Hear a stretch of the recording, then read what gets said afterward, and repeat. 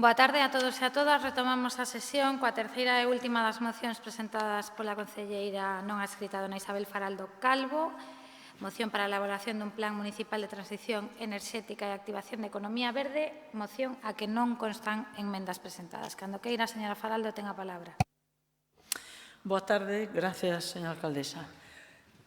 O Goberno do Estado leva meses presentando propostas coa fin de activarse cando a curva da pandemia e o proceso de vacinación que se abran un horizonte de recuperación. A isto responden propostas como o Plan de Recuperación, Transformación e Resiliencia que, co amparo do novo Fondo de Recuperación Next Generation, deseñan a folla de ruta para a modernización da economía española.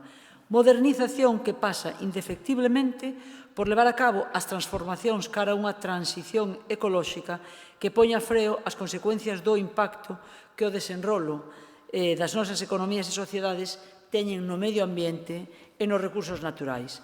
Atopámonos ante unha oportunidade que, a vez, concita certos riscos se as administracións non asumen a imprescindible democratización dos procesos para desenvolver estes plans e así garantir unha distribución equitativa dos recursos xunto ás tomas de decisión que consigan que os seus beneficios vayan ao conxunto da poboación, especialmente aquela máis vulnerable.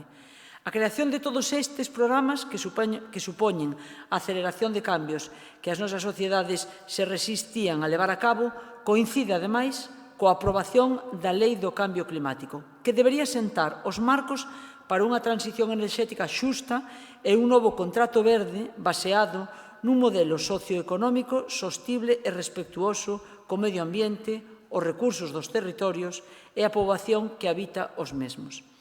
Entre as medidas que expón a lei, inclúense diferentes obxectivos de penetración das enerxías renovables, a transición cara a un parque de vehículos sin emisións directas de CO2, a creación dunha rede de puntos de recarga, a facilitación de instalacións de fotovoltaicas de autoconsumo, así como medidas que impulsen a rehabilitación de vivendas e renovación urbana, entre outras.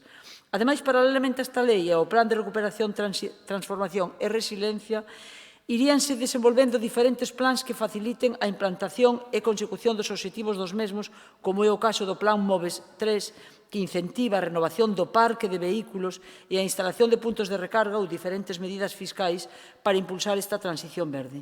É importante deseñar unha estrategia de cooperación co tecido económico e veciñal para lograr unha implicación dos diferentes actores no noso concello e na súa implantación.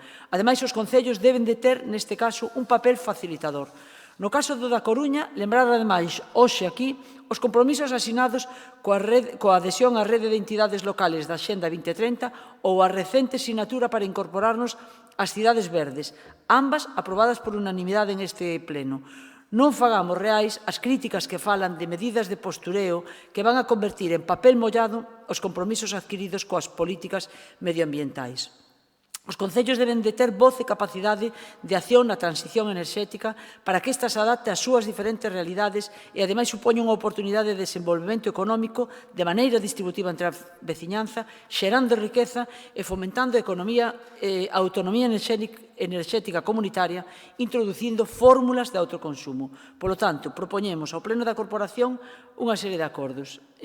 A Corporación manifesta o seu compromiso cos obxectivos fixados pola Lei do Cambio Climático, instar a Xunta a decretar unha moratoria eólica ata a redacción dun novo plan eólico, instar a Xunta a redactar un plan para o desenvolvemento da rede Natura 2000 e a Corporación Municipal instará ao Concello da Coruña a diseñar un plan municipal de transición enerxética e activación da economía verde baseado, como mínimo, en unha serie de puntos que se establecen no propio acordo. Ademais, o Concello solicitará ás diferentes e distintas administracións o financiamento e subvencións pertinentes para o desenvolvemento dos distintos puntos desta estrategia, ademais de reserva de fondos propios nos orzamentos anuais para a súa gradual implantación. Moitas grazas. Moitas grazas, señora Faraldo. Polo Bloque Nacionalista Galego, señor Jorquera. Grazas, señora alcaldesa. Imos apoiar esta moción porque temos por norma non pasar a proba do algodón as iniciativas doutros grupos. Votámolas a favor se coincidimos ca súa orientación xenérica, e preferimos reservar as nosas propostas, as nosas propias iniciativas, en vez de presentar sistemáticamente emendas. Fago esta consideración porque, inda que coincidimos coa orientación xenérica da moción, hai aspectos da exposición de motivos e incluso da parte resolutiva que nos chaman a atención. Chámanos a atención que se lle poñan deberes á Xunta de Galiza e ao Goberno municipal, e parécenos ben, pero non se lle poñen deberes ao Goberno central. E ao Goberno central tamén hai que poñerlle deberes.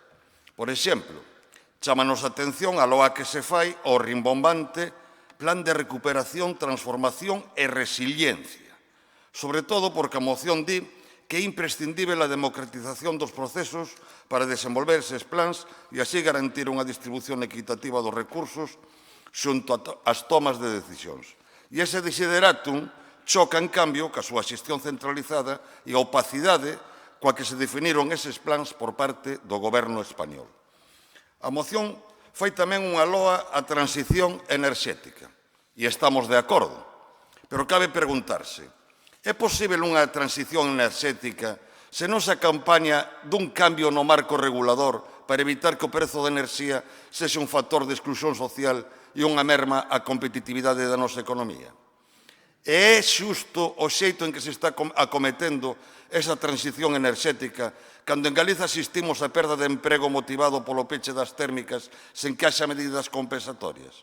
Ou a perda de emprego motivada polo peche de industrias electrointensivas sen que ao mesmo tempo, por exemplo, haxa un cambio no marco regulador que favoreza que o potencial de Galiza no eido das enerxías renovables teña un retorno económico para este país? Disto falaremos nunha próxima moción. Na moción falase da renovación do parque de vehículos e dos puntos de recarga, e parécenos ben, pero tamén nos parecería ben que o Goberno central non se esquecese do medio de transporte colectivo máis ecolóxico que existe, como é o ferrocarril eléctrico convencional, que en Galiza estamos aínda esperando a velo. Do mesmo xeito que nos parece ben que o desenvolvemento de enerxía eólica se faga de xeito ordenado, minimizando a afectación ambiental e paisaxística e respetando as terras de uso agrícola e gandeiro. Pero iso tamén é de aplicación aos parques de máis de 50 megavatios, competencia do Goberno central. Polo demais, dous apuntes respecto dos deberes que se lle poñen ao Goberno local. Unha das mellores contribucións que pode facer o Concello da Coruña á loita contra o cambio climático é a aposta polo transporte colectivo. Un transporte colectivo susceptível tamén de moitas melloras, entre elas, por exemplo, o uso de buses eléctricos ou de buses híbridos. E outra das grandes contribucións que pode facer o Concello da Coruña a economía verde é apostar pola reducción, reciclaxe e reutilización.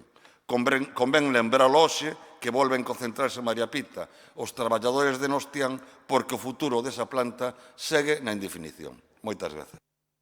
Moitas grazas, señor Jorquera. Pola Marea Atlántica, señora García. Sí, gracias.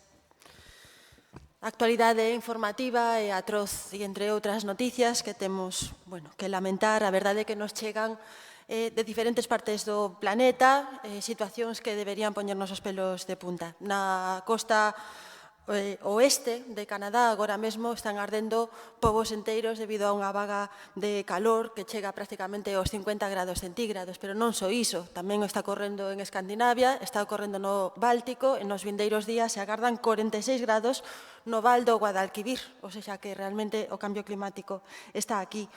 A frescura en Galicia é enganosa, sí que neste ano podemos disfrutar dunhas temperaturas moito máis moderadas, pero todos e todas sabemos que temos atravesado épocas de vaga de calor, épocas de seca, que temos atravesado vagas de lumes e que estamos convertindo Galicia tamén nun eucaliptal, nun polvorín que en determinado momento, como se poñan malas as condicións, pode causar situacións moi peligrosas e de feito xa o ten ocorrido. Fronte a estas situacións é moi frustrante a inacción das administracións a todos os niveis, a nivel do Concello, e xa o temos falado aquí, o Concello retrocede a unha xestión medioambiental do século pasado que se enfoca exclusivamente ao ornato público, e que deixa a protección do medio ambiente, a loita contra a emerxencia climática, unha cuestión declarativa. a Xunta de Galicia, que decir da Xunta de Galicia, se en realidade é unha sucesión de actos que contribúen a degradar o territorio. Podemos empezar pola lei de depredación, a non ampliación da rede de espacios protegidos, o desembarco especulativo da enerxía eólica, etc. E o Goberno de coalición, pois cunha lei de cambio climático que non só dende o noso punto de vista, senón de 100 entidades ecoloxistas, pois é un avance, pero un avance insuficiente. A señora Faraldo trae este pleno unha moción estándar que valería para este Concello e valería para calquera dos outros 300 de Galicia, prácticamente, cunha un relativo descoñecemento da realidade, propoñendo, por exemplo, que haxa axudas á rehabilitación de vivendas, que decir, tentando cubrir o expediente do ecoloxismo político, dende o punto de vista de que vai gañando apoio social na rúa e votos nas eleccións, non? Pero, bueno, hai que ir un pouquiño máis alá e ser ambiciosos. A moción ponlle deberes a todas as administracións, acaso ao Goberno Central. Do Goberno Central nos trae unha adhesión moi autocomplacente coa Lei de Cambio Climático, que é criticada por máis de 100 entidades por non chegar aos obxectivos planteados pola ciencia para 2030, en vez de unha reducción de gases invernadoiro do 55%, se queda no 23%, obviar a participación cidadá e as achegas que se fixeron dende o movimento ecoloxista, manter a subvención aos combustibles fósiles, nin máis nin menos, ou non frenar a industrialización da agricultura e da gandeiría, sabendo que esas son enormes fontes de cambio climático e de deforestación. En resumidas contas, que a Marea Atlántica vai votar a favor, porque entendemos que é necesario traer estes debates a pleno, pero consideramos que a moción é un brinde ao sol. Moitas gracias. Moitas grazas, señora García. Polo Grupo Popular, señor Rodríguez. Ben, boa tarde a todos. Caramba, señor García, quen diría que hai case 2 anos escasamente compartía a lista coa señora Faraldo. Ben, señora Faraldo, mire, dase a casualidade de que hai apenas unhas semanas tocoume volver a ver unha película de hai uns 20 anos, unha película europea, Goodbye Lenin, a verdade é que non hai título máis acaído para traer a unha moción de Podemos. É unha película na que, discurre cunha familia que vive no Berlín Oriental, a nai, é unha fervente seguidora do réxime comunista, o pai non tanto, e termina saltando o muro e fuxindo, o cal acrecenta o odio desta señora hacia o capitalismo, e esta muller entra en coma apenas unhas horas antes da caída do muro. E desperta un ano despois, pero claro, os médicos dinlle ao fillo isto é unha milagre, pero non está para soportar nin o máis mínimo disgusto. Entón, deso vai a película, o fillo fai todo o posible para que a súa nai siga vivindo enganada nunha realidade paralela, nun réxime comunista, e entón ten que evitar que vexa como os seus veciños compran novos mobles, ten que buscar explicacións para os anuncios de Coca-Cola que aparecen polas rúas, e mesmo, coa axuda dun amigo que estudia cinematografía, lle grava telediarios falsos que lle pon a través dun VHS que teñen escondido na súa habitación. E vostede estarase preguntando a min por que me conta todo isto. Pois a verdade é que eu a veces teño a impresión de que a vostedes, os de Podemos, tamén lle gravan os telediarios. Porque senón, e mire que eu podo estar de acordo co que vostedes pon no punto 4 sobre esa filosofía, máis tímida, incompleta, pero que coincide un pouco co que nos levábamos no noso proxecto de cidade que gañamos as eleccións. Pero claro, ter que aturar, como di na súa moción, que o seu goberno en Madrid está a sentar os marcos dunha estrategia de transición xusta que non deixa ninguén atrás. Mire, por curiosidade, señora Faraldo, a quen non están deixando atrás? Aos 1000 traballadores directos e auxiliares de As Pontes e as súas familias? Aos 300 de Mirama? Aos 375 da Lubérica? Aos 200 de Siemens Gamesa? O certo é que realmente non os están deixando atrás, os están deixando afundidos. E o están facendo, ademais, co apoio do BNG, que apoiou a ese goberno que está a pechar esas centrais, pese a que en Galicia as emisións baixan un 23,8% e no conxunto do Estado sube un 8,5%. Ese mesmo BNG, que hoxe co seu voto acredita que se opón a todo o desenvolvemento de enerxía renovable. Logo, dentro dun rato, van a votar a favor de baixar as tarifas eléctricas. Xa me dirán como queren facer. Cal é o seu modelo enerxético, señores do BNG? Apaga o candil, Marica Chuschus, ese é o seu modelo, porque outro non sei como van a encaixar. Gábase vostede da Lei de Cambio Climático e solicita compromiso co seu artigo 25. Non sexa modesta, señora Faraldo. Pida tamén adhesión ao artigo 18. Sí, ese artigo que ten que recurrir a Xunta de Galicia ante o Tribunal Constitucional porque ven de reducir con efectos retroactivos os prazos das concesións das instalacións en dominio público marítimo terrestre, poñendo en risco a máis dun cento de empresas e actividades do complexo Mar Industria de Galicia e a unhas 5.000 edificacións do noso literal. Eso sí, logo apoiamos unha declaración institucional en defensa do sector pesqueiro.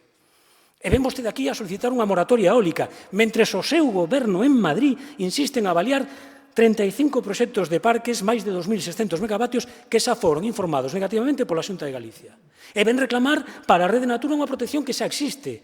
Mire, señora Faraldo, a Xunta ven sendo e seguirá sendo firme na defensa dos espazos naturais, o 42% do territorio galego, apostando pola sustentabilidade, buscando a compatibilidade entre a protección do medio ambiente e a actividade do sector primario no rural e no mar, tamén para o eólico mariño, coa consolidación das enerxías renovables.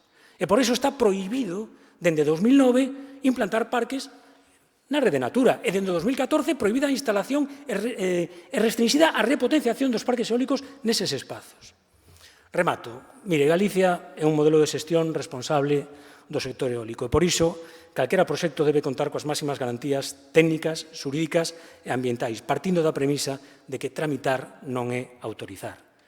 Galicia ten todo o necesario para converterse nun referente de enerxía verde a nivel internacional, incluído un goberno responsable e unha oposición de pancarta. Mais nada e moitas gracias. Moitas grazas, señor Rodríguez. Menos mal que a peli é antigua, que a destripou enteira. Para mesmo poñer no rótulo Roberto Rodríguez, ojo, spoiler. Señora Fontán, o seu turno. Gracias, señora alcaldesa. Boas tardes a todas e a todos. O plantexamento que fai na súa moción a señora Faraldo vai na liña da estrategia climática de transición enerxética que ten asumido no seu proxecto de cidade este goberno, polo que xa lle adianto que imos a votar a favor. Como xa sinalei tantas veces, a Coruña foi pioneira e mesmo referente na loita contra o cambio climático, polo que xa non me vou a repetir, máis alá de suriñar que todos aqueles fitos foron deseñando unha cidade preocupada polo seu entorno. Preocupación que recolle este goberno que está a traballar por un futuro que faga compatible natureza con progreso, innovación con conservación ou mesmo residuos con economía circular. Si se lembra, señora Faraldo, recentemente trouxemos a este pleno a aprobación do Acordo por unha cidade verde, compromiso nacido no seo da Unión Europea como eficaz ferramenta para cumprir cos obxectivos de desenrolo sostible. E co cal suscribimos unha serie de obrigas e actuacións calendarizadas e suxeitas a avaliación polo órgano competente da Unión Europea. A recente aprobación en maio pasado da Lei 7/2021 do Cambio Climático e Transición Enerxética que ven a refrendar sí ou sí a absoluta e firme vontade do Goberno do Estado no cumprimento dos obxectivos dos Acordos de París, ábrenos un novo escenario ao que se unimos os fondos de recuperación sitúanos diante dunha oportunidade única, histórica, para vencellar a eles moitos dos proxectos e programas nos que xa estamos a traballar de xeito transversal e decidido desde este Goberno, tales como o novo modelo de mobilidade alternativo ao automóbil, apostando polo transporte colectivo, un plan de infraestructura verde promovendo os sumideiros de carbono, unha estrategia de residuo cero e de economía circular, a recuperación e mellora das nosas costas, o impulso á neutralidade en carbono, o desenrolo de propostas estratégicas para a descarbonización da economía, a renovación do sistema de información ambiental, o impulso á edificación sostible, un plan de acción contra o ruído e mellora da calidade do aire,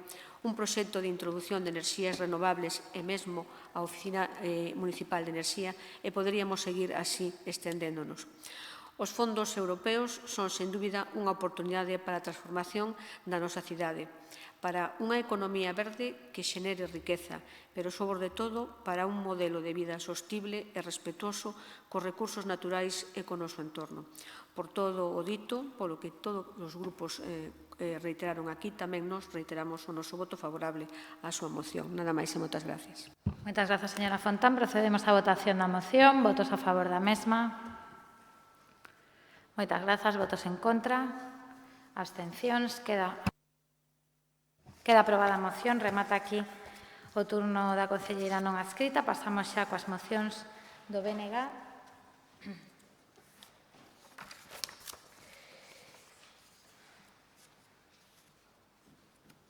Ben, a primeira das mocións é sobre a tarifa eléctrica que se vai debater conxuntamente coa primeira moción da Marea Atlántica sobre a creación dunha empresa municipal de enerxía. Verá 4 minutos ao tratarse dun debate conxunto.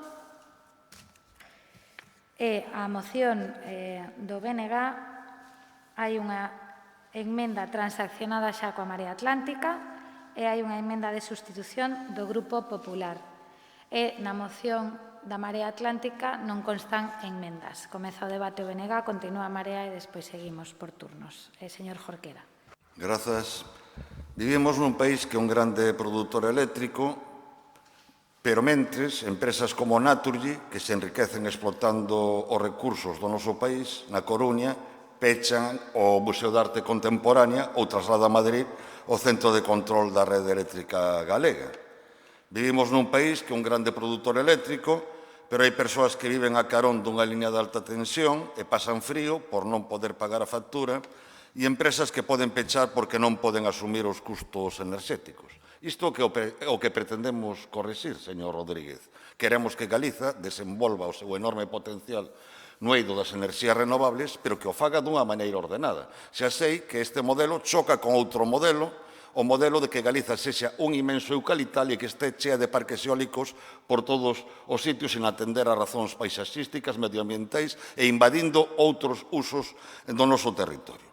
Pero, continuando coa moción, o prezo da electricidade estáse convertindo nun grave problema social.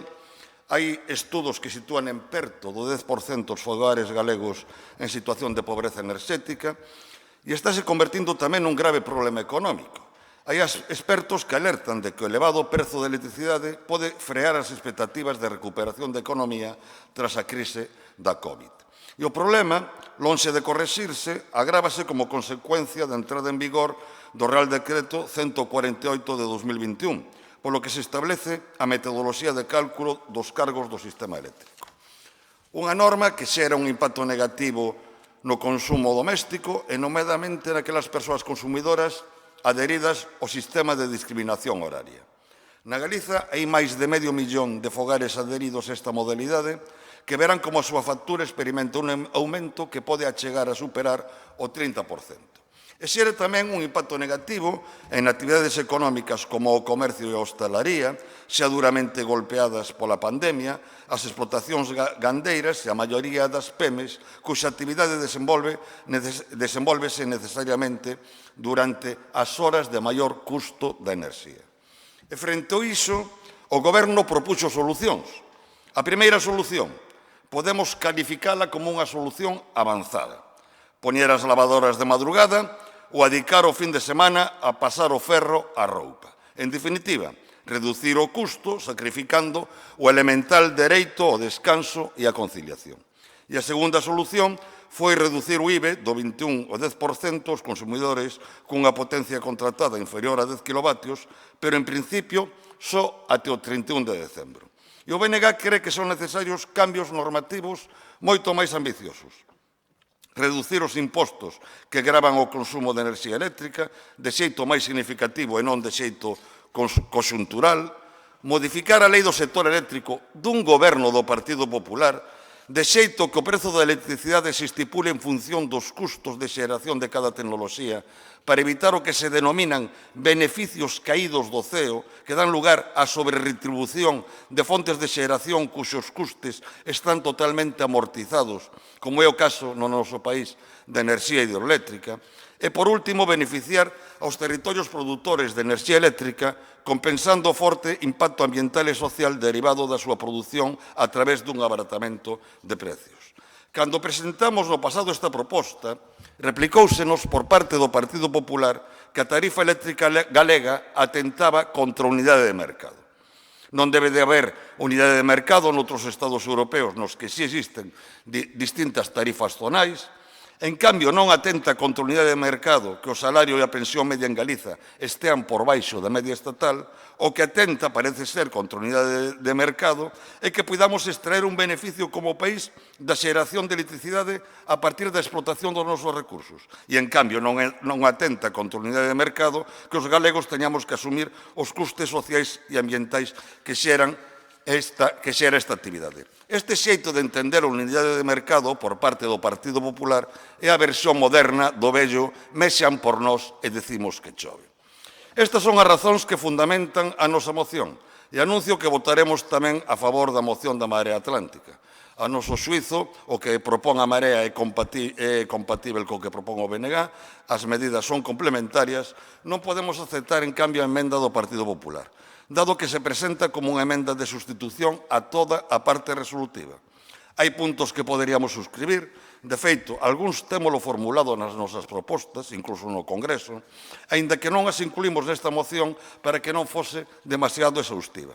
Pero, curiosamente, a emenda do PP elimina a referencia á necesidade de reformar a lei do sector eléctrico, responsabilidade do propio PP, e que unha parte moi importante deste problema, e tamén propón eliminar a referencia a articular medidas para beneficiar os territorios produtores. Comprendemos que esta medida non lle guste nada á señora Ayuso, pero é moi importante para o noso país. E polo que respecta á emenda presentada pola Marea, como ben dixo a alcaldesa, chegamos a unha transacción.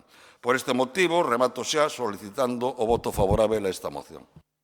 Moitas grazas, señor Jorquera. Pola Marea Atlántica, señora García. Sí. A xestión da enerxía como un obxecto de mercado está a conducir a situacións surrealistas, con moitos damnificados e moi poucos beneficiarios a custa dos recursos de todos e de todas. O impacto ambiental é enorme e en diferentes formas. Os usos e os aproveitamentos dos recursos naturais e do territorio colisionan. Hoxe pola mañá tiñamos un exemplo coa pesca, a enerxía eólica e a conservación da biodiversidade. Está promovendo tamén o esgotamento dos recursos, e non só os fósiles, senón tamén os recursos naturais, os ríos, por exemplo, os cumios dos montes, e está contribuindo de maneira moi grave a acentuar a emerxencia climática. Pero, ademais, para as persoas, que un ben de primeira necesidade se manexe con un obxecto de luxo nun mercado feito a medida das grandes corporacións, a verdade é que o resultado dantesco de anos e décadas de portas xiratorias entre os gobernos e os consellos de administración das empresas enerxéticas. Fogares e negocios ven explosionar o prezo do recibo da luz, viven en situacións, en moitos casos, de pobreza e pasan frío mentres as contas de resultados das empresas privadas amosan os seus beneficios. No caso de Endesa, que antes era pública, pechou o ano pasado con máis de 1.000 millóns de euros de beneficios. Hai que abordar moitos cambios moi urxentes. Hai que recuperar a soberanía do público, hai que abordar a transición ordenada cara ás enerxías renovables e hai que ir decrecendo no consumo de enerxía para poder adaptarnos aos retos que temos xa enriba da mesa. De aí a nosa proposta constituir unha empresa municipal de enerxía que gañe soberanía do público e xestione un ben de primeira necesidade dende a óptica do interese xeral. É un acordo de investidura que está sen cumprir 2 anos despois. É un acordo orzamentario tamén de 2020 que non viu avances dende ese momento. E, temos que decir tamén que este xeito de cooperar co goberno ten as súas dificultades a hora de acadar un entendemento. E, un dos chamados que facíamos hoxe pola mañá é que precisamente estas cuestións que consideramos clave sexan prioridade para o seu cumprimento por parte do goberno local. A necesidade de constituir unha empresa municipal de enerxía sigue aí, unha empresa que sexa 100% municipal, unha filial de Malsa, por exemplo, que xestione enerxía 100% renovable, que aborde os casos de pobreza enerxética, que dende unha oficina de enerxía aborde estrategias de aforro na factura, pero aforro tamén no consumo de electricidade, que aborde nun mapa de renovables as posibilidades de que o Concello da Coruña sexa produtor de enerxía e máis enerxía nun ámbito urbano con pouco impacto ambiental. Pero instamos tamén a outras administracións a que fagan os seus deberes e a Administración do Estado que cumpla a súa promesa de reformar o mercado eléctrico. Ata agora o que vimos foi unha baixada do IBE que xa foi anulada polo prezo da enerxía. Ou seja, baixou o IBE, subiu o prezo da enerxía porque subiu o precio da enerxía hidroeléctrica, eu creo que nunha acción premeditada das empresas enerxéticas e a verdade é que non está tendo o efecto necesario. Hai que abordar a reforma do mercado eléctrico. Hai que abordar unha reforma tarifaria e aí un pouco ven a nosa proposta de emenda á moción do BNG. Efectivamente, uns impostos que sexan redistributivos e que fomenten tamén o aforro enerxético, non? E esa é unha proposta que traemos aquí. Creemos que hai que habilitar os mecanismos de rehabilitación do parque de vivendas, pero outros moitos dispositivos de aforro enerxético e, por suposto, de maneira prioritaria hai que diminuir o impacto medioambiental da obtención de enerxía. Por iso, pedimos o voto a favor da nosa moción e tamén votaremos a favor da do BNG. Moitas gracias. Moitas grazas. Turno para a señora Faraldo, cando queira. Grazas, señora Radesa. Creo que é tan evidente o que vou a votar que non tería nin que explicitalo. O sistema eléctrico ten graves problemas estructurais. Por iso se está a traballar no Fondo Nacional para a Sostenibilidade do Sistema Eléctrico. O obxectivo é sacar os costes fixos que se pagan na factura da luz os costes asociados ao réxime retributivo específico das renovables, coxeneración e residuos, o RECORE. Este gasto, alrededor do 16% da factura, pasaría a ser sufragado polo Fondo de Nova Creación que se nutrirá das aportacións de todos os operadores enerxéticos a recaudación de tributos regulados na Lei 15/2012 dos ingresos das subastas do CO2 e dos orzamentos xerais do Estado. Tamén se propón, como consecuencia do acordo do Goberno PSOE e Unidas Podemos, un anteproxecto de lei que poña fin a iso que se chama os beneficios caídos do CEO. Desde o noso punto de vista, é convinte acelerar esta medida como Real Decreto para que o coste desta crisis non o pague só o Estado, sino as eléctricas con parte dos seus beneficios. Outra medida que consideramos urxente é o impulso da solarización dos tellados e as pequenas plantas solares de menos de 5 megavatios a través dunha lei de tellados que son os que máis axudan a rebaixa do coste da luz. Pero vayamos ao nudo gordiano. Que teñen en común países como Francia, Estados Unidos, Holanda, Suecia, Australia, Italia, Suíza e Japón? Pois todos teñen unha empresa pública de enerxía. A presencia do Estado no sector eléctrico non é unha rareza, sino unha tendencia xeneralizada no mundo desde fai décadas. Só un 38% da potencia eléctrica instalada ou en construción está en manos completamente privadas. En España vivimos, polo tanto, unha situación anormal no contexto mundial. A privatización de Endesa, agora, por certo, en mans da empresa pública italiana Enel, terminou coa capacidade do Estado de influir na xeración de enerxía eléctrica, súa distribución e os seus precios. Reducir os impostos da luz é unha medida de emerxencia, non é a única. Con respecto á moción de Marea Atlántica, non podemos estar máis de acordo. A nivel municipal, son medidas que xa emprendimos en gobernos onde gobernamos, como, por exemplo, Barcelona. A nivel estatal, a maior parte das propostas forman parte dos nosos acordos co Goberno de coalición e do noso programa electoral. A este respecto, son unhas anotaciones que non podo deixar pasar por alto. É unha mágoa estar tratando aquí hoxe este tema. Pon en evidencia dúas cousas. Que non se foi quen de leválo a cabo cando tocaba e que non se é quen de facer cumplir os compromisos existentes no tan referido Pacto A Coruñesa. Decía o señor concelleiro, o señor Lema, no pleno anterior, referíndose á miña formación política, que cando nunha moción de OBNG defendín a nosa oposición a establecer peaxes nas autovías galegas, que é difícil entender eso de estar na oposición e no goberno á mesma vez. E aquí o teño que corrixir, co aprecio que sabe que lle teño. Nós non facemos oposición. Entramos no goberno do PSOE para traccionar, para tensionar e para impulsar políticas progresistas que de outra maneira non serían posibles. Así vemos a influencia de Unidas Podemos en medidas como SERTES, en leis como a Lei Trans, en políticas de vivenda, na baixada do IBE na tarifa eléctrica, a subida do SMI, a regulación do ingreso mínimo vital, o reforzo dos servizos sociais municipais, con 100 millóns de euros xestionado desde o Ministerio de Asuntos Sociais e a Xenda 2030, manter os 25 anos de cotización en lugar dos 35 que quería o PSOE para o cálculo das pensións, eliminación do factor de sostenibilidade e equiparación da subida das pensións do IPC nun traballo casi titánico encabezado encabezado polo secretario do Estado de Dereitos Sociales, o secretario de Economía de Podemos, Nacho Álvarez. Digo isto para botar cohetes, celebrar ou dormirnos nos laureis, nin moito menos, pero creo que calqueira forza progresista e gran parte da cidadanía é consciente dos esforzos realizados para frear os requiebros do PSOE, doblalo a base de cabezonerías hacia a esquerda e lograr pequenas pero importantes medidas en medio dunha pandemia e coa forza que representamos. Calqueira é consciente das dificultades de gobernar co PSOE. Calquera, incluso os detractores, incluso os que se ríen, saben dos esforzos inxentes feitos por ministros e ministras como Pablo Iglesias, Ione Belarra, Garzón, Irene Montero e a nosa ministra galega, Yolanda Díaz. Por iso esta réplica. Vostedes e eu sabemos que non hai diferencias entre as políticas que vostedes plantexan e que nós defendemos. A diferencia está no talante, en como afrontamos levar esas políticas cara adiante.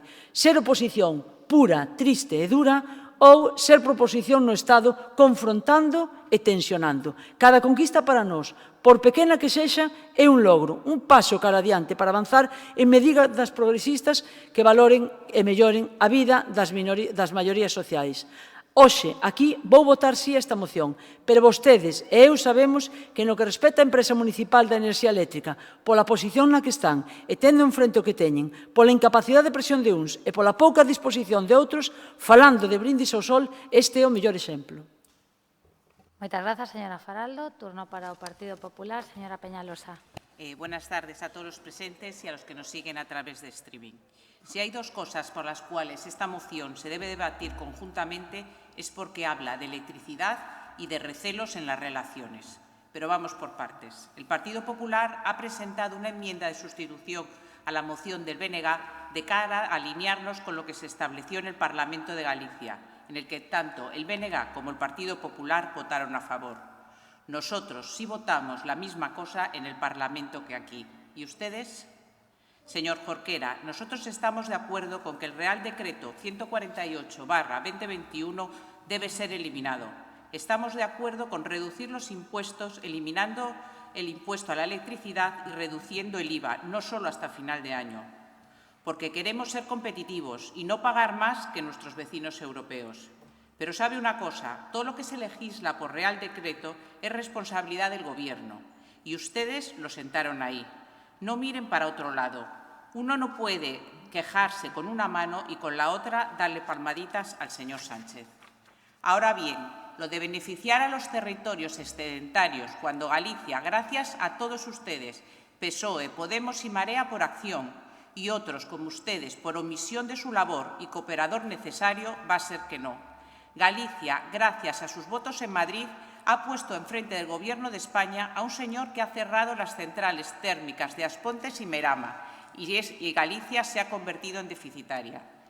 Yo creo que los eslóganes son buenos y si uno piensa lo mismo y no cambia de opinión como una veleta, en principio es positivo.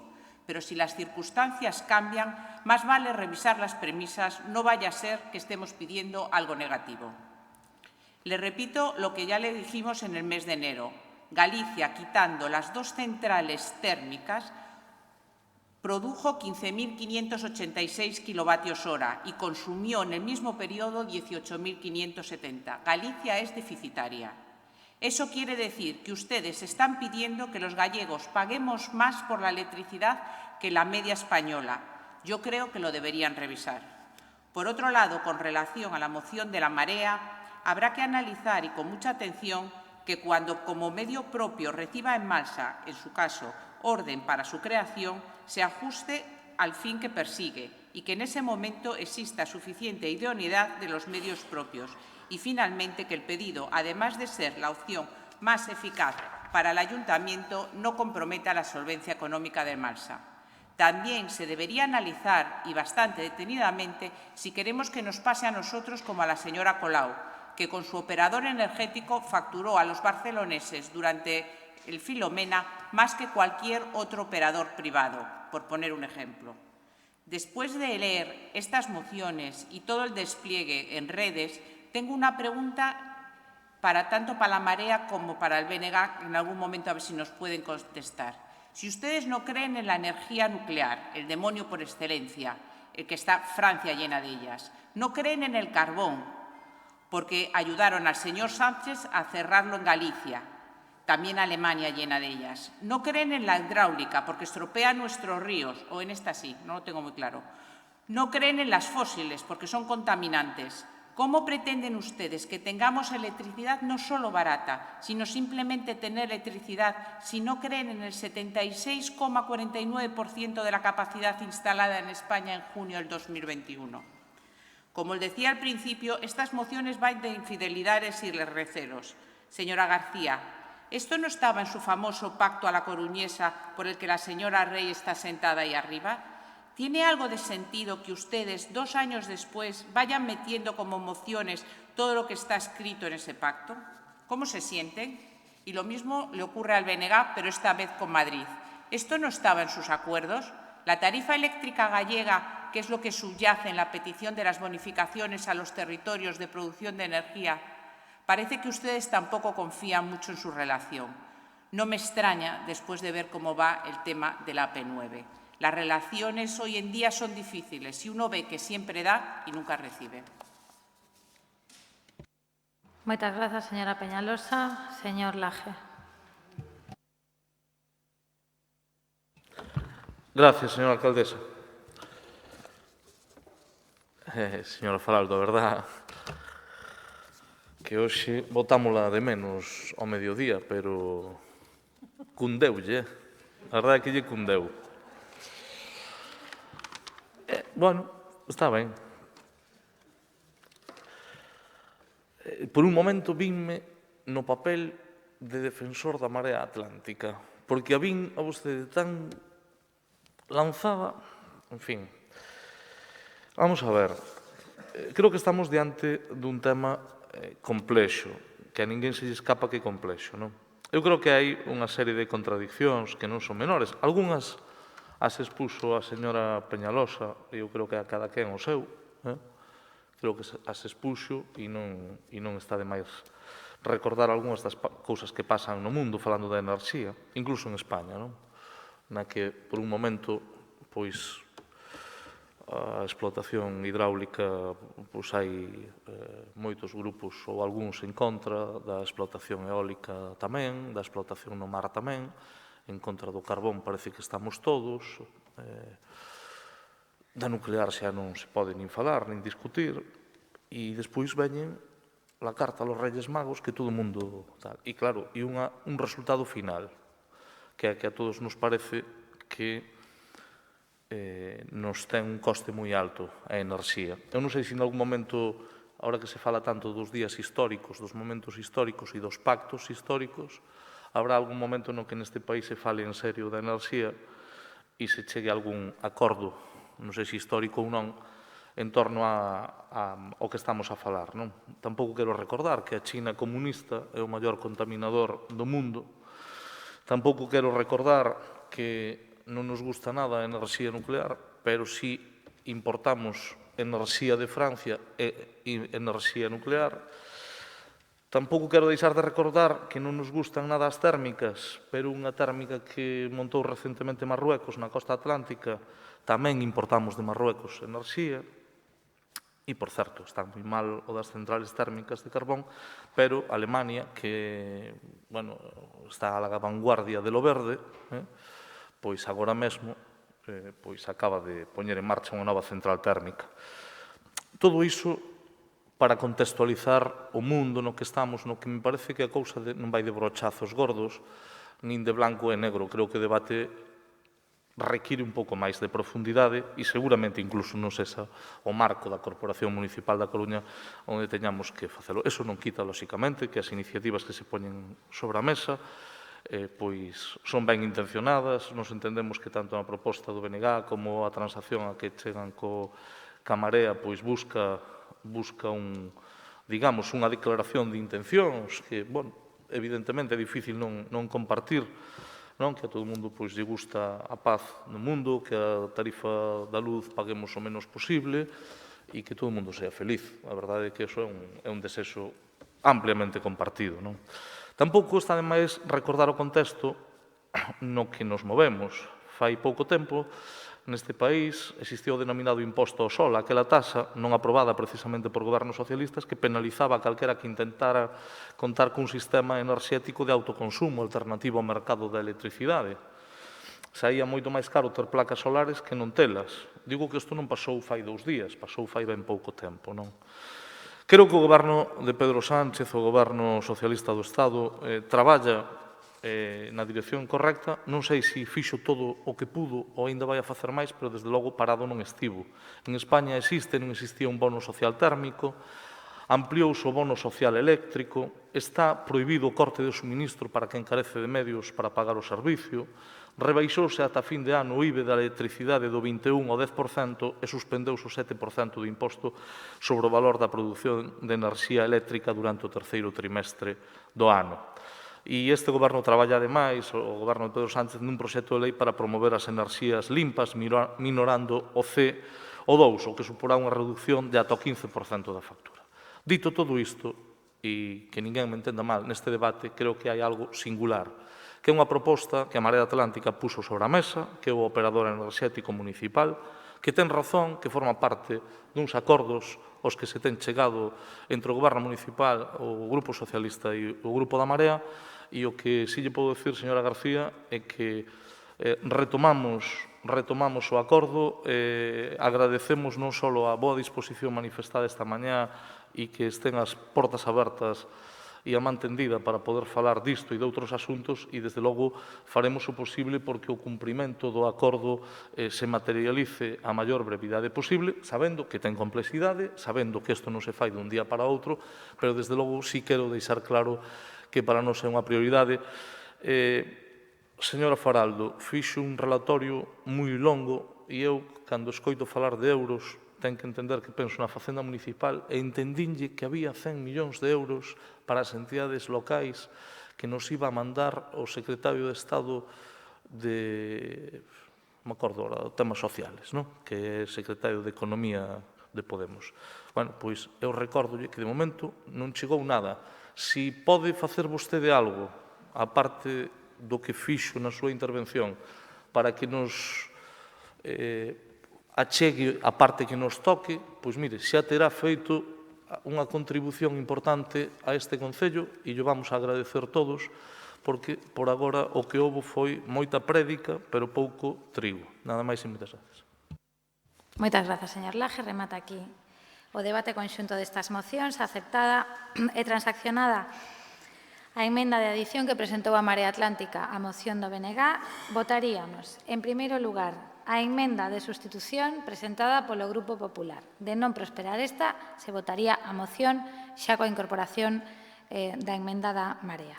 E, acto seguido, votamos a moción da Marea sobre a que non hai enmendas. Ben, votos a favor da emenda do Grupo Popular. Moitas grazas. Votos en contra. Moitas grazas. Queda rexeitada. Votos a favor da moción do BNG. Votos en contra. Abstencións. Moitas grazas. Queda aprobada. Votos a favor da moción da Marea Atlántica. Moitas grazas. Votos en contra. Abstencións. Grazas. Queda aprobada. Segunda moción do Bloque Nacionalista Galego sobre a continuidade na formación das persoas con discapacidade alén dos 21 anos. Consta unha emenda de adición da Marea Atlántica. Poden saír os concelleiros e concelleiras que o desexen, poden saír pola porta principal, por favor.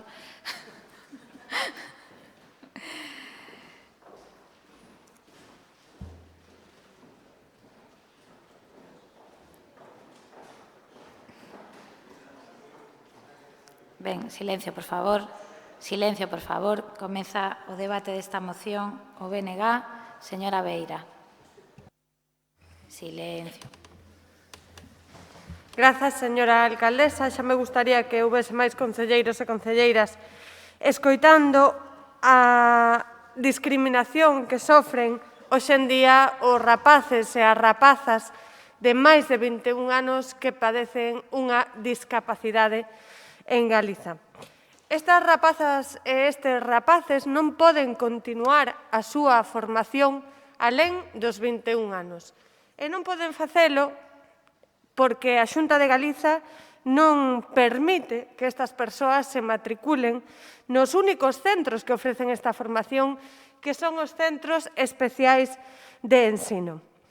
Por certo, señora Peñalosa, fala de votar unha cousa no Parlamento e aquí outra. A ver que votan hoxe aquí, a ver se é o mesmo que votaron no Parlamento galego, como fan en máis dunha ocasión.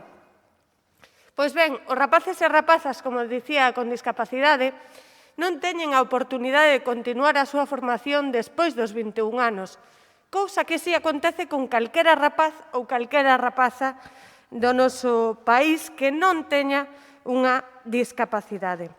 Esta discriminación ten provocado a movilización das familias dos nenos e das nenas, dos rapaces e das rapazas que acoden a estes centros especiais de ensino. Por certo, os centros especiais de ensino que na nosa cidade temos 3 sostidos con fondos públicos, 2 que son públicos directamente e outro que está financiado con cartos públicos. Polo tanto, é unha realidade que afecta a un número importante de coruñeses e coruñesas. Afecta os rapaces e as rapazas, pero afecta tamén as súas familias, porque a realidade é que non teñen unha alternativa para estas persoas. O certo é que as familias sinalan, ademais, que se trata dun dos incumprimentos dos obxectivos estratéxicos europeos que procuran que os Estados tomen medidas para diminuir a taxa de abandono dos estudos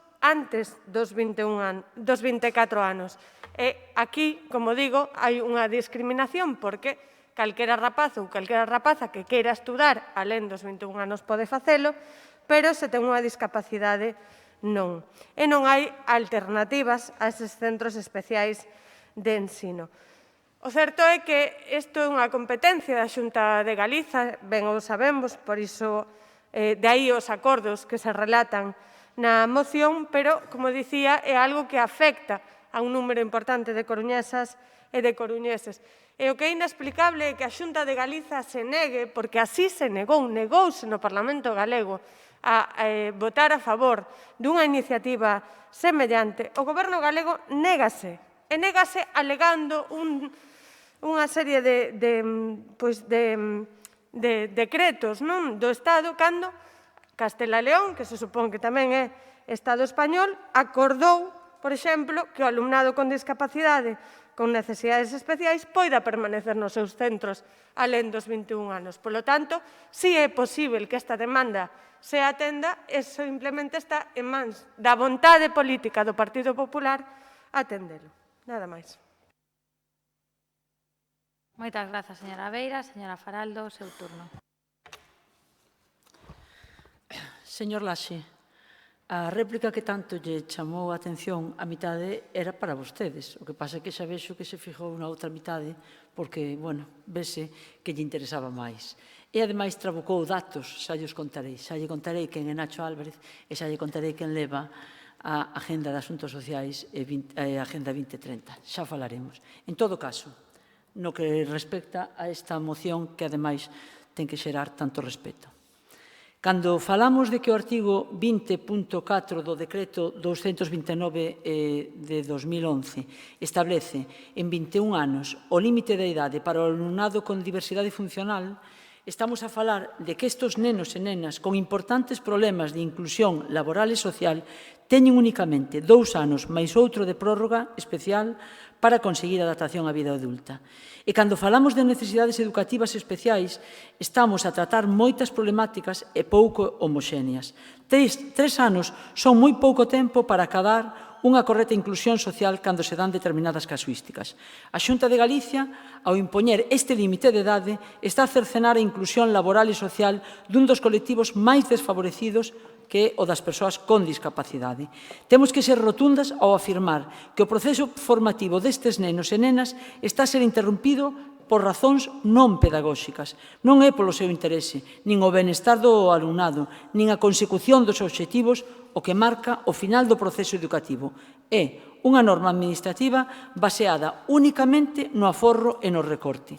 A educación en xeral e a inclusión sociolaboral das persoas con discapacidade en particular non debe ser administrada cunha visión economicista, aplicando políticas de aforro porque non é un gasto, sino un investimento. No noso caso, o Executivo galego esquece cal é o camiño porque dende a Consellería de Educación non se adican os recursos necesarios dende hai xa moitos anos. De feito, no 2020, un centenar de pais e nais das 4 provincias concentráronse frente á sede da Xunta para reclamar máis medios e rematar con ese límite de idade que, a todas as luces, absurdo. Creemos que, tal e como solicitan as familias, e así o trasladaron en encontros con Podemos Galicia, o alumnado con discapacidade debería permanecer nos centros de educación especial ata os 25 anos ou máis, se non existen recursos para a atención ás súas problemáticas na zona. Porque este é outro problema engadido. Temos que ter en conta que cando os nenos e nenas con discapacidade chegan aos 21 anos ou aos 25, se ampliásemos o límite de idade, estes mozos e mozas volven ás súas familias sin casi ningunha axuda. Faltan centros de día, faltan talleres ocupacionales, centros terapéuticos e residenciais para os casos máis profundos ou simplemente un proceso de seguimento e acompañamento que axude a estas persoas a seguir avanzando na súa adaptación á vida adulta. E, como sempre, en todo o que ten que ver cos cuidados, son basicamente as mulleres as que rematan facéndose cargo da atención dos seus familiares con discapacidade, sustituindo a inexistente cobertura pública, aínda que iso se obrigue a ter que deixar, en moitos casos, os seus traballos ou parte da súa vida social. Por outra banda, que no 2022, debido á pandemia, se permita ampliar un ano máis o período de escolarización destes nenos e nenas sería só un pequeno parche. Presenta o BNG, entendemos, partido además con representación autonómica, unha medida pouco ambiciosa con quen máis o precisa. Entendemos que sería necesaria unha norma máis flexible e, sobre todo, unha normativa na que o fin ou a continuidade destes rapaces e rapazas nos centros de educación especial sexa decidido por profesionais do sector e tendo sempre en conta o beneficio do alumnado e a consecución dos obxectivos educativos personalizados. A pesar de que nos pareza unha moción de mínimos, imos votar que sí. Moitas grazas, señora Faraldo. Pola Marea Atlántica, señora Cameán. Sí, moitísimas grazas. Ben, nos presentamos unha emenda a esta moción.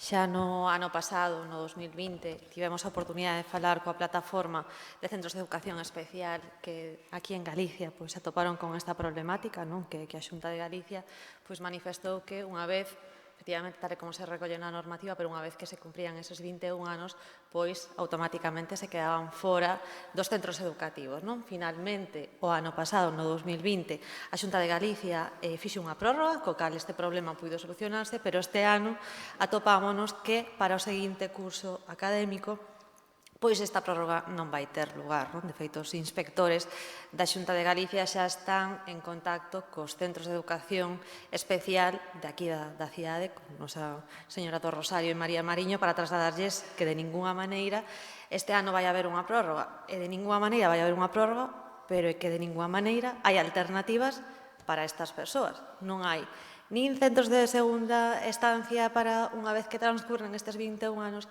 nin centros de día que, por suposto, hai moitísimas familias que entenden con razón e dunha maneira completamente sensata que non pinta nada unha rapaza ou un rapaz de 22 anos nun centro de día para maiores de 65 anos. Por lo tanto, non só é que non poidan ir a eses centros de día porque non sexa o lugar idóneo, senón que ademais non hai unha rede pública alternativa. Por iso presentamos esta emenda que é instar a Xunta de Galicia a crear centros de estancia de segunda idade que non sexan como os centros de día maiores de 65 anos. E, ademais, unha proposta que tamén nos fixeron chegar dende a plataforma de centros de educación especial, así que esperamos que conte co seu apoio. Insisto en que é necesario tamén que a Xunta de Galicia, antes se falaba aquí da Risga, se falaba da Risga, que leva funcionando desde 1991 como se fose a panacea, e non é certo, vanme perdoar, pero a Risga léanse os seus informes, os informes que saen da Consellería de Política Social,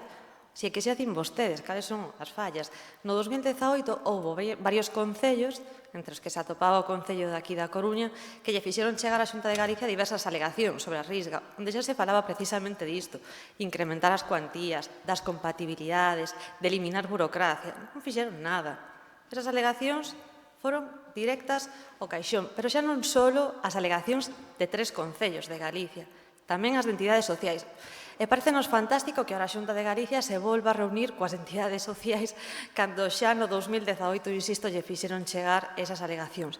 Ahora sí, certo é que tamén nos sorprende que despois dun ano tiveran que esperar até un ano para poñerse con unha problemática tan severa despois de ver os datos que temos en Galicia, que nada máis e nada menos que no primeiro trimestre de 2021 pois aumentaron en 6 puntos as dificultades para chegar a fin de mes das persoas que vivimos en Galicia. Polo tanto, parécenos que efectivamente a Xunta non ten un compromiso coas políticas sociais, non o ten, tamén o din os informes da Asociación de Directores e Xerentes de Servicios Sociais que falan pois de que o índice DEC en Galicia é dos máis baixos do Estado español e incluso chega a ser un gasto social por habitante que é menos da metade que outras comunidades como Navarra. Polo tanto, imos a votar a favor. Como xa dicía, creemos que hai que facer moitísimo máis por aquelas persoas que están nunha situación de diversidade funcional e, dende logo, en xeral, para construir esa Galicia máis inclusiva e esa Galicia da que todas nos sintamos pois moito máis orgullosas, hai que aumentar este gasto social. Nada máis, moitas grazas. Moitas grazas, señora Cameán. Polo Grupo Popular, señora Gutiérrez. Bueno, con respecto a esta moción y en un lugar preferente, cabe destacar que estamos ante una cuestión que es muy delicada, que merece ser abordada con detenimiento y especial sensibilidad. Desde la perspectiva educativa, la Consellería considera la diversidad como una realidad social, por lo que está totalmente comprometida con la atención de la totalidad del alumnado, sea cual sea su realidad y sus necesidades. La Administración educativa gallega entiende esta diversidad como un elemento enriquecedor para la totalidad de la sociedad y considera que ninguna circunstancia personal o social puede ser motivo de discriminación, debiendo los centros educativos ofrecer respuestas que compensen la diferencia individual de todos los alumnos y alumnas. Dicho esto, entendemos que se trae nuevamente a pleno un asunto que vuelve a exceder con mucho las competencias municipales, ya que, aunque la señora Beira parece no asumirlo según la afirmación de su exposición, las modificaciones del reglamento que permite la permanencia de los alumnos en centros de educación especial por encima de los 21 años pertenece al ámbito de la educación estatal, ya que está regulada por una ley orgánica, le guste o no, señora Beira, es así. Y no por la Xunta, cuya obligación es simplemente incorporarla en su normativa. Cabe recordar que todas las etapas educativas tienen reglado su extensión. La educación infantil, la primaria, la ESO o el bachillerato tienen sus plazos máximos establecidos, al igual que el número de repeticiones en los que los alumnos pueden incurrir durante estos cursos. Por tanto, se debe de entender que en el proceso de normalización ocurre igualmente con la educación especial, evitando, por tanto, una concepción restringida de esta diversidad. El objetivo de esta normalización es que los alumnos adquieran un adecuado nivel competencial y los elementos básicos de cultura y formales para el ejercicio de sus derechos. Ahora, ¿usted cree, señora Beiras, que esto se arregla incrementando los plazos de permanencia de los alumnos en los centros? ¿Usted cree que el plazo es realmente el problema? En mi opinión, es más un tema de que la atención a la diversidad requiere una mayor competencia profesional, proyectos educativos más complejos, capacidad para adaptar el currículo a las necesidades educativas del alumnado y una mayor provisión de recursos de todo tipo, que permitan encontrar una alternativa vital a la terminación de la enseñanza para este colectivo. Otra cuestión es la laguna posterior a la finalización del ciclo educativo, en el que efectivamente los padres se encuentran sin demasiadas alternativas para sus hijos, por lo que es en este momento al margen de la edad del alumno, cuando se plantea el verdadero problema para las familias. Ahora bien, no creo que se deban generar falsas expectativas ni defender propuestas ajenas a la legislación. Señores del BNG, si su criterio es que se debe ampliar el plazo de duración de la enseñanza en los centros de educación especial, no hagan populismo trayendo al foro inadecuado este tema tan delicado. Hagan gestión política donde deben, trabajando con el Gobierno del Estado, compañeros ideológicos suyos. diseñando una propuesta adecuada a su creencia y al verdadero problema que parece ser el destino de estos alumnos una vez finalizados los estudios. Dejen de salpicar con responsabilidades ajenas a la Xunta, que se limitó ante una situación especial derivada de la pandemia y apoyándose en las normas dictadas por el Gobierno del Estado, a prolongar excepcionalmente, insisto, excepcionalmente, un año más en la estancia de los alumnos de 21 años en centros de educación especial, respondiendo a la demanda mayoritaria de las familias en ese momento. Dicho esto, nos vamos a abstener en la votación. Gracias. Moitas grazas, señora Gutiérrez. Pecha o debate o señor Zalemín. Gracias, señora alcaldesa. Buenas tardes a todos y a todas. Va a ser mi única intervención en este pleno, así que espero que me acompañe la mesura y no me venga arriba. Señora Gutiérrez, tengo que decirle que con sus palabras demuestra que no le interesa mucho la educación especial, ¿no? Porque le tengo que recordar que la Xunta de Galicia tiene plenas competencias en educación. En la moción que presenta el BNG no podemos estar más de acuerdo. Y, por supuesto, en la enmienda de Marea Atlántica, ya que las personas con discapacidad solo pueden permanecer en estos momentos en los centros de educación especial hasta los 21 años. Teniendo en cuenta las características de este alumnado, no tiene sentido que el cumplimiento de dicha edad no puedan estar tutelados por un profesorado especializado y se cercene su formación recayendo la responsabilidad en las familias, lo que imposibilita la inclusión laboral y la entrada en el mercado laboral en muchas ocasiones. Es una lástima que no exista centros públicos que funcionen como cooperativas para que el alumnado, que aparte de aprender un oficio, pueda después ejercer una profesión con un puesto de trabajo remunerado, como ocurre en otras comunidades. Y un centro en el que haya una tutorización laboral, un apoyo de especialistas que continúen con sesiones terapéuticas y unos espacios para ejercer la actividad deportiva, artística y cultural. La educación no hay que limitarla a la edad. La educación debe estar al servicio de la capacidad madurativa de las personas y se debe acompañar a lo largo de toda la vida si la persona lo precisa. Por eso es necesaria la ampliación de edad en los programas formativos de formación profesional básica.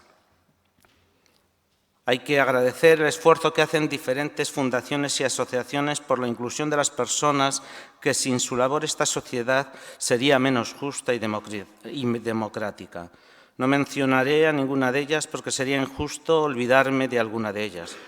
Pero a todas ellas, gracias por ayudar a los que más lo necesitan.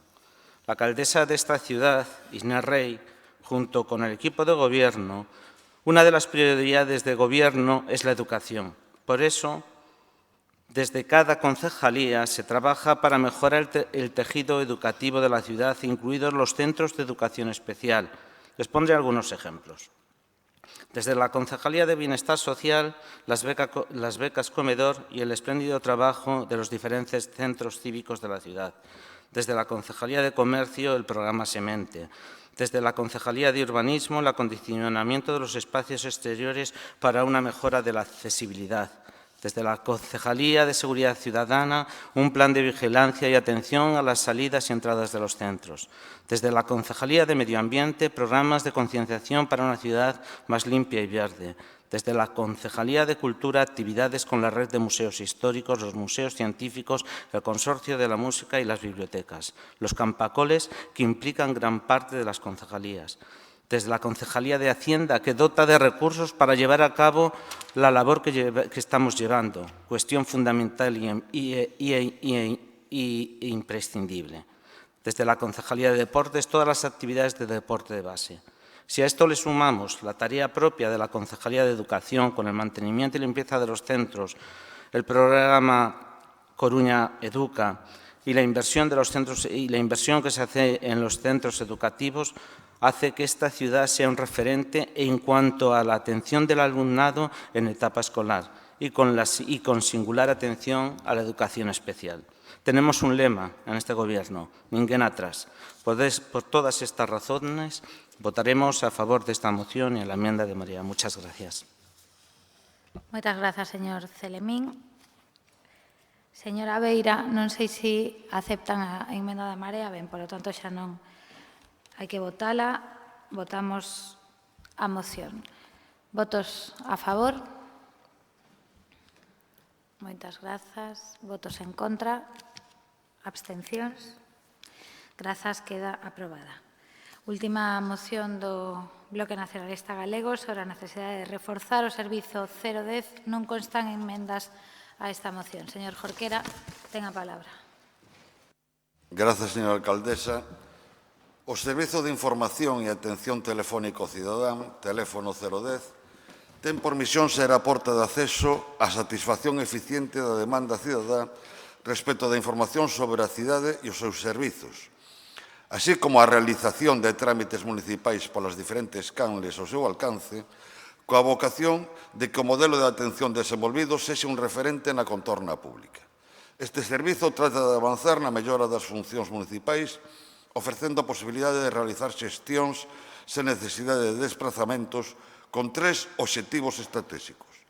Conseguir unha administración máis transparente, eficaz e próxima á cidadanía, lograr un alto nivel de eficiencia na resolución das demandas que lle competen e mellorar a calidade de vida da cidadanía. Isto é o que di, textualmente, o portal do Concello da Coruña respecto do 010. Porén, obxectivos tan grandilocuentes como os antes citados chocan coa realidade que viven a cotío moitas e moitos cidadáns que ás veces consumen horas e horas até que consiguen comunicar co 010. Pensemos, por exemplo, no prexuízo que a situación descrita representa para aquelas persoas que teñen que facer xestións que só se poden vehiculizar a través do 010, como é o caso da recollida de voluminosos. O último informe anual de suxestións e reclamacións disponível, correspondente ao ano 2019, é dicir, anterior á pandemia, xa reflectía que a principal canle de comunicación da cidadanía en materia de queixas era o 010. Así, das 12.913 suxestións e reclamacións habidas en 2019, 10.713 canalizáronse a través do 010. E tamén se efectuaron, a través desta canle, 3.771 das 4.647 incidencias rexistradas, isto é, das suxestións e reclamacións non regulamentarias. Un dato que contrasta cun incremento das suxestións e reclamacións resoltas fora de prazo ou simplemente non resoltas. As circunstancias impostas pola pandemia, que acelerou a migración á atención telefónica ou telemática, o que se suma o establecemento do requisito de cita previa a través do 010, ou o que se suma tamén unha maior demanda de información respecto de novos programas impulsados polo Concello para facer fronte ás consecuencias da crise da COVID, caso do Presco, dos programas de voluntariado, son razóns demais para reforzar con urxencia este servizo. Dado que se trata dun servizo concesionado, a propia legislación contempla, caso de ser necesario, a posibilidade de revisar as condicións do contrato ante circunstancias sobrevidas de carácter imprevisível, como foi a pandemia provocada pola COVID e as novas necesidades derivadas desta situación.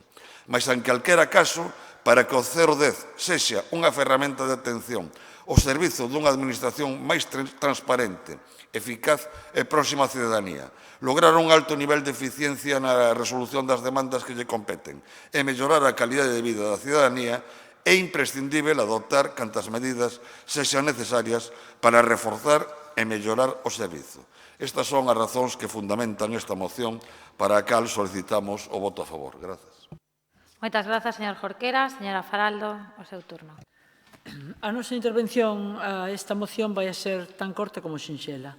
Efectivamente, o servizo do 010 é un mecanismo de achegamento á cidadanía para que esta poida facer de forma rápida e cómoda as súas suxestións, consultas e outras xestións a través desta ferramenta.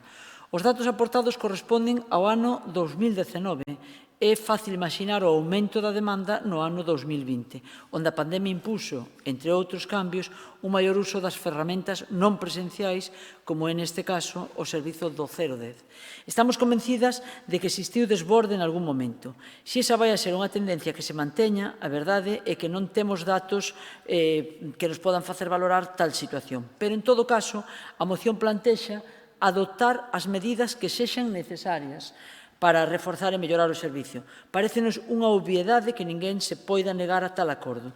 Se, ademais, seguindo a Lei de Contratos do Sector Público, que contempla esta posibilidade cando existan circunstancias excepcionales, como non cabe duda que foi a crisis do coronavirus, existe tal capacidade desa modificación, pois estamos ante unha oportunidade que non debemos deixar pasar de largo. Polo tanto, imos votar sí a esta moción. Moitas grazas, señora Faraldo. Sí, pode sair pola Marea Atlántica, señora. Sí, moi boa tarde a todas e a todos. Primeiro de todo, as miñas condolencias e o meu afecto á familia e amigos de Samuel Luís Muñiz. O que te chaman mentres te matan importa. E o que se di e o que non se di, sobre todo en das institucións e demais altofalantes, tamén. Vivimos nunha cidade que está consternada por un asesinato de odio, un asesinato homófobo, LGTB-fóbico. E é desconcertante que haxa que decir cousas obvias. Como hai que chamarlle a unha jauría humana que perseguiu durante 200 metros ata a morte ao grito de maricón de mierda a un rapaz de 24 anos indefenso?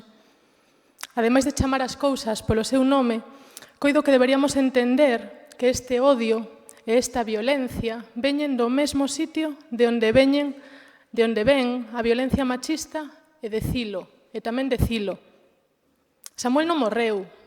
A Samuel asesinárono por ser libre, a patadas, fronte ao paseo marítimo da Coruña, insigne símbolo do progreso nesta cidade.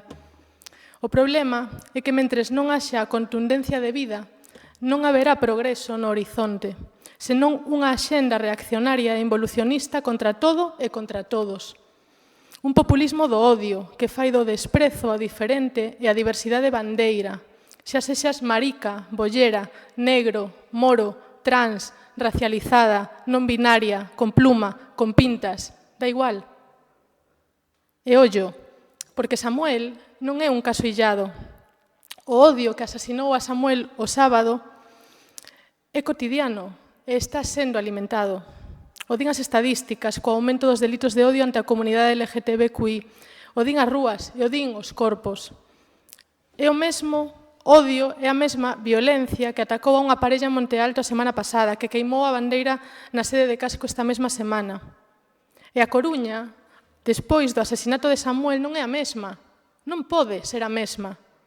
Non pode ser a mesma cidade. E nós, representantes públicos, tampouco deberíamos. A alguén neste salón de plenos chamaronlle algunha vez maricón? Maricón de mierda, bollera, marimacho, invertida. Alguén neste salón de plenos sentiu medo algunha vez pola súa identidade sexual ou de xénero? Alguén neste salón de plenos utilizou algunha vez a palabra maricón como insulto ou como broma? Penso que dende a política temos que acabar ca equidistancia. Hai que nomear as cousas polo seu nome e non mirar para outro lado ante a realidade brutal que temos diante dos ollos. Existe un odio estructural que está atopando refuxio en moitos discursos, pero tamén na tibieza doutros. Sorprende que a carga de presunción este sempre na víctima. Parecía que co feminismo superáramos iso e deixáramos de dubidar do relato da víctima e do seu entorno, pero parece que non. É moi preocupante. A violencia e o odio non comezaron o sábado, pola noite, nin lamentablemente van a terminar mañá. Di a pensadora e teórica literaria india, Gayatri Spivak, que o subalterno fala ao morrer. Igual que George Floyd en Minneapolis, o asesinato brutal fala... Señora Delso, remato agora. Non, sí. Escoíteme. Sei que o tema é trascendente, pero teño que lle facer neste momento unha chamada á orde. Estamos a debater unha moción presentada polo BNG que non ten relación coa súa intervención polo tanto, eu entendo que o inicio das respectivas intervencións que tiveron hoxe os concelleiros e concelleiras da corporación, pois se aproveite para saudar, se aproveite para facer ou utilizar os primeiros 30 segundos da intervención como se fai habitualmente.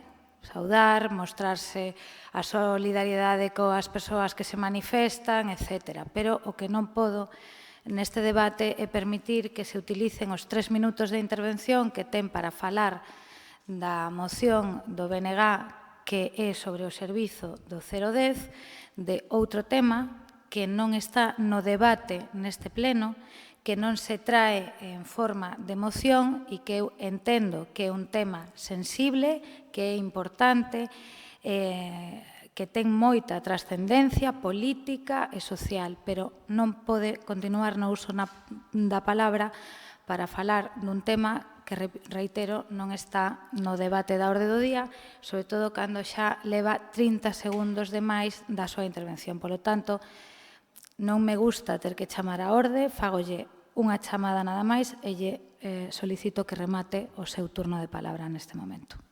Grazas. Moi ben, rematarei o meu turno de palabra. Non, se acabou o turno de palabra, se acabou. É o turno para... Señora alcaldesa, eu entendo e respeto moitísimo a chamada a orde, pero creo que a transcendencia do que aconteceu nesta cidade esta semana ten a transcendencia suficiente como para que podamos expresar cada un dos membros desta corporación o que sentimos ao respecto. Entón, evidentemente que... Non, señora Delso, non, mire, isto é o pleno da Corporación Municipal da Coruña, isto... De verdad, non é un lugar onde vir a expresar emocións. Sinto moitísimo, reitero, que entendo a trascendencia do asunto.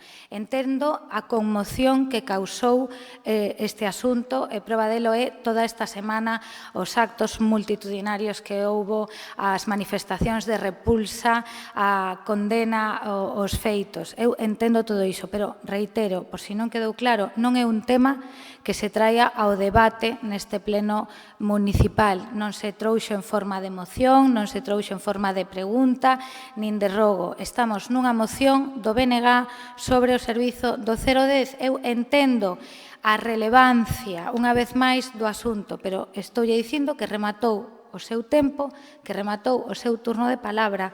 Non imos seguir falando deste asunto. Non, deste tema non. Deixeina falar 3 minutos e 30 segundos porque tiña o seu turno para falar da moción que presenta o BNG. Moitas grazas, señora Delso. Turno para o Partido Popular, señor Coira. Muchas gracias. Buenas tardes a los empleados municipales que hacen posible el desarrollo de este pleno, los representantes de los medios de comunicación que nos acompañan, los miembros de la corporación, el público que nos sigue desde la tribuna y todos aquellos que nos siguen por streaming donde quiera que estén. Antes de empezar a hablar sobre el asunto de esta moción, esta mi primera intervención, me gustaría mandar un mensaje de ánimo y de apoyo a la familia de Samuel, un muchacho que fue asesinado por unos miserables canallas y cobardes en esta ciudad. Esto jamás debería volver a pasar en esta ciudad y en ningún sitio.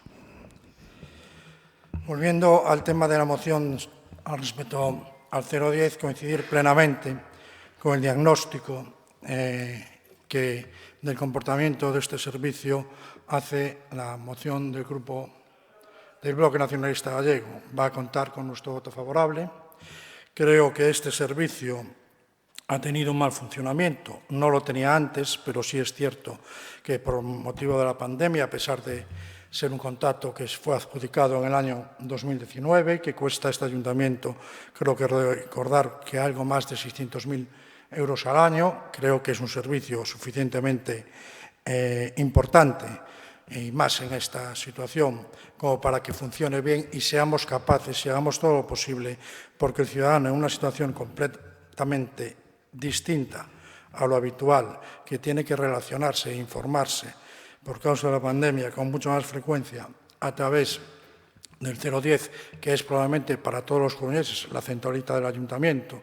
Todos llamamos en algún momento del año al 010. El 010 recibe cientos de miles de llamadas a lo largo del año y creo que debe tener capacidad para solventar y contestar todas las demandas de los ciudadanos.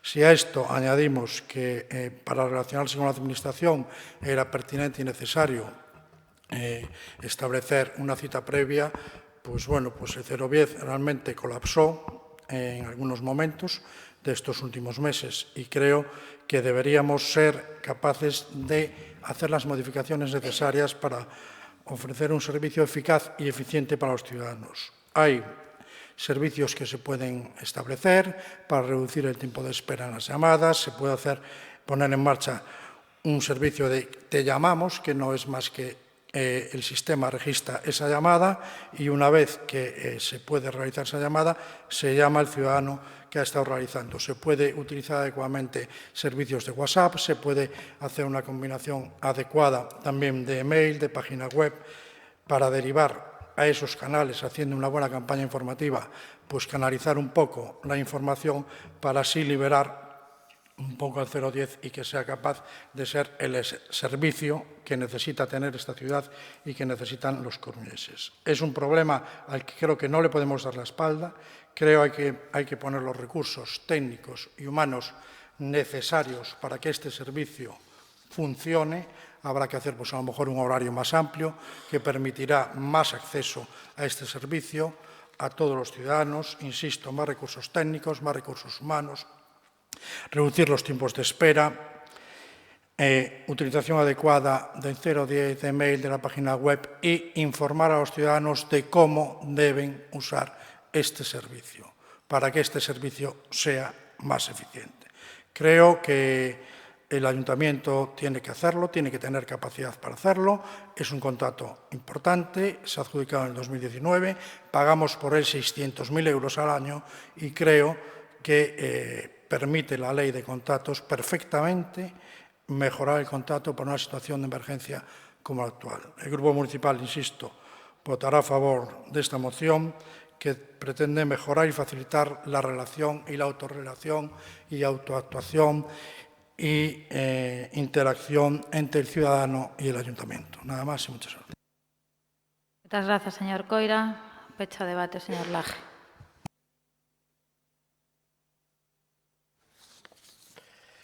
Gracias, señora alcaldesa. Durante o ano 2020, señor Jorquera, como era de agardar polas circunstancias vividas, o 010 registrou un incremento da demanda que representou en torno ao 50% das chamadas recibidas habitualmente. A situación derivada do confinamento despois de marzo do ano pasado xerou, evidentemente, un gran número de chamadas. Dende entón, casi unha de cada 5 que se reciben teñen que ver coas restriccións decretadas pola COVID-19. Nese contexto, como saben, o Goberno Municipal reforzou temporalmente o servicio 010 que durante meses atendeu os cidadáns todos os días da semana, incluído domingos e festivos, cun horario ampliado. Coa progresiva volta á normalidade, tamén esta retorna progresivamente ao 010. E é certo, podo compartir con vostede, que o servicio soporta unha demanda crecente, mais o último informe da variación de calidade do servicio do ano 2020, que se coñecerá públicamente nos vindeiros días, pois arroxa uns resultados que non convén pasar por alto. Só lle vou a dar 2 datos que eu creo que non son menores. Os cidadáns que coñecen e empregan o servicio é o 73,8%. A valoración media do servicio é de 4,79 sobre 5, un 0,08 máis que no ano 2018. E o grado de satisfacción é de 8,87 sobre 10. Evidentemente, terán a oportunidade de coñecer máis en detalle o informe da calidade do servicio e sempre se pode facer mellor. E ese é o reto que ten o Goberno Municipal. Estes datos sobre o 010 e sobre o último informe, que será público de xeito completo nos vindeiros días, os aporto porque creo que hai que poñer na súa xusta medida o punto no que estamos. un dos servizos máis valorados polos cidadáns desta cidade, o 010. Un servicio posto en marcha no ano 1993 por un goberno socialista neste concello.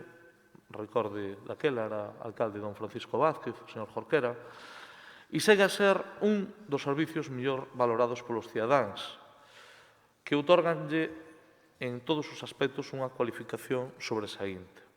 Pero é certo que en ocasións se xeran picos de demanda, momentos no día no que coinciden cunha especial cantidade de chamadas ás que resulta físicamente imposible atender a un mesmo tempo. Mais, en xeral, quen repita a chamada noutro horario acaba por recibir atención, o cal non debe de xustificar en ningún caso que non se estudie, como xa estamos a facer, a millora do servicio.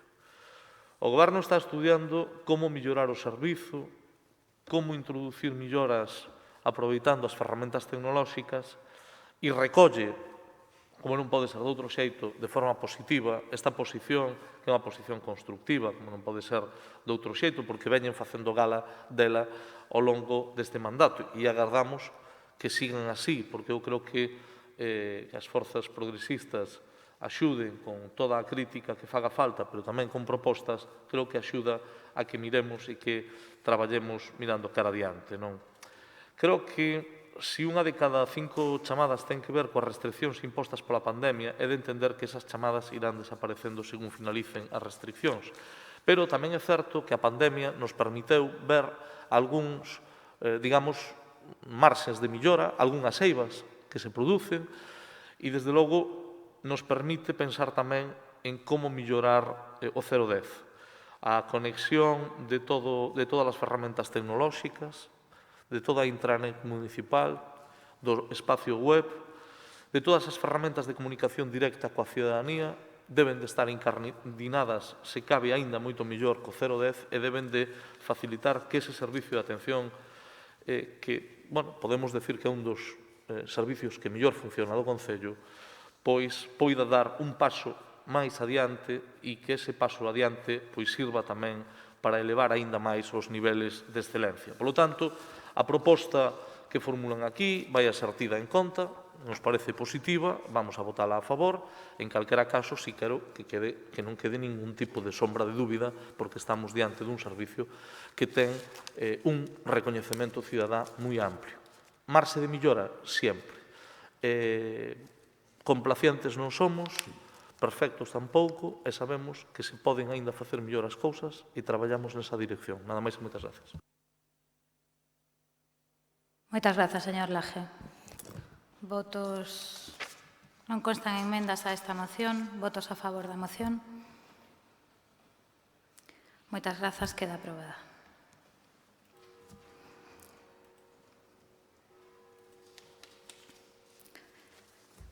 Desde o Pleno Coruña, Claudia Delso transmite a condena polo asasinato de Samuel, unha agresión alimentada polo odio e a LGTBIQ-fobia.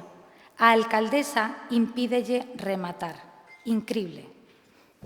O tuit da Marea Atlántica de hai, 34 segundos.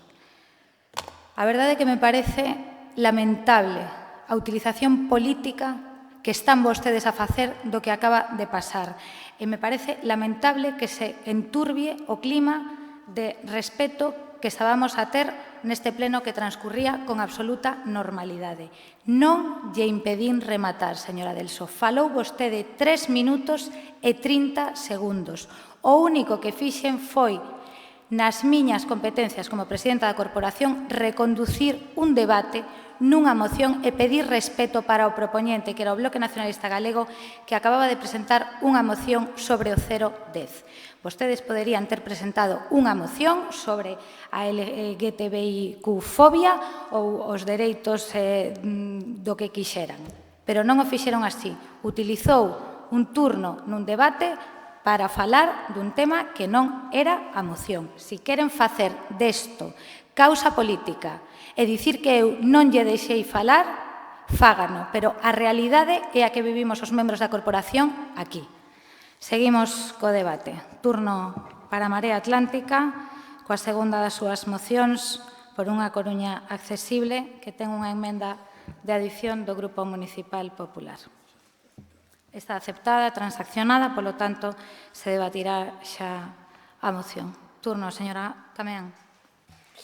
Sí, moitas grazas. Ben, a Convención sobre os Dereitos de Persoas con Discapacidade, que foi aprobada pola Asamblea Xeral de Nacións Unidas e que foi ratificada tamén polo Estado español en data 30 de marzo de 2007, viñase inhalando a necesidade de adoptar as medidas necesarias coa fin de garantir a accesibilidade ás persoas con diversidade funcional. Se nos imos aos datos da Consellería de Política Social, segundo o censo de 2020, na nosa cidade viven 20.427 persoas con diversidade funcional, das cales 9.551 son homes e 10.876 son mulleres. Entre elas, é certo que hai un colectivo no que moitas veces non pensamos ou evitamos esquecernos a hora de humanizar as rúas e os lugares públicos tamén. Refírome ás persoas con trastornos de espectro autista. Na Coruña, por sorte, contamos con unha rede amplísima que todas e todos coñecemos de entidades do terceiro sector que traballan no día a día por mellorar a calidade de vida destas persoas e tamén pola conquista dos seus dereitos. Así, desta maneira, na provincia da Coruña, as entidades que conforman a Federación Autismo Galicia na Coruña son as PANAES, Asperga e Fundación Autismo Galicia. Son entidades que, como dicía, levan moitísimos anos traballando por mellorar as cidades, por facer os espazos públicos máis accesibles, máis amables e adaptados tamén para todas as persoas, sexan ou non neurotípicas. Unha destas iniciativas que nos parece, ademais de interesante, sinxela, e que se podería levar a cabo con un gran avance notable para a procura da accesibilidade na nosa cidade, tratase dos pictogramas, e por iso queremos traela hoxe aquí a aprobación e a consideración desta corporación para conseguir que saia adiante. É certo que as persoas con diversidade funcional precisan apoio á hora de achegarse ás institucións, e xa non só polas barreiras arquitectónicas, senón debido á falta de adaptación do acceso á información pública, e por iso creemos e consideramos que é necesario crear contornas predicibles como unha condición necesaria para favorecer precisamente a autonomía e tamén a autodeterminación de todas estas persoas.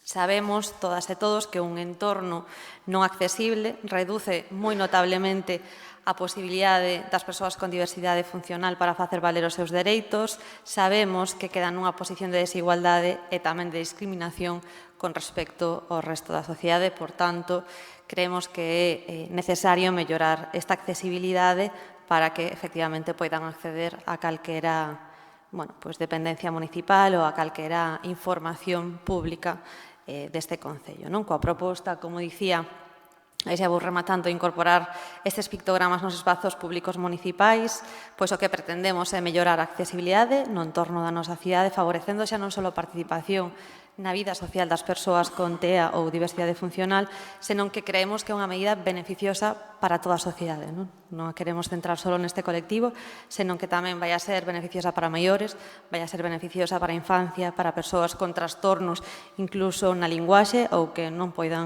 saiban ler, ou persoas que teñan discapacidades de outro tipo, tanto sensoriais como intelectuais, persoas que viaxen e que nos veñan a visitar a nosa cidade. Por tanto, agardamos contar co apoio de toda esta corporación. Nada máis, grazas. Moitas grazas, señora Cameán. Señora Faraldo, seu turno. Grazas, señora alcaldesa. O 3 de decembro celébrase o Día Internacional das Persoas con Discapacidade e cada ano se levan a cabo campañas para concienciarnos sobre a necesidade de construir unha sociedade equitativa na que de maneira colectiva afrontemos e superemos as barreiras coas que moitas persoas conviven no seu día a día. A tal efecto, en Galicia aprobouse a Lei 10/2014 de 3 de decembro de accesibilidade. Dita lei dispón que o seu obxecto é o de garantir ás persoas con discapacidade a igualdade de oportunidades en relación coa accesibilidade universal e o deseño para todos respecto ás contornas, procesos, bens, produtos e servizos, así como en relación cos obxectos ou instrumentos, ferramentas e dispositivos, de modo que os mesmos se fagan comprensibles, utilizables e practicables para todas as persoas. Transcurridos máis de 6 anos desde a súa aprobación, son moitos os exemplos que reflicten a falta de compromiso por parte da Xunta para desenvolver a lei de maneira transversal, mesmo nos servizos que teñen que ver co funcionamento da propia Administración Pública. Tampouco non nos noso Concello estamos para moitas medallas no seu cumprimento. A propia lei recolle a existencia e especificidade das seguintes barreiras arquitectónicas, comunicativas e atitudinais, actitudes ou omisións que xeneran unha situación discriminatoria ao obstaculizar o goce dos dereitos das persoas con discapacidade. A moción pon o acento nas persoas afectadas de TEA, trastorno de espectro autista, que, igual que o resto de persoas con algunha discapacidade ou diversidade funcional, teñen dificultades para participar plenamente na sociedade por mor das diversas barreiras non só da súa discapacidade, sino en moitos casos por actitudes insolidarias da sociedade. A iniciativa que se trae hoxe sobre a inclusión de pictogramas é esencial para o colectivo con TEA, pero non nos esquezamos que é o mínimo das medidas exixibles a calquera goberno sensible coa accesibilidade universal e respetuoso ca lei. Por iso é preciso acabar coa discriminación que supón a presencia de innumerables atrancos físicos e de comunicación. As novas tecnoloxías, especialmente as usadas desde as administracións públicas, deberían ter en conta a diversidade para favorecer a accesibilidade. Autobuses adaptados, albascaleiras, beirarrúas e chanzos que non cumpren a normativa, a linguaxe de signos, a tiflotecnoloxía para as persoas con cegueira, os pictogramas, webs que non cumplen o estándar W3C. Son algunhas das vertentes que se deben ter en conta para conseguir a accesibilidade para toda. Estamos afeitas a ver as barreiras como algo do pasado a corrixir e non sempre é así. Hoxe séguense creando barreiras e na nosa cidade non é allea esta cegueira, tratando as leis sobre accesibilidade como normas de segunda categoría, incumprindo moitos dos requisitos arquitectónicos, urbanísticos, comunicativos. Por estes motivos, creemos que as iniciativas expostas hoxe, que teñen que ver coa construción dunha sociedade máis diversa e accesible, son positivas e deben ser apoiadas por calqueira que sexa sensible cos intereses e cas reclamacións dos colectivos das persoas con diversidade ou dependencia. Nós o somos e, por iso, imos a apoiar tamén esta moción. Grazas. Moitas grazas, señora Faraldo. Turno para o BNG, señora Bella. Sí, gracias, señora alcaldesa. En primeiro lugar, gustaríame sinalar que desde o BNG imos votar a favor desta moción, mas o certo é que é unha moción sobre unha Coruña accesible un pouco reducida, aínda que importante, sen dúbida importante. Nos creemos, efectivamente, que hai que facer unha cidade accesible nun sentido universal da accesibilidade, non só, efectivamente, a colectivos con diversidade funcional ou persoas con TEA ou a persoas cunha diversidade funcional a nivel de mobilidade ou as diversas situacións nas que podemos facernos idea. Unha accesibilidade universal fai dunha cidade unha cidade máis democrática e nós isto, como BNG, témolo moi claro. A comezar polo espazo público, a comezar tamén polas infraestructuras públicas. Teño dito en moitas ocasións neste salón de plenos, pero este propio Concello da Coruña non é accesible, o rexistro municipal non é accesible, teño dito en numerosas ocasións, non é accesible a nivel sensorial, por exemplo, para efectivamente para acceder á propia infraestructura, necesítase de axuda para abrir as portas ou mesmo para detectar que están aí as portas do propio rexistro, pero a nivel, como digo, sensorial tampouco é. As persoas con xordomudas en moitas ocasións non poden comunicarse co funcionariado porque o funcionariado non está formado cunha infraestructura que ten aí teóricamente para a lectura de linguaxe de signos, pero que non se sabe empregar. Podemos falar de como é percorrer as rúas da nosa cidade para moita xente que ao final debería de poder ter unha vida absolutamente autónoma, pero é a propia administración e non só a administración quen impide que esa vida se faga de maneira autónoma. Hoxe en día pasa coas terrazas, as terrazas son un auténtico problema para as persoas invidentes da nosa cidade. Hoxe en día pasa, por exemplo, con infraestructuras, digamos, como son os valados de obra, que moitas veces ocasionan dificultades de paso para persoas con mobilidade reducida, pero tamén para persoas invidentes.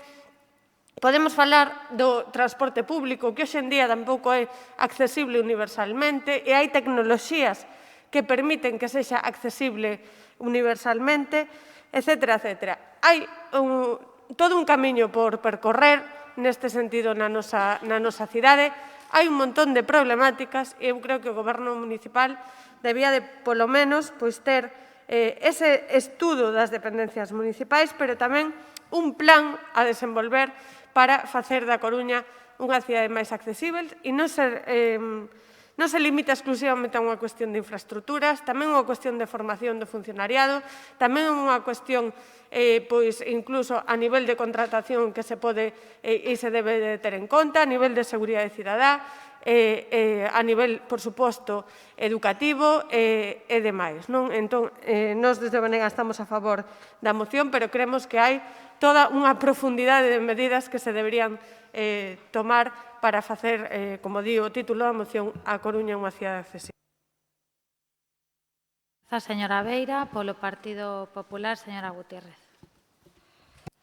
La condición de ciudadano es el estatus que concede el acceso a los recursos básicos para el ejercicio de derechos y deberes de las personas.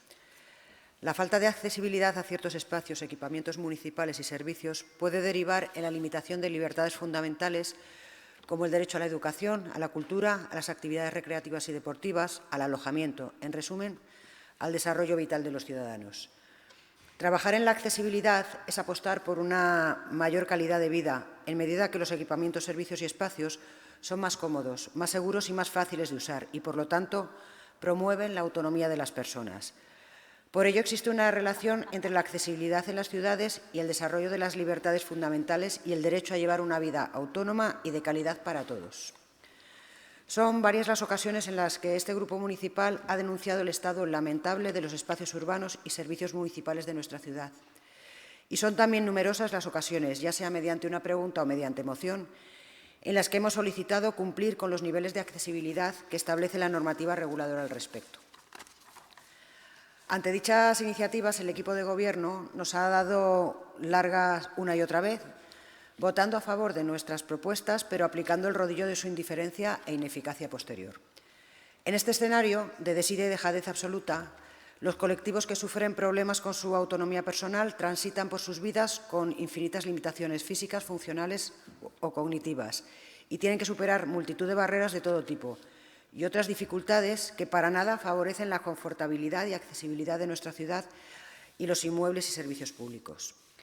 El problema que tiene este ayuntamiento es que se hacen inversiones sin tener una estrategia, un plan real, estudiado y consensuado para eliminar las barreras y los obstáculos diversos que afectan a la normal existencia de cualquier persona con el correspondiente malestar y riesgo, circunstancia que se convierte en un auténtico drama diario para este colectivo, condicionando sus posibilidades de realizar una vida normal.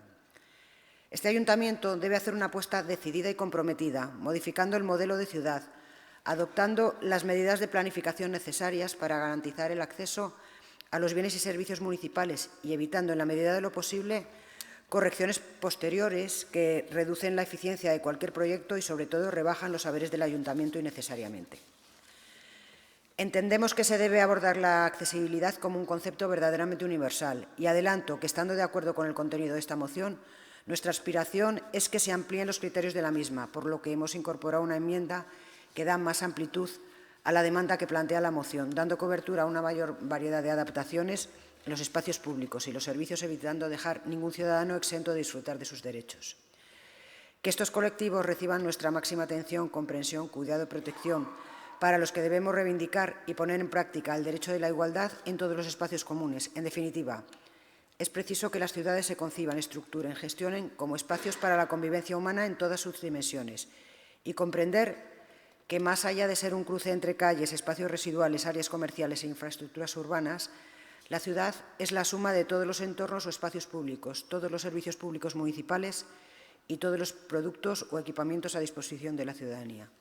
Por todo ello, votaremos a favor. Gracias. Muchas gracias, señora Gutiérrez. Por el Grupo Socialista, señor Díaz Villoslada. Sí, gracias, señora alcaldesa.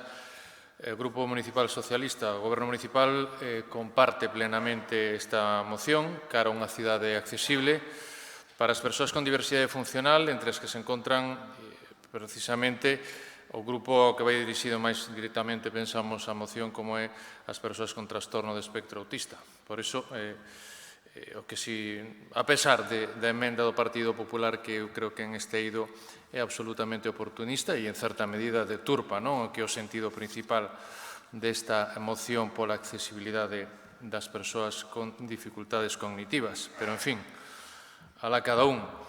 A Lei de 2013, Lei Xeral de Dereitos das Persoas con Discapacidade e a súa inclusión social dentro do marco da accesibilidade universal entende a accesibilidade cognitiva como dereito a comprender a información que nos proporciona o entorno, a dominar a comunicación que mantemos con el e a podermos facer con facilidade as actividades que nel se levan a cabo sen discriminación por razón de idade, de idioma, de estado emocional ou de capacidades cognitivas. Así, os principais requisitos das persoas ante a complexidade do medio urbano teñen que ver coa comprensión, a predicción e a orientación tanto temporal como espacial. E para as persoas con trastorno do espectro autista é clave a sinalización dos espacios, efectivamente, sinalando non só espacios, senón tamén a secuencia de acción, é dicir, o proceso para desenvolver unha acción dentro dese espacio.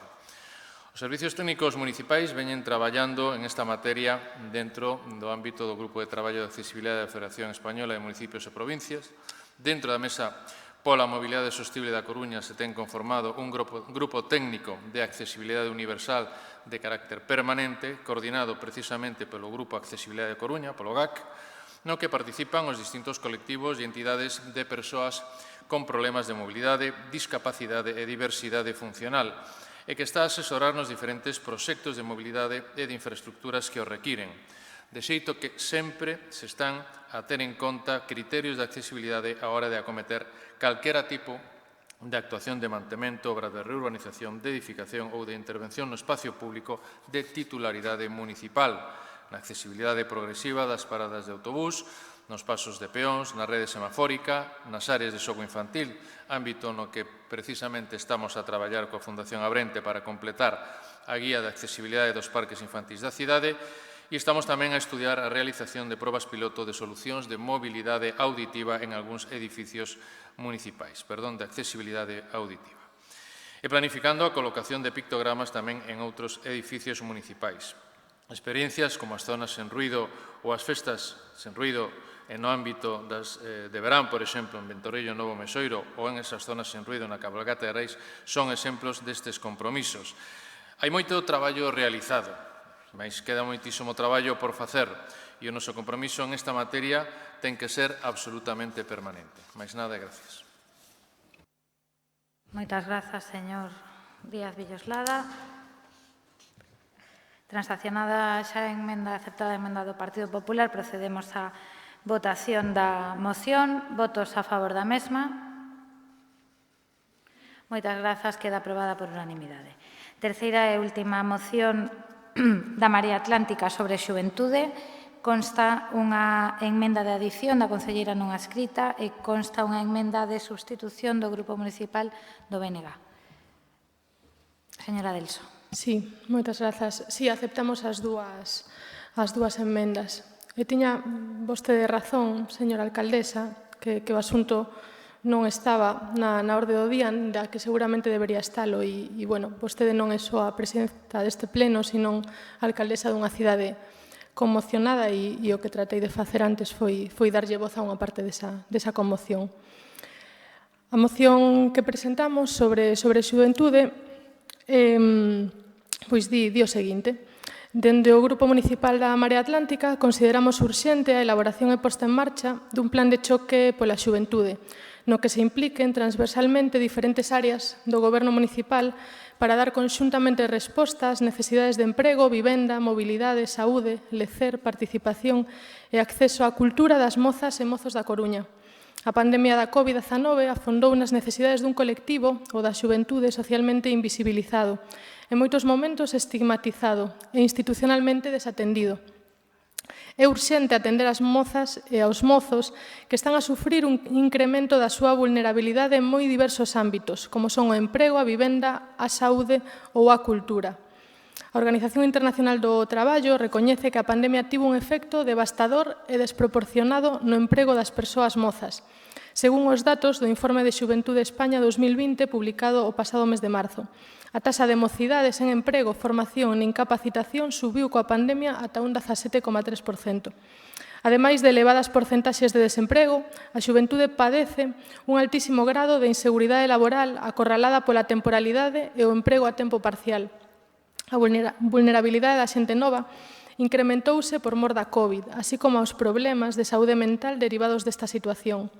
En abril de 2021, a taxa de paro entre menores de 25 anos era do 38% a nivel estatal, e malia que no último mes os datos melloraron lixeiramente, o paro entre menores de 25 anos segue sendo unha das taxas máis altas de toda a Unión Europea.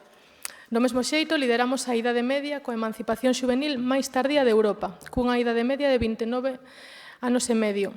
En definitiva, son necesarias políticas integrais e transversais que den resposta de maneira urxente ás situacións de desemprego e precarización laboral, así como as dificultades de acceso á vivenda de alugueiro e ao incremento dos problemas de saúde mental, especialmente entre a xente máis nova.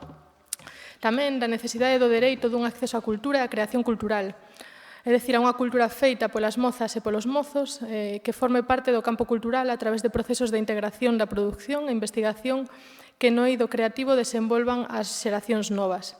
Dende o Grupo Municipal da Marea Atlántica propuxemos no Presco medidas concretas de inserción laboral para a mocidade, así como a posta en marcha dunha bolsa de alugueiro con especial atención a este colectivo. Pero é necesario ir máis alá e asumir a mocidade como a colectivo prioritario nas políticas de emprego e desenvolvemento económico, nas de vivenda, nas políticas sociais, culturais e educativas. Durante o pasado mandato realizouse un traballo de interlocución activo e estable coa mocidade a través de procesos participativos, como foran os participadoiros, que deron lugar a un plan de emprego xuvenil, entre outras medidas. Así mesmo, deseñouse un proceso para a descentralización e actualización do servizo de información xuvenil, e unha das demandas máis recurrentes da mocidade foi sempre a falta de espazos propios, a necesidade de contar con espazos onde sentirse parte, que fosen accesibles e facilitadores para a xuventude. Como resposta, realizouse un proceso inédito na cidade co deseño participado dun plan de usos e mecánicos de xestión das naves do Metrosidero, como o primeiro equipamento municipal especificamente para a xuventude da cidade. Un espazo plural, diverso e inclusivo, un espazo para sentirse parte, accesible e facilitador que acompañe a mocidade a desenvolver as súas inquedanzas creativas de aprendizaxe e formación e lúdicas tanto a nivel individual como a colectivo. Sen darlle á xuventude posibilidades para levar adiante a súa vida, sen apoiala e orientala nesta última crise, a Coruña sufrirá as consecuencias de non ser unha cidade para a xente nova, para que a xente nova viva, traballe, cree e construa o seu futuro. A mocidade da Coruña precisa dun plan ambicioso que teña en conta todas as necesidades. Por todo anterior, propoñemos a adopción ao Pleno da Corporación a adopción dos seguintes acordos. Instar ao Goberno Municipal a elaboración e posta en marcha dun plan de choque pola xuventude, no que se impliquen transversalmente as diferentes áreas de goberno, para dar conxuntamente resposta ás necesidades de emprego, vivenda, mobilidade, saúde, ocio, lecer, participación e acceso á cultura das mozas e dos mozos da Coruña, a posta en marcha inmediata da bolsa de aluguer para a mocidade, a posta en marcha tamén e a facilitar o acceso da mocidade ás axudas de inserción laboral, a posta en marcha dun servizo de atención psicolóxica para a xente nova, tal e como están facendo noutros concellos, recuperación do programa de educación en rúa nos barrios da cidade, incrementar e descentralizar a oferta de actividades de ocio de lecer para a mocidade durante todo o ano a través de programas como a Nocturnia e a apertura inmediata das naves do Metrosidero como o primeiro equipamento especificamente xuvenil da cidade, así como a posta en marcha dun bono cultural para a xente moza. Moitas grazas, señora Adelso. Turno para a concelleira non adscrita, señora Faral. Grazas. Parécenos unha moción moi acaída, sobre todo nos tempos que corren, pero é ben certo que temos que recoñecer que algúns dos puntos nos descolocaron e chegaron a facernos dudar sobre o noso posicionamento a hora de amosar o noso voto. Bueno, máis que dudar, reflexionar, non? No punto 1 non dudamos nin un segundo porque efectivamente nos parece ben traído a implementación dun plan de choque desde a visión do emprego, vivenda, mobilidade, participación, cultura, etc. De igual xeito, os puntos 5 e 6, cunha gran potencialidade, sobre todo nun momento no que temos que darlle as respostas que demanda a xuventude. É un momento, ademais, que se nos exixe replantexarnos como revertir as situacións de violencia, delitos de odio, de agresión. É estrano que a propia Marea non lembre nesta moción a labor que facían os programas de Coruña Educa, que non só trataban únicamente de impartir talleres no centro de ensino para a rapazada, como vemos tan necesario, máis que nunca, en prevención de violencia e formación sobre a diversidade, sino tamén en educación en materia afectivo-sexual, de identidades de xénero e de violencias machistas. De feito, nese sentido, presentamos a emenda de engádega para recuperar ditos programas e agradecemos a súa aceptación. Ademais, no punto 7, relativo á apertura das naves de Metrosidero, unha vez máis, nos atopamos cun acordo de investidura do Pacto da Coruñesa incumplido. E xa non somos quen de señalar pois de quen é a pouca capacidade para facelo cumprir ou para cumplilo.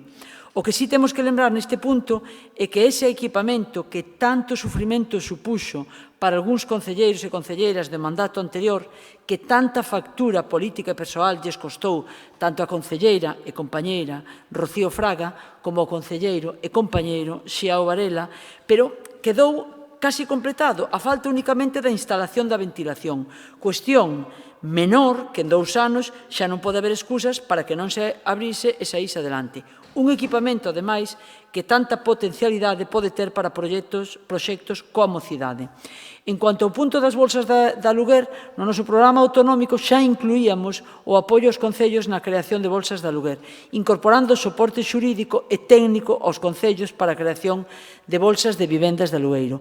O obxectivo era e é mobilizar con urxencia vivenda baleira como mecanismo áxil para dotar de recursos habitacionais ás persoas e familias vulnerables ante a falta de vivenda pública. Así que parécenos unha boa idea incorporar a mocidade nos grupos de destinatarios.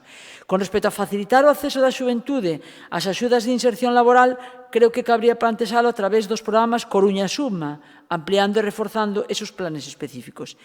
No bono cultura, pois sería recomendable fose acompañado, ademais, dunha ampla programación cultural. Creo que é algo a ter en conta no seu desenvolvemento.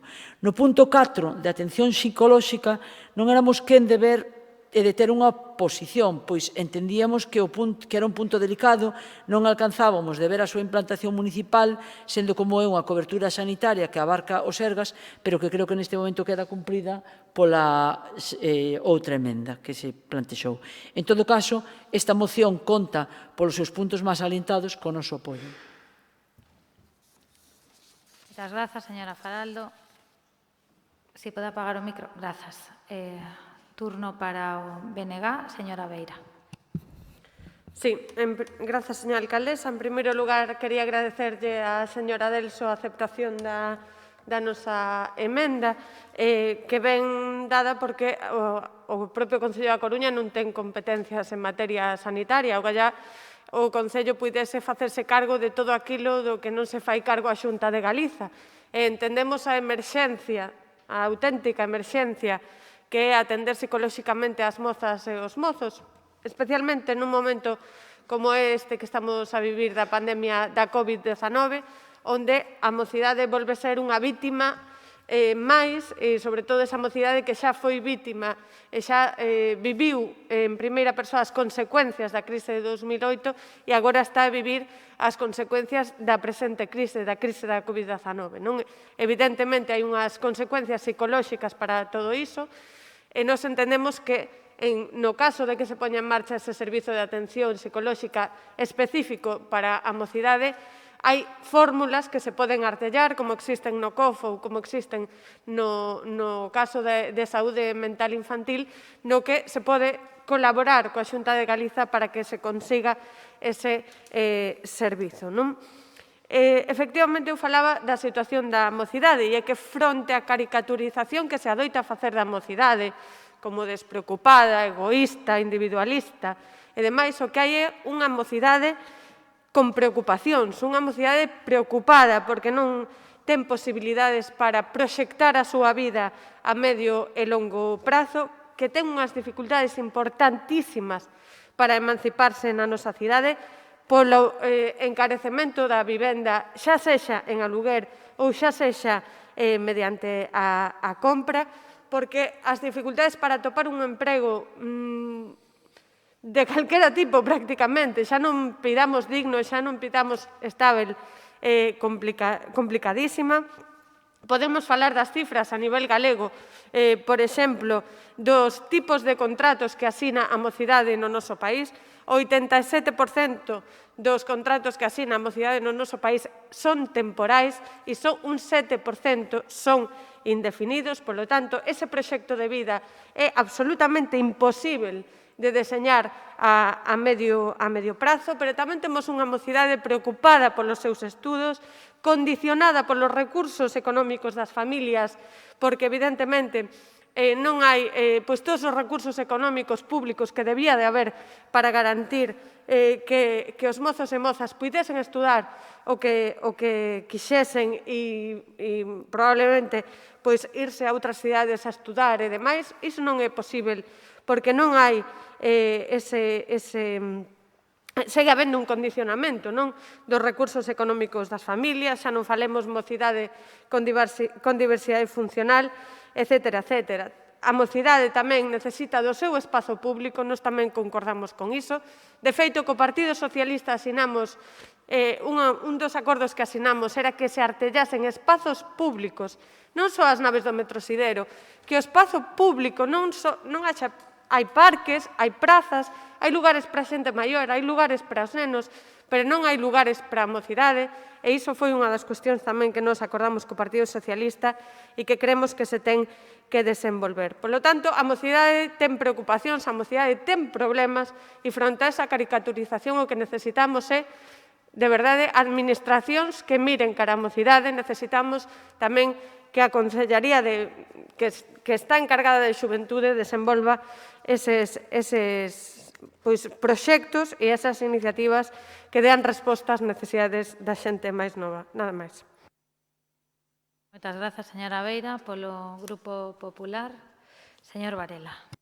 Muchas gracias, señora alcaldesa, y muy buenas tardes. El Partido Popular va a apoyar las dos enmiendas a la moción que presenta la Marea Atlántica sobre juventud, concretamente a la enmienda de sustitución de la señora Beira, del BNG, que pide articular con la Xunta un servicio de atención psicológica específica para la juventud, y también apoya la de la señora Faraldo, que efectivamente pide la rápida recuperación y ampliación del programa educativo A Coruña Educa. Simplemente matizarle, desde el mayor respeto, señora Faraldo, que el Partido Popular puso en marcha este programa en la etapa 2011-2015, que era una serie de programas, concretamente 42, que se organizaban expresamente para el alumnado de todas las etapas educativas impartidas en los centros de esta ciudad. Entonces, yo lo que creo es que usted se está refiriendo más que al Coruña Educa, que es el programa genérico, a uno de ellos que se llama Educa Saúde, más que nada por su definición. Este programa, que efectivamente ahora está paralizado por tema de la pandemia y que esperemos que se recupere cuanto antes, contaba con el aval científico de la Sociedad de Pediatría de Galicia, intervenía con un equipo interdisciplinar de profesionales de la sanidad pública.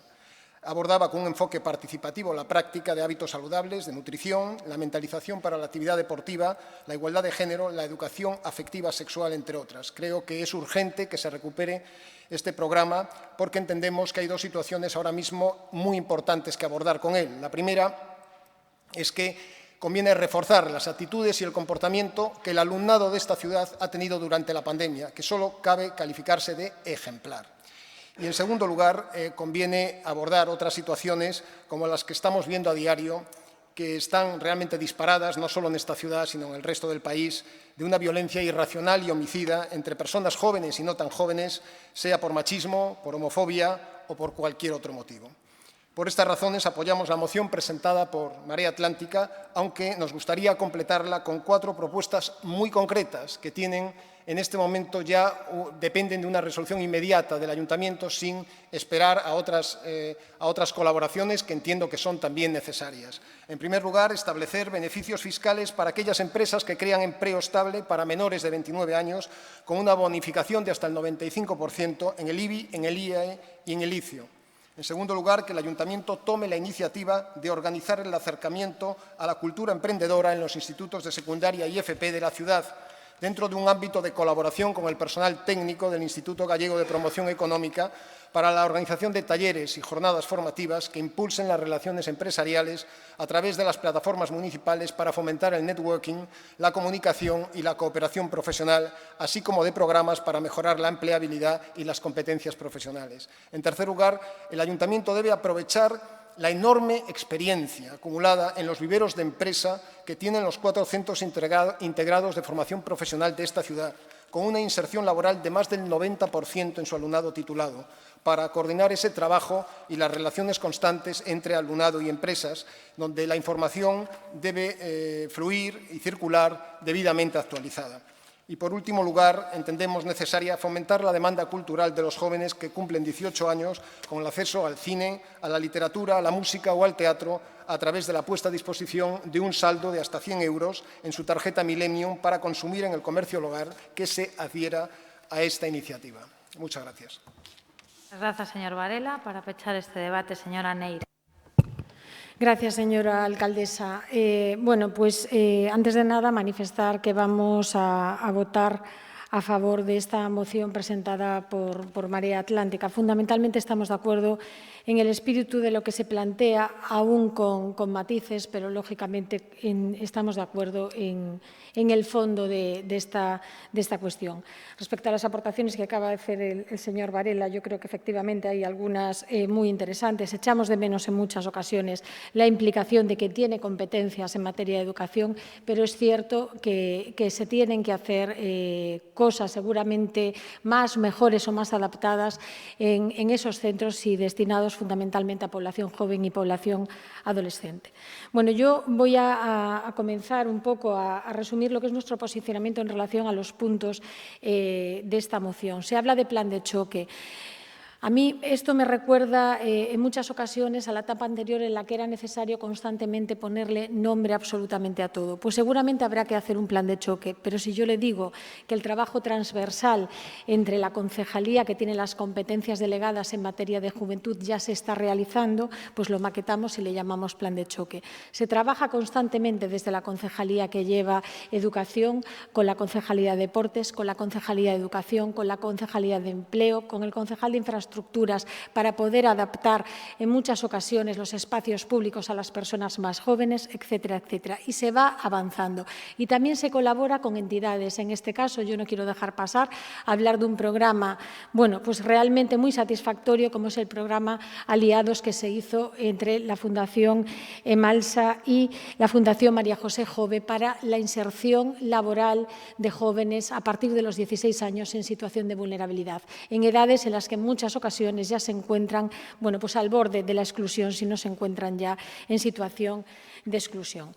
Ponen ustedes nombres a las cosas. Un ejemplo es el programa Os Participadoiros, al que hacen referencia ustedes en la moción. Hablan de él como un programa y un trabajo de interlocución que fue activo y estable. Me imagino que sería activo y estable mientras duró. El problema que tiene es que duró poco. Lo hicieron en el año 2016 y era un proceso piloto que tuvo solamente 2 encuentros para jóvenes entre 12 y 30 años. Al primer encuentro asistieron 30 personas, al segundo 39 personas. Las actividades, ustedes ya conocen lo que era mapear fundamentalmente las actividades que llevaban a cabo la juventud. Se hizo un vídeo, se compartió en redes solamente 95 veces y tuvo poca repercusión más. Eso pudo haber sido el comienzo de un trabajo activo y estable. El problema es que finalizó ahí y estamos hablando del año 2016, quiero decir, hasta el 2019 siguieron gobernando. Comentan que salió un plan de empleo juvenil. Si el plan de empleo juvenil es un estudio que tiene pocas conclusiones y que se trata simplemente de una tormenta de ideas, eso realmente no puede ser considerado como un plan de empleo juvenil, que es absolutamente necesario por todo lo que apuntaban los representantes de los otros grupos municipales y concretamente la señora Beira. Hablan del CEMIX.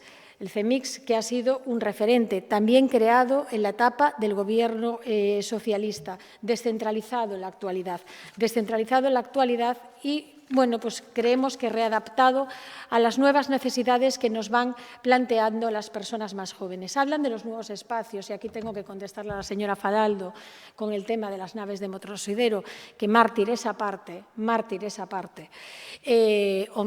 llamarle cuestión menor a poner en marcha un equipamiento sin los conductos del aire, eso es como abrir un centro cívico y que entres y que tengas el cemento y que no tengas el suelo. Estamos hablando de 150.000 euros y un olvido que no estamos hablando de un olvido menor, estamos hablando de los conductos de renovación del aire, que si eran importantes antes, ahora en situación de COVID lo serán seguramente mucho más. Indudablemente es un equipamiento que hace falta a esta ciudad, indudablemente. Indudablemente las personas más jóvenes, fundamentalmente la población adolescente, que tiene un ocio, además, no vinculado pues, a consumir en los bares o a estar en otro tipo de centros, necesita esos espacios, indudablemente. Esos, de la misma manera que necesita seguramente bibliotecas más adaptadas a sus horarios y una serie de cuestiones en las que el Gobierno está trabajando.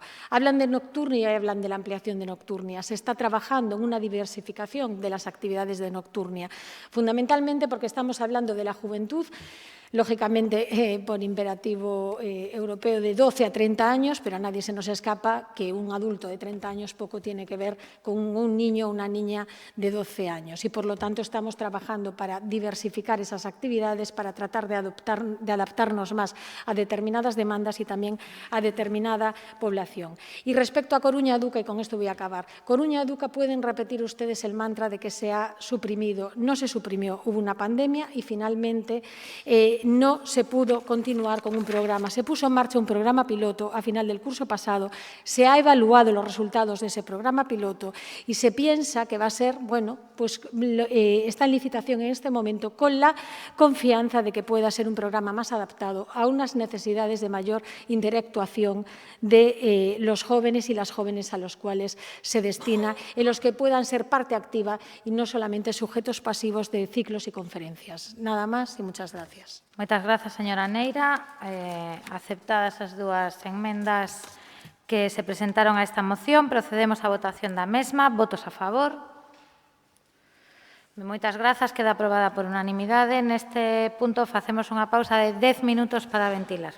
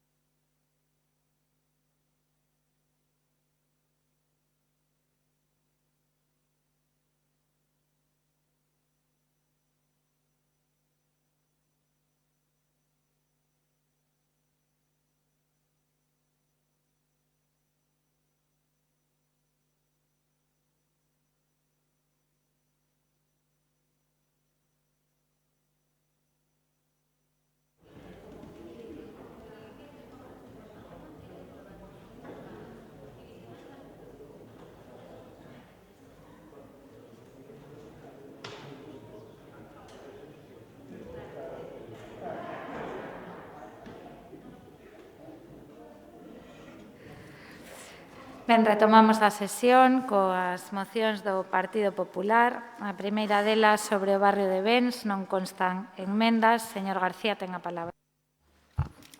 Gracias, señora alcaldesa. Señora alcaldesa y señora Sobral, entiendo que la moción que aquí traemos es bastante explícita, ¿verdad?, en sus demandas y en sus contenidos. Pero como vemos que quizás el enfoque de este partido o del resto de los grupos de la oposición, el resto de las mociones, no les acaba de convencer a la hora de trasladar su nefasta gestión en su política de barrios, voy a intentarle darle una vuelta a la hora de enfocar cuáles son sus obligaciones, que hoy está muy en boga pues, el tema de competencias, ¿no?, que está hablando todo el mundo, que tienen con los coruñeses y que no nos tachen de que no somos propositivos, como bien decía la señora Sobral en una de sus intervenciones. Pero, por favor, atiendan bien, para que así pueda quedar meridianamente claro cuál es el papel de un gobierno municipal a la hora de gestionar sus recursos municipales y que le corresponden realizar cuando gobiernan. Señora alcaldesa y señora Sobral, les pregunto, ¿conocen la ley de bases de régimen local? Un poco, ¿verdad? Pero un poquito, parece ser. Le damos un repaso, si les parece. La ley de bases de régimen local, en el artículo número 7, habla de competencias propias del ayuntamiento. Y estas competencias se ejercen bajo la propia responsabilidad, atendiendo a su debida coordinación, programación y planificación, conceptos que ustedes no lo deben de conocer. En su artículo 25, esta ley recoge las competencias específicas de los ayuntamientos y dice que podrán promover y prestar los servicios públicos que contribuyen a satisfacer las necesidades y aspiraciones de los vecinos. Si entienden esto, se supone que el ayuntamiento, en todo caso, ejercerá las siguientes competencias propias en las siguientes maneras. No lo digo yo, señora Sobral, lo dice la ley. Competencias en seguridad en los lugares públicos, competencias en ordenación del tráfico de vehículos en vías urbanas, en ordenación y gestión de ejecución urbanística, parques y jardines, pavimentación de vías públicas urbanas y conservación de caminos y vías rurales, protección de medio ambiente, servicio de limpieza viaria, alcantarillado, transporte público de viajeros, actividades e instalaciones culturales, actividades e instalaciones deportivas. Y en ayuntamientos de más de 20.000 habitantes, creo que Coruña los tiene, parques públicos y transporte colectivo urbano. ¿Qué opinión les merece lo que pone la ley? ¿Creen sinceramente que la instalación deportiva municipal que hay en Bens, si la alcaldesa se ha pasado por allí, corresponde a una instalación del siglo XXI o del Paleolítico? Según lo que dice la ley, repito, no lo que dice el señor García, ¿es normal que los niños de Bens no tengan un parque público adecuado ni un parque infantil adecuado? ¿O que los vecinos no puedan aparcar en sus calles? ¿O que tengan que ir andando hasta San Pedro de Bisma para recoger un autobús y se jueguen el pellejo andando por los lugares que no disponen de acera? Esto es lo que dice la moción. Digo yo, señora Sobral, que esta moción le parecerá propositiva. Hace un año que han pasado ustedes por allí y esto sigue igual. Quizás, señora Sobral, no querrá que los demás quieran que le hagan su trabajo, ¿verdad? No querrá seguir los mismos caminos que su compañera de gobierno, la señora Martínez, que cuando no disponen de programa electoral, cuando no disponen de un modelo de ciudad o de proyecto, ponen a los pies de los caballos al tejido asociativo. Y que sean ellos los que aporten ideas, porque son incapaces de realizar unos planteamientos serios y estables en un servicio tan estratégico como son el fomento de nuestros barrios. Por último, les aconsejo que si tienen demasiadas áreas que cubrir, y ustedes que apelan en todo momento, según su portavoz, al diálogo, al buenismo, al entendimiento con el resto de los partidos, por favor, rectificar de sabios. Si tienen mucho trabajo y no han hecho esto, tienen una compañera, que es la señora Con, tiene mucho trabajo y la tienen desperdiciada. Aprovéchala, por favor. Muchas gracias. Moitas grazas, señor García. Señora Faral, do seu turno. Poden pasar. Grazas. Bueno, vendo as mocións que cada mes se presentan neste pleno, podería chegarse á conclusión de que son os barrios excesivamente grandes demandantes de medidas municipales. E non se entenda que digo isto como un demérito, ni moito menos. Pero vendo as accións posteriores ás mocións, incluso cando esas mocións saen cos votos favorables da maioría, incluso cando teñen o respaldo unánime, como no caso da nosa moción presentada para o barrio do Birloque, por exemplo, sobre o plan integral viario, onde nin se ve nin actuación nin se espera, pois a conclusión vai máis alá. Non é que sexan grandes demandantes, é que son os grandes esquecidos, sobre todo cando falamos dos barrios periféricos como é o caso que nos atende e que hoxe trai o PP en forma de moción para o barrio de Bens. En moitos casos, ademais, as medidas que se exixen son máis de vontade política, máis de capacidade de xestión e maior negociación con outras administracións que de grandes desembolsos económicos. En estos casos, para máis INRI, o abandono causa perxuicios para a vida comunitaria da veciñanza deses barrios en canto afectan ao mal estado de parques, a inexistencia de pistas deportivas ao aire libre, a falta de parques infantís, como ben remarca esta moción. Ademais, unha das demandas máis insistentes e sorprendente por básica dos barrios periféricos é o desbrozado dos solares invadidos pola maleza e a limpeza das cunetas que delata un desinterés municipal e un descoñecemento injustificable. E delata tamén que algúns propietarios campan as súas anchas. Así vemos, por exemplo, o solar de Percebeiras, onde nun momento que pareceu respostar máis a intención de sair do punto de mira, se limpou a zona e hoxe volve a cubrir a quen por ali pase e volve a ser un nido de o que queiran imaginar. Ou sexa, nin mantemento, nin previsión, nin vontade municipal para exixir a quen corresponde. Entendemos que a moción poda ter puntos para estudar con máis detemento e acometer a medio prazo, pero outros suxiren unha inmediatez que de sair adiante a moción, desde logo con o noso apoio vai a contar, sería unha vez máis inexplicable que non se realizaran nun curto período de tempo cos beneficios que iso suporá para a veciñanza da zona. Por iso imos a votar sí, porque en medidas para os barrios non vemos siglas, partidos nin ideoloxías. Vemos melloras veciñais que sempre contarán con noso apoio. Grazas, señora Faraldo. Polo BNG, señora Beira. Sí, en primeiro lugar, quixera explicar que imos votar a favor desta moción, aínda que veña do Partido Popular e aínda que sexa un calco en moitas ocasións, señor Rodríguez, malia toda a súa contundencia, que a verdade é admirável e a súa enerxía, son calcadas a moitísimas as propostas que xa nos facía a entidade de Bens na época na que vostedes gobernaban. E son propostas que, ademais, nos achegamos tamén aos orzamentos en forma de emenda que foron rexeitadas en reiteradas ocasións polo goberno do señor Negreira, polo goberno do Partido Popular no seu momento. É evidente que o problema de mobilidade e de transporte público en Bens non é de agora, que xa mende hai tempo. Que o problema de reurbanizar as zonas de Bens, Mazaído e Comeanda non vende agora, xa vende hai tempo. O tema da limpeza e desbroce de cunetas é casi algo histórico na nosa cidade, cando hai outros concellos nos que se desbroza e se pasa a factura, e pásaselle a factura aos propietarios das fincas sen absolutamente ningún problema. Pero no Concello da Coruña non sei cal é o problema exactamente, pero desde logo é unha auténtica molestia e amola moito, sobre todo, ao que son os habitantes das zonas máis afastadas do centro da cidade. A falta de equipamentos básicos tampouco é unha novidade, igual que o problema de aparcamento público ou a proposta de estudar a posibilidade de que haxa un convenio con Repsol para crear unha zona de esparcemento e de deporte nas pistas exteriores que están sen empregar. Todo isto non son novidades, son reivindicacións da Asociación de Veciños de Bens que xa, como digo, veñen de hai tempo e veñen incluso do seu goberno.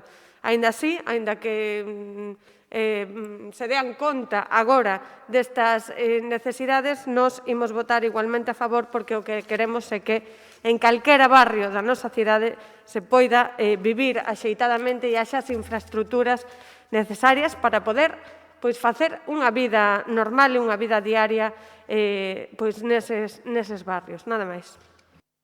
Moitas grazas, señora Beira. Pola Marea Atlántica, señora Delso. Sí, moitas grazas. Antes de nada, gostaríame respostar brevemente a señora Neira ao respecto da moción de xuventude. Digo, que descoñecemento tan grande non? Das políticas de participación e tamén das súas metodoloxías, porque os participadoiros, bueno, pois fíxese como cundiron, que deron lugar, pois, entre outras cousas, a esa nova reformulación do CEMIC, esa descentralización e actualización do CEMIC, non? E tamén non só as naves do metro Sidero e ao proceso de deseño tamén colectivo, son procesos de codeseño de políticas públicas. Señora Neira, a verdade é que sería recomendable que retomasen vostedes. E tamén ao remanso. Faltoulle decir na súa intervención que tamén o remanso foi unha herdanza da Marea Atlántica e que tamén será un futuro espazo para a mocidade. En relación á moción sobre o barrio de Bens do Partido Popular, pois tamén votaremos a favor. Tamén, pois como xa se dixo, son demandas veciñais coñecidas. E unha vez máis estamos neste pleno municipal falando dos núcleos tradicionais, dos núcleos rururbanos da cidade, tantas veces esquecidos. A nosa cidade é como é, temos un termo de escasamente 38 km cuadrados, dos calos o 60% están ocupados por un suelo urbano ou urbanizable, pero tamén existen pequenos núcleos tradicionais en orixe de natureza agraria e que resisten a ese tejido de configuración suburbana como vestixios valiosos de natureza tradicional, pero que tamén expresan a memoria do noso territorio e da nosa cidade, e que merecen, como ao resto dos barrios, atención. En relación a Bens, é un núcleo periférico e compacto con edificacións maioritariamente adosadas e tradicionais, no que existen todavía hortas de uso familiar que lembran tamén o seu pasado agrario. Unha das demandas recurrentes é atender a roza das parcelas e máis agora que empeza a tempada de incendios. A proximidade que ten este núcleo coa refinería e o seu desenvolvemento estivo e segue estando condicionado pola servidumbre destes grandes servizos. No pasado mandato realizáronse diversas obras fundamentalmente de reposición do firme, melloras da seguridade na calzada e tamén na área de xogo infantil. É certo que a ordenación e a adecuación do espazo público do núcleo de Bens é unha asignatura pendente. Durante o mandato da Marea Atlántica tratouse de contribuir con proxectos de mellora, moitos delos, e tamén hai que dicilo, froito de demandas veciñais impulsadas dende os orzamentos participativos, que logo falaremos deles, pero que esa outra política de participación lamentablemente desaparecida. En concreto, no 2017 fixose diversas plantacións de arborado no entorno da praia, que se completou no ano seguinte, no 2018, coa rexeneración da propia praia de Bens. E no ano 2019 fixose tamén unha nova beirarrúa e traballos de saneamento na contorna do centro veciñal de Bens. En definitiva, apoiamos estas demandas veciñais e votaremos a favor. Moitas grazas, señora Delso. Turno para o Grupo Socialista, señora Sobral. Gracias, señora alcaldesa. Resulta curioso que traigan esta moción, trasladando las peticiones de las vecinas y vecinos del barrio de Bens, 2 semanas después de que les hayamos presentado proyectos de mejora por valor de casi 1,5 millones de euros, que constituye la mayor inversión realizada en este barrio en los últimos años, que, por cierto, la ley de bases ya existía cuando gobernaban ustedes.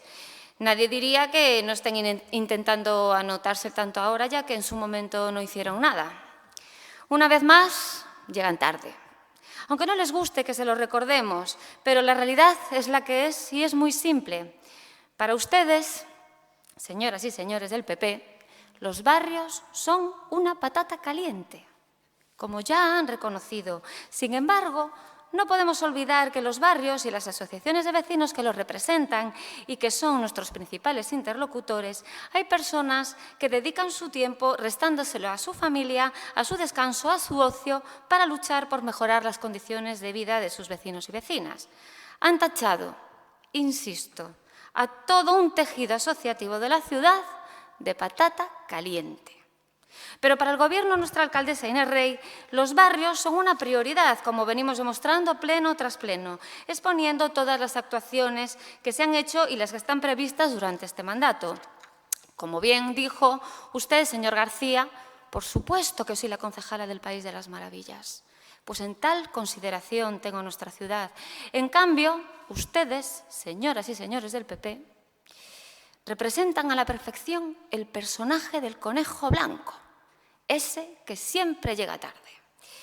No nos convencerán de que vivimos en Mordor, porque ni lo es ni lo será. Mientras esté en manos del Partido Socialista, evitarlo. Como dije antes, y así se lo trasladamos a la Asociación de Vecinos, este otoño vamos a comenzar un proyecto para la reforma integral del saneamiento en Comeanda y Bens, así como la mejora del camino de Mazaído, que está previsto que comience hacia finales de verano. También se han iniciado las reuniones para la ejecución del parque infantil y ya se les ha trasladado a los vecinos una propuesta de parcela para ubicarlo. Sobre la pista deportiva de Mazaído está proyectada una reforma que contempla un cambio en la iluminación y un muro de contención. Estas actuaciones no solo subsanan las deficiencias de la instalación, sino que además supone una mejora significativa en la funcionalidad y seguridad de la misma. Por cierto, a Bens sí que llega el bus, en concreto el 6A. Pero bueno, nuestras intervenciones en este barrio no comienzan ahora. Llevamos tiempo trabajando en él y, entre otras acciones, se han acometido las siguientes. Recogida de pluviales en el Villar Sur del lugar de Bens, realización de una acera con una barandilla para su seguridad en el acceso al centro vecinal de Bens, mejoras en la señalización vial y en la accesibilidad en el núcleo urbano. Y hemos realizado también una limpieza completa de la carretera de Bens previa a la mejora en el firme. Para este Gobierno municipal son importantes todos los barrios y la realidad de las inversiones que se están haciendo en todos ellos solo es invisible para quien no quiera verlo.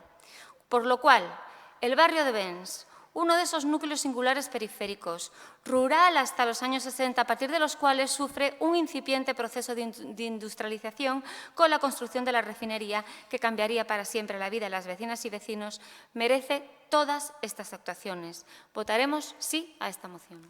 Muchas gracias, señora Sobral. Procedemos a votación da moción. Votos a favor.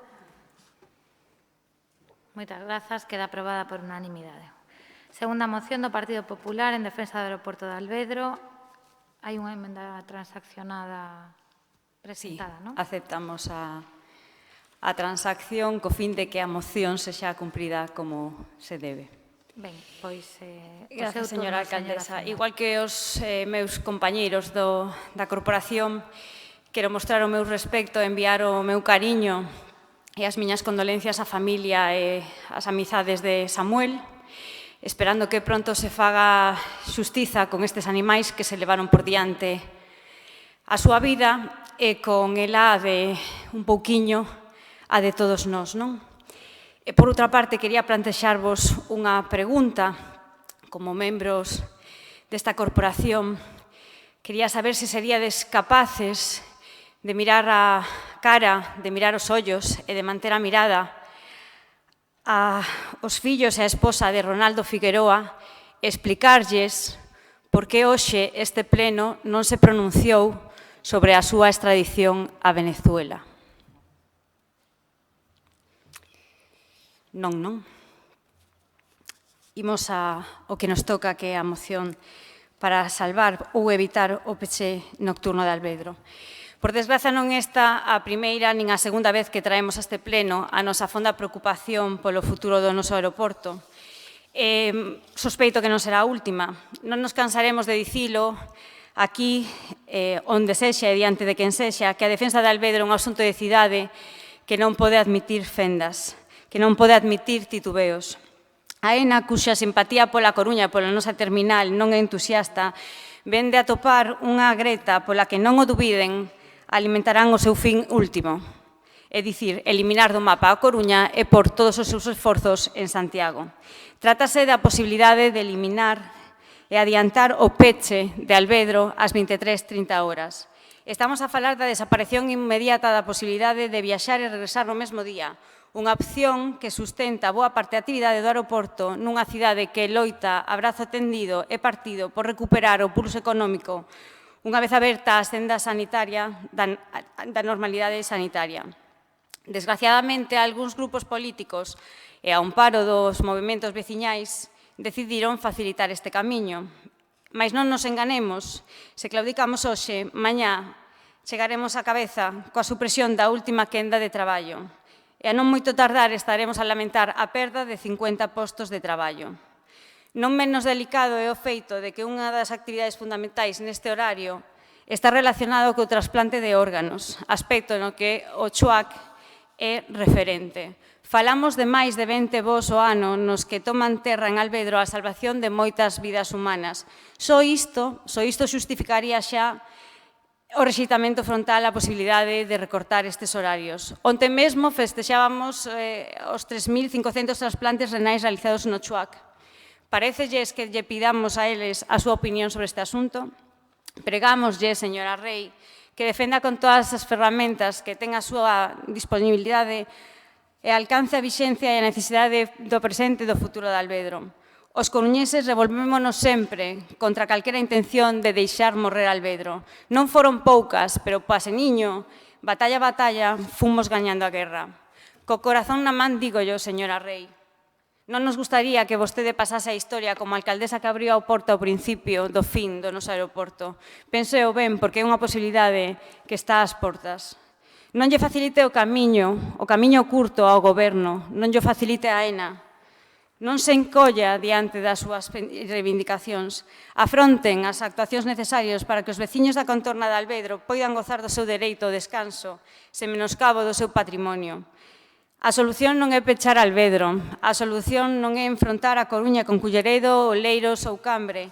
A solución é facer canto sexa necesario para mitigar a pegada sonora. Defendamos a estes veciños como defendemos aos da Coruña, con valentía e xenerosidade.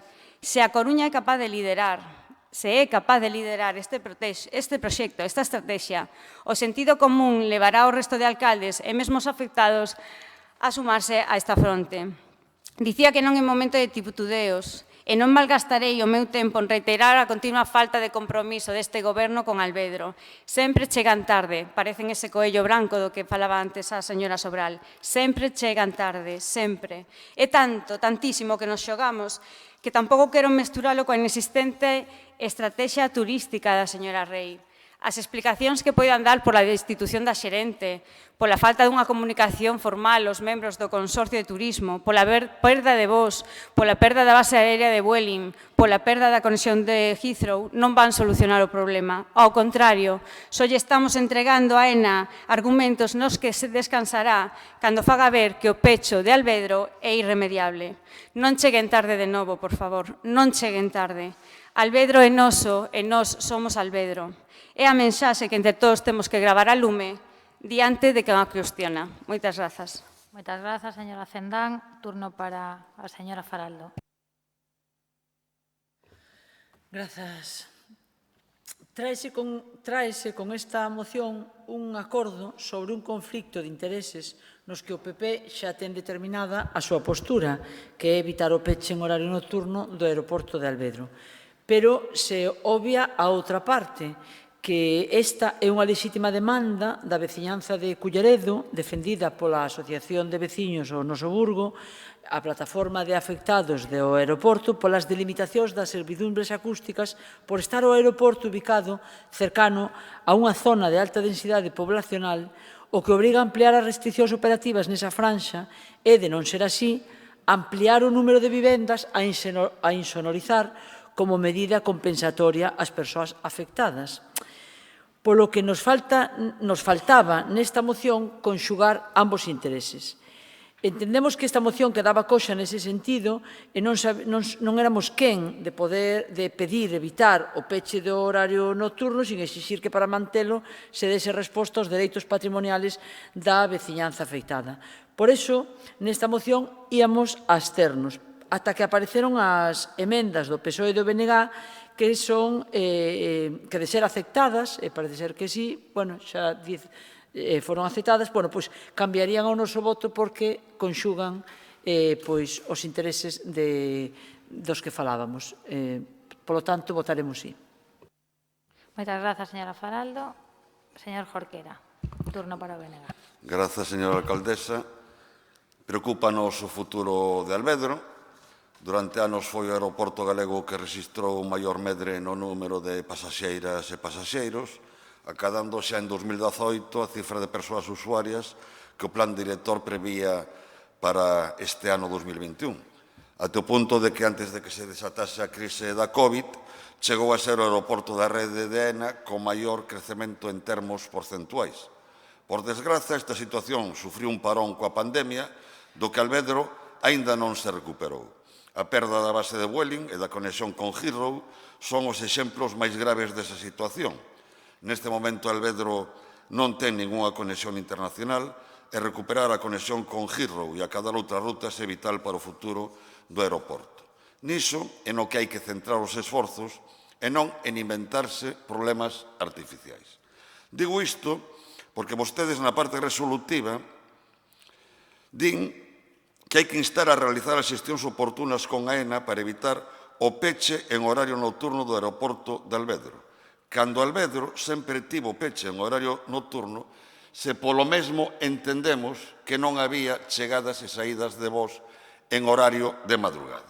Eu fui un usuario habitual de Alvedro sendo deputado no Congreso e se o último avión de Madrid saía con retraso, un dos nosos temores era que se desviase o voo por atoparse o aeroporto pechado. E ese temor tamén existía cando a ENA dependía dun goberno presidido por Mariano Rajoy. Non estamos a falar dun aeroporto que opere como un hub. Non ten voos transoceánicos. E nestes momentos, por desgraza, tampouco ten voos internacionais. Pódese discutir o horario e creo que é sensato, a hora de establecer o horario, intentar articular unha solución que conxugue a lexítima aspiración ao dereito ao descanso da veciñanza dos núcleos próximos ao aeroporto, minimizando o impacto dos voos nocturnos, con mantemento da capacidade operativa do aeroporto de Alvedro nos voos de negocio de ida e volta no día e nos voos con órganos de trasplantes. Estamos de acordo na importancia de que sigan operando eses voos ante a competencia futura do AVE, aparte de diversificar a oferta de destinos, un segmento no que ten que competir Alvedro e o dos voos de negocios de ida e volta no mesmo día, pero Alvedro está onde está, abonda con estar no Burgo para constatar o perto que pasan os voos dos edificios. En outros moitos aeroportos adoptáronse medidas para reducir o impacto dos voos, incluso en ocasións froito de sentenzas xudiciais. Ese era o sentido da nosa emenda. A emenda inicial do Grupo Socialista tiña unha orientación semellante, inda que non fose exactamente igual a redacción. Estamos satisfeitos coa transacción a que se chegou, polo tanto retiramos a nosa emenda, porque creemos que o que se trata é de conxugar estes dous aspectos. Nada máis e moitas grazas. Moitas grazas, señor Jorquera. Pola Marea Atlántica, señor Lema. Ben, moitas grazas. Quería saudar en primeiro lugar os policías que se están concentrando a estes momentos na entrada do Concello, con as reclamacións que levan tempo pendentes a atender e que creo que de alguma maneira manifestan a súa importancia cada día aí fora. Sobre outras cuestións que se comentaron antes, sobre a extradición que decía a compañeira Nazaret, eu vou saírme un pouco do guión. A mí, por exemplo, tamén me encantaría poder extraditar a Juan Carlos de Borbón. Sucede que está nun país que non ten un acordo de extradición co Estado español, curiosamente, Emiratos Árabes Unidos. Digo porque creo que todos podemos elevar, ás veces, o debate aos lugares que nos convén e non aos lugares nos que legítimamente están colocados, que nesa orde do día a que tan rigurosamente se nos pide que atendamos. Señora alcaldesa, vostede facía antes referencia a un tuit da Marea Atlántica. Eu vou facerlle referencia ao tuit corporativo deste pleno, onde se informa únicamente das intervencións dos concelleiros do Partido Socialista. A mí particularmente, sinceramente, me dá igual. Eu creo que non é unha ansia de protagonismo persoal a quen me anima a denuncialo. Digo que hai que diferenciar simplemente o corporativo do partidista e, polo tanto, se vostedes informan sobre as cuestións, os máis ou menos interesantes intervencións dos concelleiros do seu partido, informen máis ou menos equitativamente tamén da intervención do resto dos membros deste pleno. Ben, ahora imos achegándonos a Alvedro. Alvedro, sen dúbida, é un dos buracos negros na xestión deste PSOE da Coruña. Non é o único, non te chequera estou seguro de que sexa o máis grande. Acabamos de saber da cancelación do Riazor Live, que este Concello iba a celebrar en Comandita con, non se sabe moi ben quen, pero se sospeita, e que acaba de ser cancelado. Parece que a área de cultura, en vez de empezar a funcionar, parece que retrocede ata o desastre. E Alvedro permanece no desastre. Nese sentido, hai que decir que non parece que teñamos boas noticias no horizonte. Tamén se sinalou antes que a falta de xestión do goberno local se suma tamén a falta de compromiso de AENA no mantemento da instalación. Comentou o compañeiro Jorquera que hai un plan director de Alvedro que contemplaba uns investimentos de 20 millóns de euros entre 2015 e 2030 que non aparecen nunca pintados nos orzamentos xerais do Estado.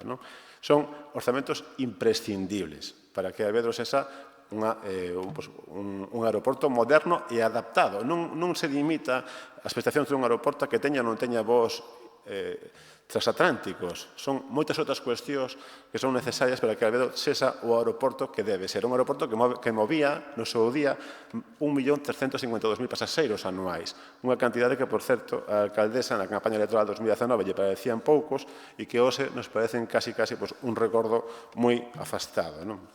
Por lo tanto, como se pode máis ou menos entender, nos imos apoiar, por suposto, a emenda transaccionada, nos parece xusta, e pedimoslle a este goberno que, na medida das súas posibilidades, que semellan escasas, neste ámbito, polo menos, traten de recuperar algún voo para Alvedro, porque será a mellor maneira de evitar estes debates sobre a súa rendibilidade. Por suposto, Alvedro ten que estar aberto desde as 6 da mañá ata as 12 da noite porque é o horario operativo normal de un aeroporto como este. Menos é casi ter un aeroporto inutilizado. E, polo tanto, insisto, fagan dunha vez os seus deberes e recuperen unha ruta central para nós como era a de Heathrow e, en xeral, leven o aeroporto a unhas cifras de pasaxeiros dignas. Nada máis e moitas grazas. Moitas grazas, señor Lema. Para o Grupo Socialista, señor Borrego. Grazas, señora alcaldesa. Boas tardes a todas e a todos. Señora Cendán, quero empezar a intervención sobre esta moción agradecéndolla. Agradecéndolla por fundamentalmente tres cuestións importantes. Primeira, a nosa alcaldesa, desde o primeiro momento, decidiu, como non podía ser doutro xeito, que se hai unha infraestructura estratégica para a cidade, para o interese xeral, esa é o aeroporto de Alvedro. A súa moción fai que, a partir de aí, os grupos entendan que, efectivamente, todos aquí estamos manifestando o valor estratégico desa infraestructura co que ten para a nosa cidade e a súa contorna. Iso é o primeiro motivo polo que eu lle agradezo esta moción. É certo que podo censurar un pouco o alarmismo que plantexa nela, porque iso supón que ten un certo descoñecemento do que está a ser a tramitación do plan director, o DORA e as relacións entre a AENA e os diferentes estamentos, entidades, concellos, organizacións, traballadores, sindicatos, etc., que forman parte da negociación global do que pode ser a definición final e o voto dese plan director. A AENA sempre ten que estar aberta a recibir, negociar e escoitar diferentes suxerencias, queixas ou propostas, como é neste caso.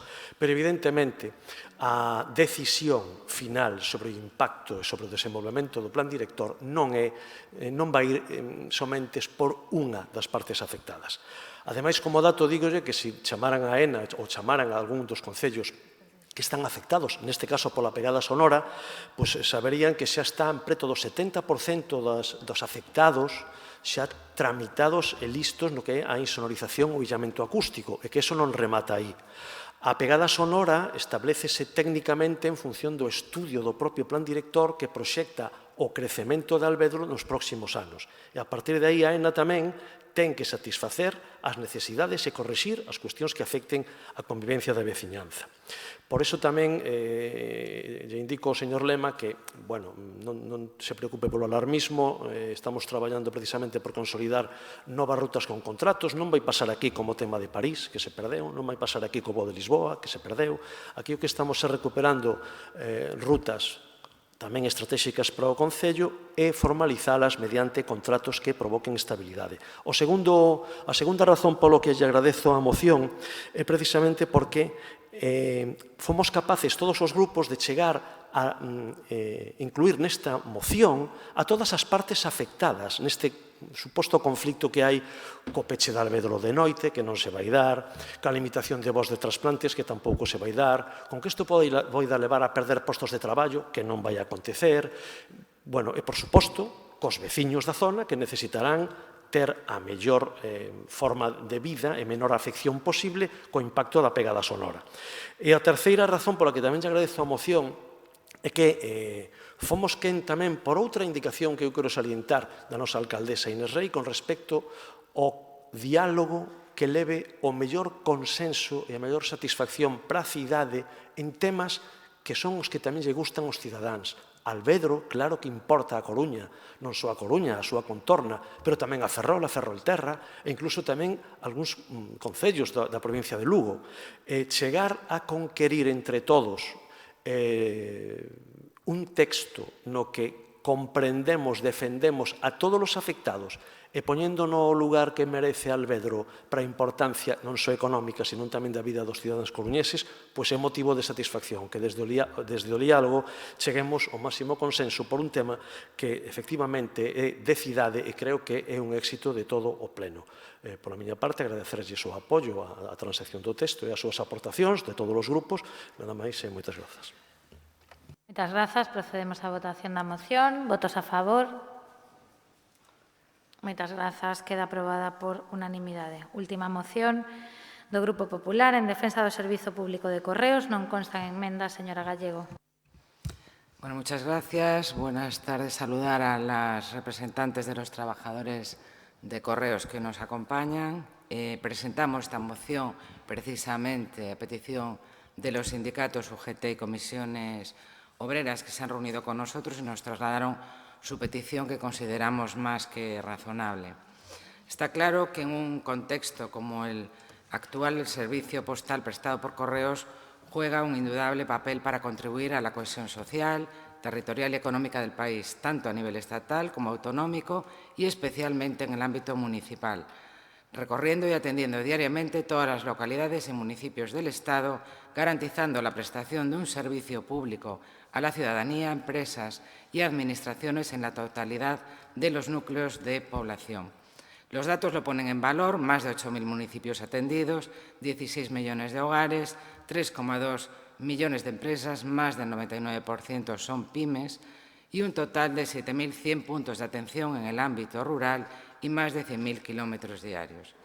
Los servicios postales, declarados durante el estado de alarma como servicios esenciales y reconocidos como un elemento de vertebración y cohesión territorial, son un valor arraigado en la vida social de los municipios desde la prestación de un servicio público, contribuyendo al desarrollo económico de los mismos, facilitando y dando accesibilidad al derecho de los ciudadanos, comercios, empresas y administraciones a disponer de un servicio postal a precio asequible y de calidad.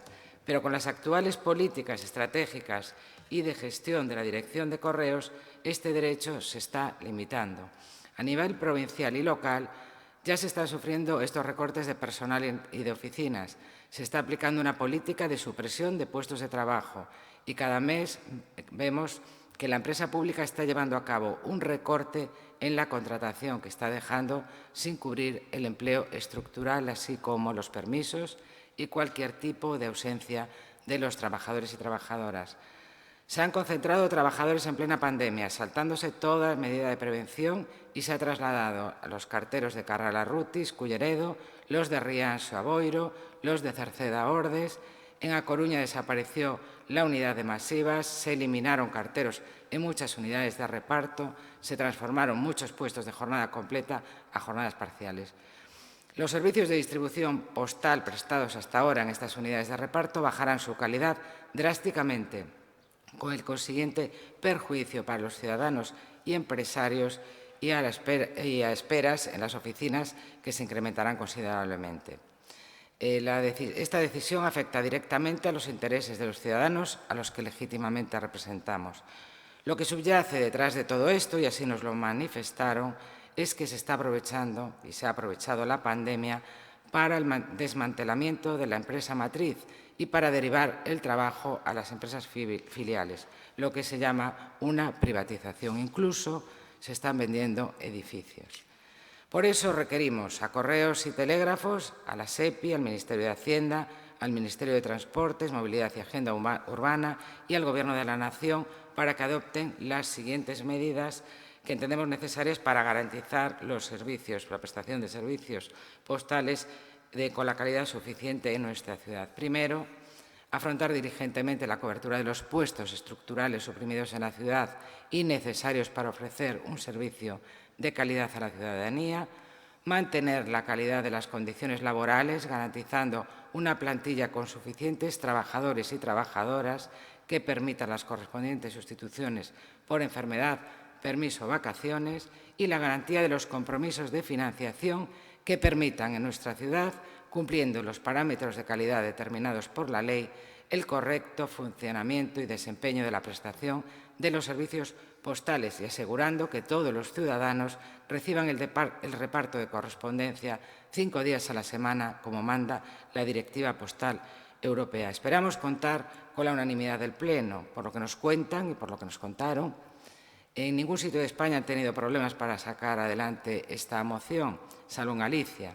Ni siquiera han escuchado sus demandas, han pedido reunirse con otros grupos y nada. Solo con el Partido Popular. Ni en Lugo ni en Orense se ha aprobado. Según el BNG, no es un servicio esencial. Nada más y muchas gracias. Muchas gracias, señora Gallego. Turno para a señora Faraldo.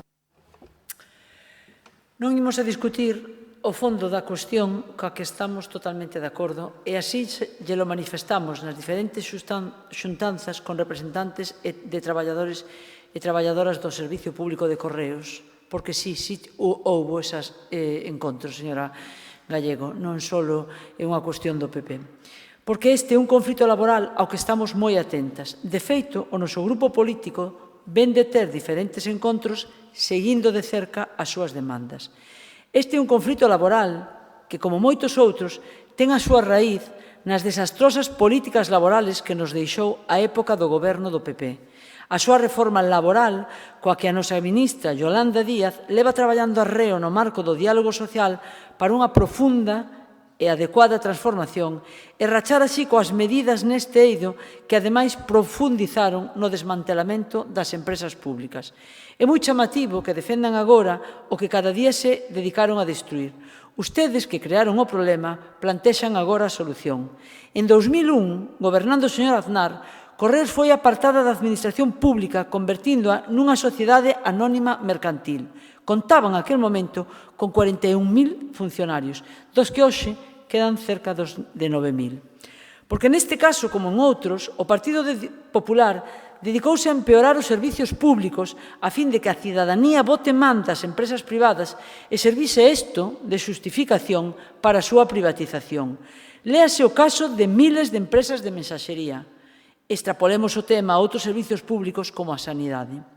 Coa excusa da crise entre o 2008 e o 2016, suspendéronse as probas de consolidación de emprego, non cubrindo as baixas e optando por unha bolsa de eventuais, chegando a ser no 2017 o 35% da plantilla con máis de 15.000 contratos eventuais. Claro que estamos a favor de que se leven a cabo máis contratacións, pero en condicións dignas, deixando de lado a temporalidade, cunha plantilla dimensionada e cadros de persoal fixos e non eventuais, e rexeitando un modelo que dificulte e impide a conciliación da vida laboral e persoal con concursos de traslados xustos. Pero iso exixe primeiro tumbar todas as medidas que en políticas laborais vostedes se encargaron de implantar e crear un marco normativo que protexa os servicios públicos e os dereitos das traballadoras tan pisoteadas durante os seus anos de goberno. Traen unha moción con coa que concordamos, porque a nós todo o que sexa mellorar os servizos públicos e os dereitos da clase traballadora, aí nos van a topar. De feito, insisto, na incansable loita que estamos tendo co e no goberno de coalición, pero non deixa de sobrecoller este lavado de imaxe que con este tipo de mocións parece querer facer o PP. Se ata tivemos que revertir algo tan básico como acabar cos despedimentos por baixa médica que vostedes permitiron, sabendo que co meu voto, en este caso, en casos como este, ten máis de carga simbólica que vinculante, ten máis de declaración de posición que de peso no resultado, pensei en votar non, porque vostedes e nós, en políticas laborais e na defensa dos dereitos da clase traballadora, estamos nas antípodas. Pero por respeto aos traballadores e ás traballadoras de Correos, vou votar sí. Moitas grazas, señora Faraldo. Polo BNG, señor Jorquera. Grazas, señora alcaldesa. Teño que admitir que levei unha grande sorpresa ao ler o título desta moción. Moción do Grupo Popular en defensa do Servizo Público de Correos. Leveime unha sorpresa porque no pleno de hoxe debatimos sobre a tarifa eléctrica e foi un goberno do PP quen privatizou Endesa. Debatimos tamén sobre Alvedro e foi un goberno do PP quen privatizou a ENA, continuando, iso sí, un camiño iniciado polo goberno Zapatero. Noutros plenos temos debatido sobre a situación de Alu Ibérica, herdeira da antiga Inespal, privatizada por un goberno do Partido Popular. Igual que foi un goberno do PP quen privatizou Iberia ou Telefónica, continuando, iso sí, a senda iniciada por Felipe González. E se nos centramos en Correos, a súa conversión en sociedade anónima no ano 2000, goberno de José María Aznar, se non me confundo, do Partido Popular, acelerou o camiño da liberalización, que é a causa principal da continua precarización do servizo. Camiño que seguiu percorrendo con entusiasmo entre 2001 e 2003 un presidente de Correos que se chamaba, non sei se lle soa, Alberto Núñez Feixóo. Todo iso a maiores dos retallos e da privatización encuberta en servizos públicos esenciais practicada polos sucesivos gobernos do PP na Xunta de Galiza. Pero por moito que nos sorprenda a moción e o PP sexa corresponsável da situación na que se atopa Correos, coincidimos, inda que a señora Rosa Gallego non o crea, en que Correos presta un servizo fundamental como elemento de vertebración e cohesión territorial, algo nomeadamente importante nun país cunha enorme dispersión da poboación como é Galiza. No que unha parte importante da poboación sigue vivindo no medio rural, no que ten máis difícil acceso a outros servizos. E, ademais, atreveríame a decir que Correos presta tamén un servizo fundamental como elemento de cohesión social, pois existe a fenda digital e hai segmentos da cidadanía que non teñen acceso a Internet. A realidade é que Correos está reducindo a súa rede postal, pechando centros e oficinas, mentres potencia Correos Express para competir con Amazon ou coas empresas de entregas urxentes de paquetería, e, mentras tanto, reduce os servizos convencionais. E esta política tamén ten consecuencias como o recorte do emprego e o incremento de contratos temporais e a tempo parcial co conseguinte empeoramento da calidade do servizo. Por iso, gustaríame facer unhas últimas aclaracións antes de expresar o sentido de voto. O BNG reúnese con absolutamente todo o mundo, todas as entidades que solicitan reunirse co BNG. Non houbo sindicatos de Correos, nin comité de empresa de Correos que solicitase reunirse co Grupo Municipal do BNG. En segundo lugar, a nosa que nos importa é a defensa do servizo de Correos. Por moi incongruente que asuma esta moción o Partido Popular, e por moi incongruente que algúns destes recortes sexan froito de un proceso pactado con organizacións que agora se queixan das consecuencias destes recortes. Vaya, en calquer caso, o meu recoñecemento aos traballadores de Correos, porque grazas aos seus esforzos sigue prestando Correos un servizo fundamental pese estas políticas das que discrepamos, e por esa razón, porque estamos de acordo na necesidade de fortalecer Correos como un servizo público fundamental, imos votar a favor desta moción, señora Rosa Gallego. Moitas grazas, señor Jorquera. Turno para a Marea Atlántica, señor Lema. Moitas grazas.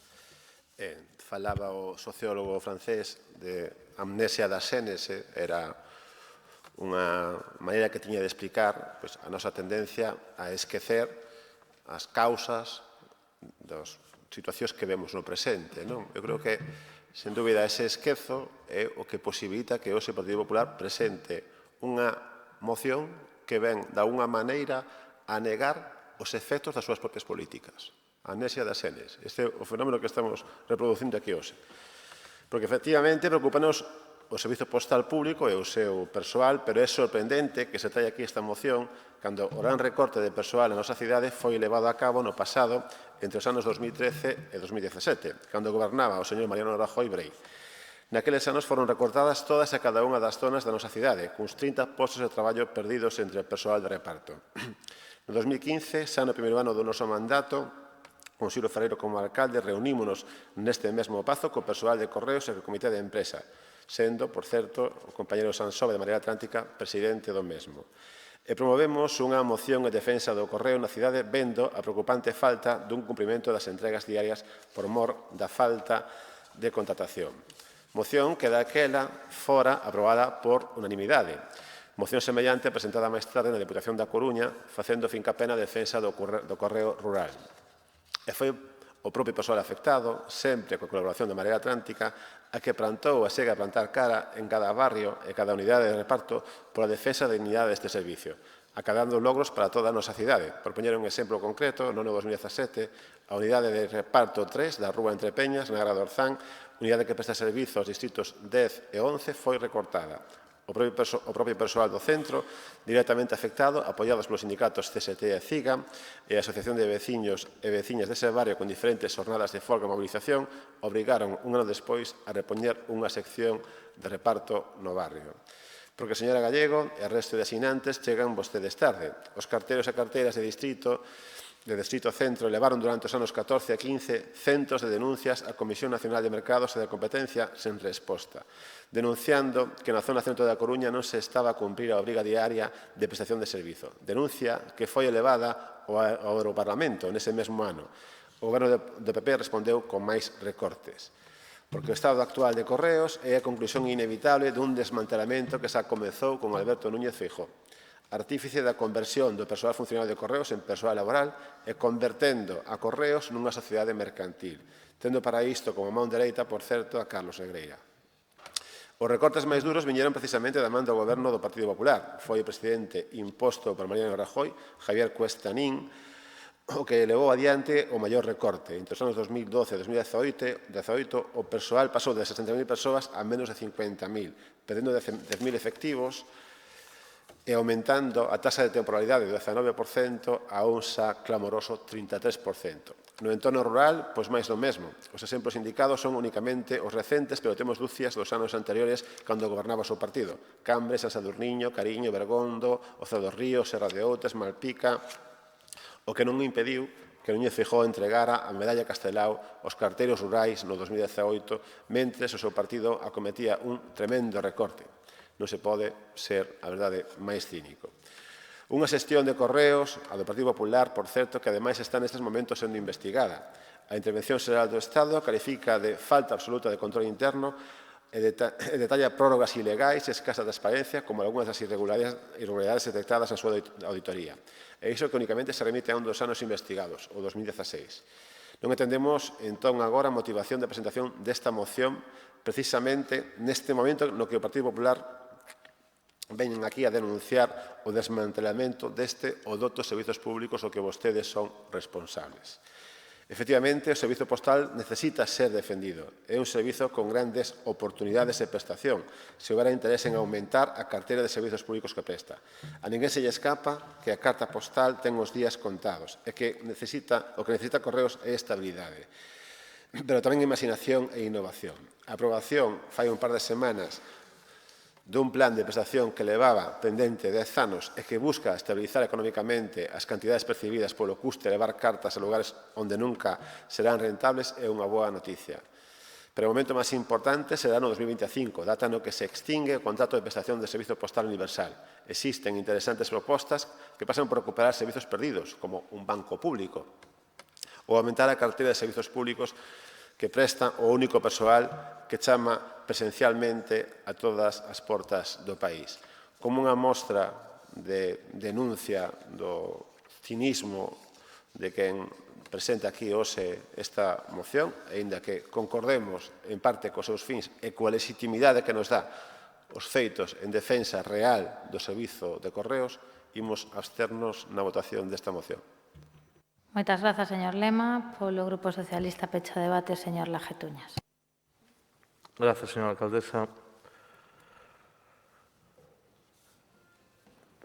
Señora Gallego, permítame que lle diga que a posición deste grupo é unha posición constructiva, como sempre que se formula algunha proposta sobre os servicios públicos, e nos non só entendemos, sino que compartimos a sensibilidade dos representantes das traballadoras e dos traballadores diante dunha situación que describen.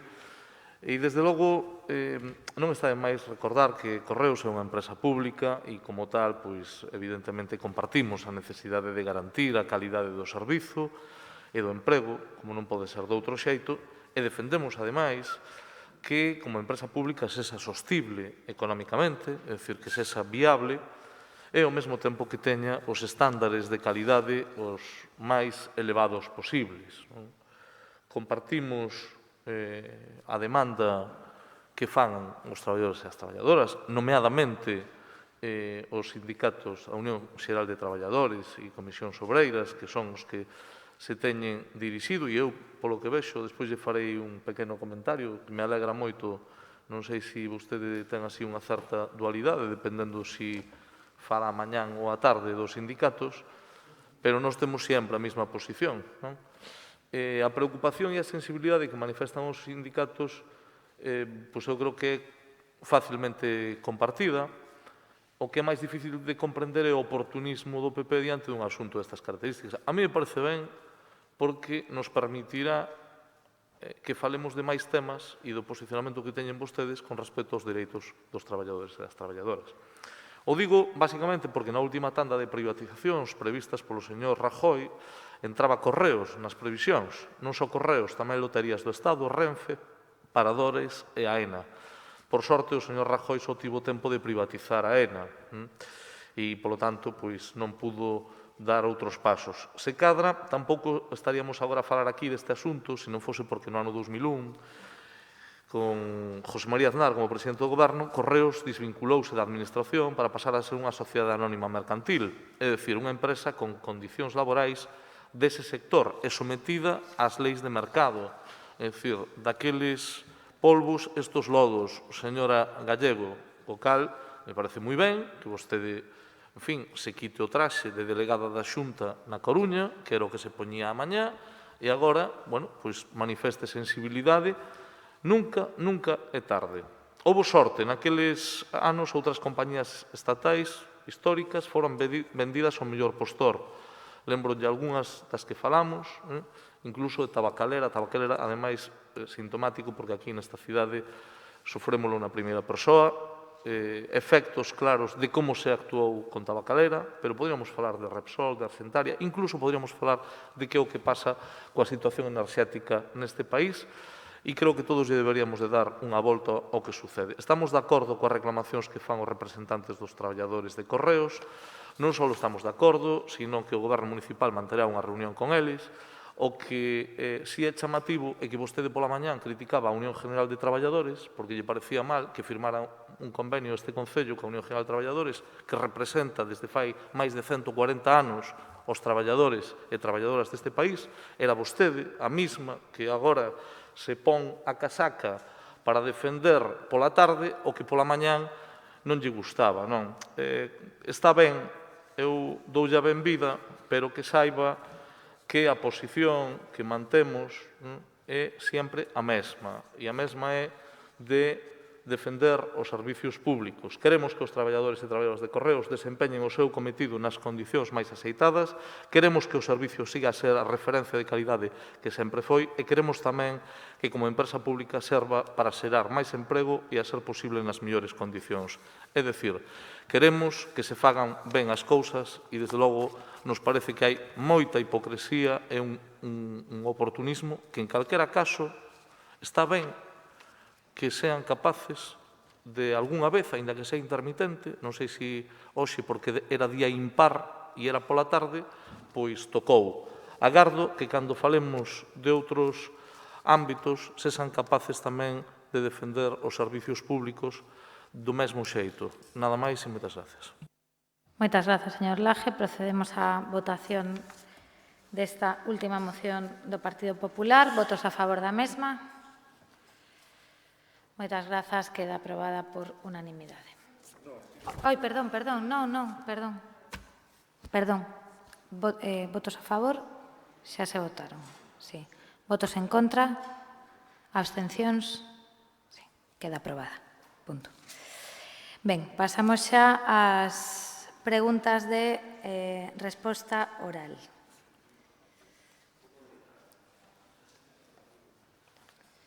Ben,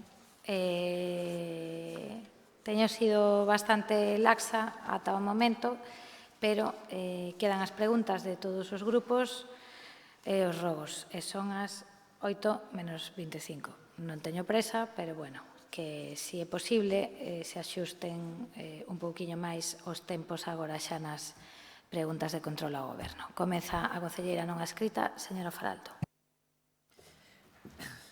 Bueno, presentamos unha solicitude das asociacións veciñais de Novo Mesoiro e Mesoiro Vello. Con data 1 de decembro do 2020, a directora de Urbanismo ditou un decreto á vista dos seguintes antecedentes. Según constaba no expediente, Jesús Becerra Padín tiña a licencia para un aserradeiro no lugar de Mesoiro. Tras varias denuncias presentadas ante a Policía Local, pois esta visitou a zona, inspeccionou o citado aserradeiro e pudo comprobar que se acumulaba madeira en diversas parcelas fora do recinto do aserradeiro. Se identificou naquele momento como titular da actividade a empresa Madeiras Becerra e como responsable desta a Diego Becerra Mosteiro.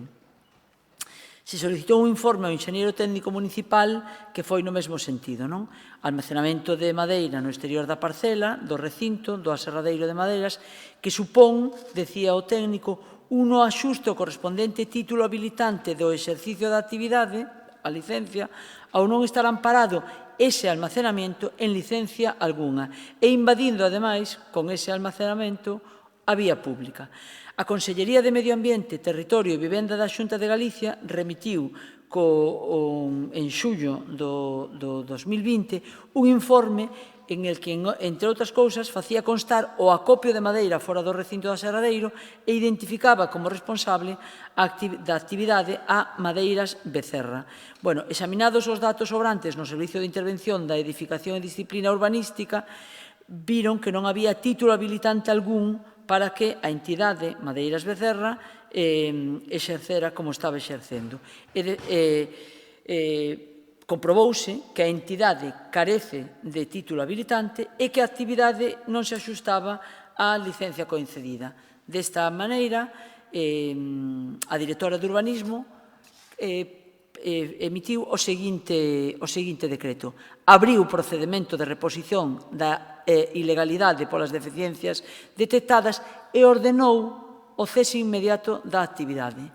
A día de hoxe non só non está cesada esa actividade, sino que encima hai moitos máis perxuizos polos verquidos ora líquidos na zona e na vía pública. Polo tanto, a pregunta que centrábamos era si o Concello que pasos se está dando para cumprir con este decreto.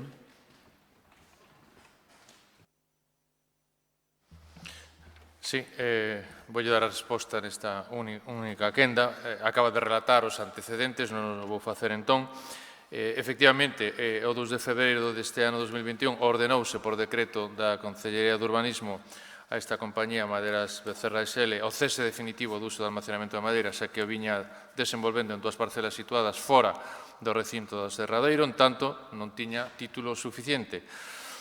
Esta empresa recurriu este decreto que foi desestimado o 15 de marzo E o 2 de xuño se nos comunicou polo Xulgado Contencioso Administrativo número 1 a presentación de recurso contencioso administrativo por parte de Madeiras Becerra Sociedade Limitada. Este expediente entregouse ao xulgado, fixose o correspondente emprazamento á Asociación de Veciños con que estamos en contacto para explicar esta situación e vimos de recibir o día 28 de xuño auto do xulgado polo que se acorda aceptar a medida cautelar solicitada pola compañía recurrente con suspensión parcial desta execución. Polo tanto, este auto permite nestes momentos que o demandante siga utilizando as superficies mínimas en ambas parcelas, en tanto en cuanto non se dicte sentencia correspondente. Por outra parte, para terminar de informar, procede sinalar que abriuse un expediente, o expediente 544 deste ano 2021, tras instancia presentada o 25 de maio por Madeiras Becerra Social Limitada, asuntando o proxecto técnico para obter título habilitante para o uso destas parcelas. Esta é a situación administrativa a día de hoxe. Moitas grazas. Seguinte pregunta. Nos segundos que me quedan, sí que agradecería, son 17 creo, sí que agradecería que non entendí ben si se lle permiten tanto seguir facendo uso da parcela ou a medida cautelar e a suspensión. Non entendín ben, concelleiro. O xulgado que acepte a medida cautelar de suspensión do decreto dictado pola Concellería de Urbanismo. Entón, con motivo desa cautelar, non podemos aplicar a suspensión. Temos que esperar o resultado e o fallo que se dicte cando remate vía sentencia.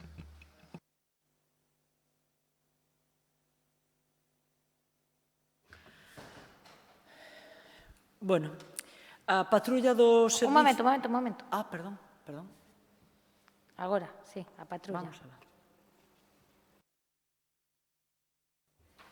A patrulla do Servicio de Protección da Naturaleza da Guardia Civil, o SEPRONA, viña detectando desde finais do 2018 o abandono de neumáticos usados na zona do Monte Baixo de Penamoa.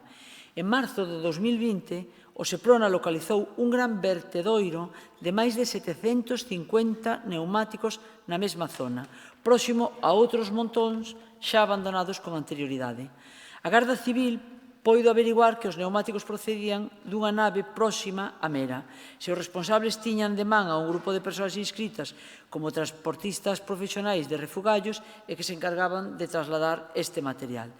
Instruíronse as correspondentes denuncias, dando conta, ademais, á Fiscalía de Medio Ambiente por se os feitos pudesen ser constitutivos dun delito contra o medio ambiente. Pero aí rematou o asunto. Sei que en xuño do ano pasado o BNG presentou un rogo oral para pedir a eliminación deste vertedoiro ilegal. Non tuvo éxito na petición. Vou aprobar eu, a ver se teño a sorte da novata. A día de hoxe, non só os neumáticos seguen no monte, senón que xa empezan a ser engolidos pola maleza, o que é o máis grave o asunto, porque ao impacto medioambiental súmanselle o abandono da Administración e das súas responsabilidades en canto á limpeza e mantemento dos espazos públicos.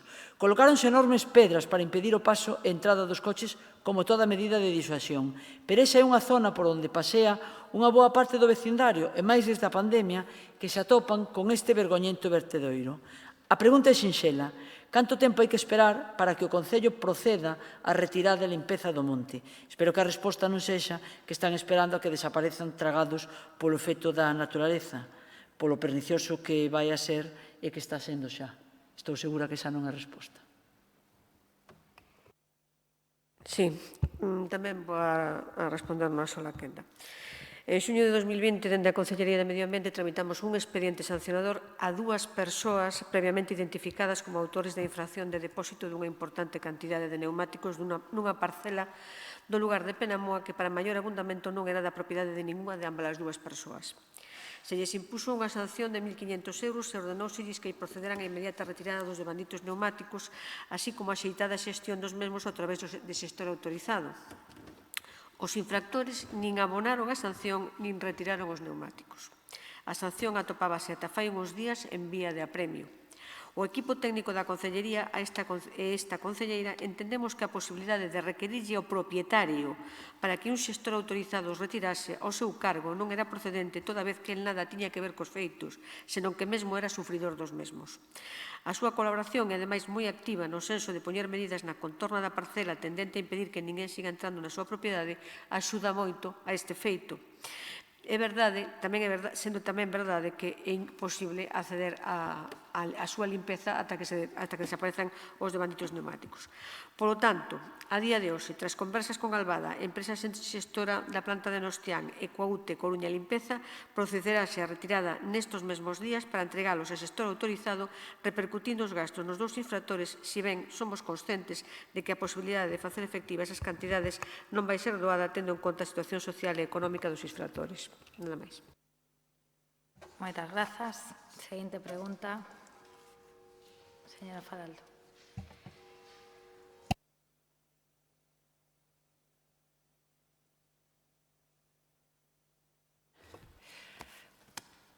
A historia do noso Hospital da Coruña, en canto ás obras que nel se acometen, podería levar o título de A historia interminable, pero, ademais de interminable, acumula tal cantidad de chapuzas que debería escribirse un libro tipo antoloxía de despropósitos para non esquecelas. Heliporto que non funcionou ata anos despois da súa instalación, zonas nas que chegaron a quedar atrancados autobuses ou polas que non pasarían os camións de bombeiros, pasillos angostos polos que costa maniobrar o xiro dunha camilla. A remodelación se fixo baixo un plan director que nun eterno día da marmota non ten fin. Iniciado no 2001, tiña que rematar no 2010 e aí sigue. A última fase, que xa tería que estar concluída fai anos, púxoselle agora fase 0 para disimular e volta a empezar. Pero que xa non pode ser alleo a ninguén con algún tipo de responsabilidade política é a situación actual que se está a vivir por acometer as obras da maquillada fase 0 en medio da actividade sanitaria no seu momento, ademais, máis sensible. Así nos atopamos. Fachadas do edificio cubertas de andamiaxe. Durante o mes de agosto, traballos cunha grúa de grandes dimensións ante o edificio central. Traslados de quirófanos que, tras ser reformados, teñen que volver a ser trasladados polos efectos da obra. Cortes de auga. Obreiros traballando entre os usuarios e os profesionais.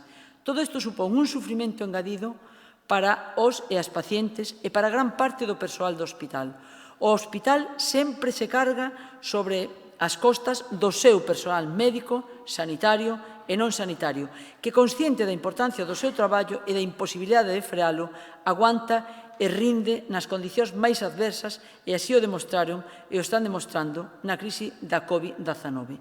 Non se pode facer convivir doentes, profesionais da sanidade, quirófanos, UCIs, durante os anos que se van a cometer esta obra fase 0, con perforacións, fendas, po, ruídos, vibracións e perigos biolóxicos asociados ás obras cando se debería e se podería evitar.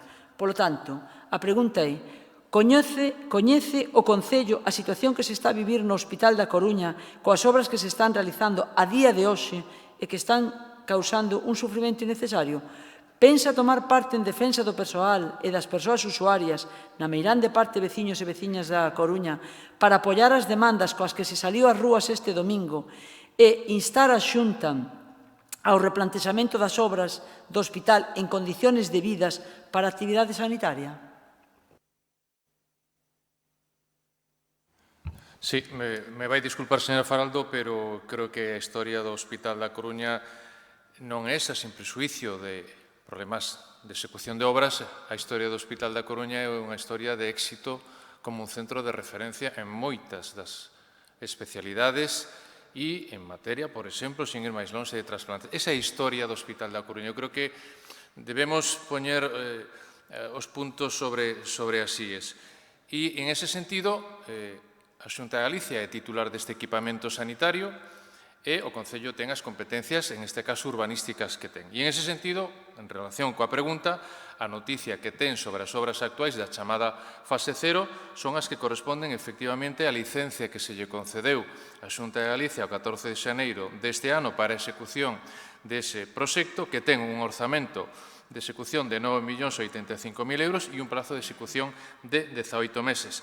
Temos que entender que a Xunta de Galicia, como titular das obras e titular de equipamentos, ten que executar as obras conforme a proxecto coas necesarias medidas de seguridade e de equipamento. Eu voume permitir unha pequena licencia en este sentido porque eu creo que, e observando algún dos debates anteriores, non podemos ter un hospital axeitado a estes tempos sin as necesarias obras que, lóxicamente, producen afeccións, trastornos e máis nun ámbito como hospitalario, como non podemos ter un aeroporto en horarios non competitivos, como non podemos, e vou me permitir esta licencia, pedir enerxías limpias e, de alguna forma, desbotar permanentemente as necesarias instalacións de aerogeneradores ou de instalacións offshore. Evidentemente, hai que poñer os puntos nas íes, pero temos que ser conscientes do impacto das grandes infraestructuras, sendo tamén conscientes de que nós, desde o primeiro momento, pedimos a máxima minimización de todas as medidas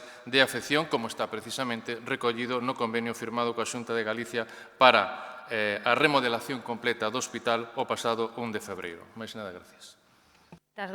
Moitas grazas, señora Faraldo. Turno xa para as preguntas do Bloque Nacionalista Galego. Grazas. Señor concelleiro, cal é a razón pola que ao inicio da temporada turística foi cesada a xerente do Consorcio de Turismo? O Goberno municipal decidiu impulsar unha nova orientación estratégica para o Consorcio de Turismo.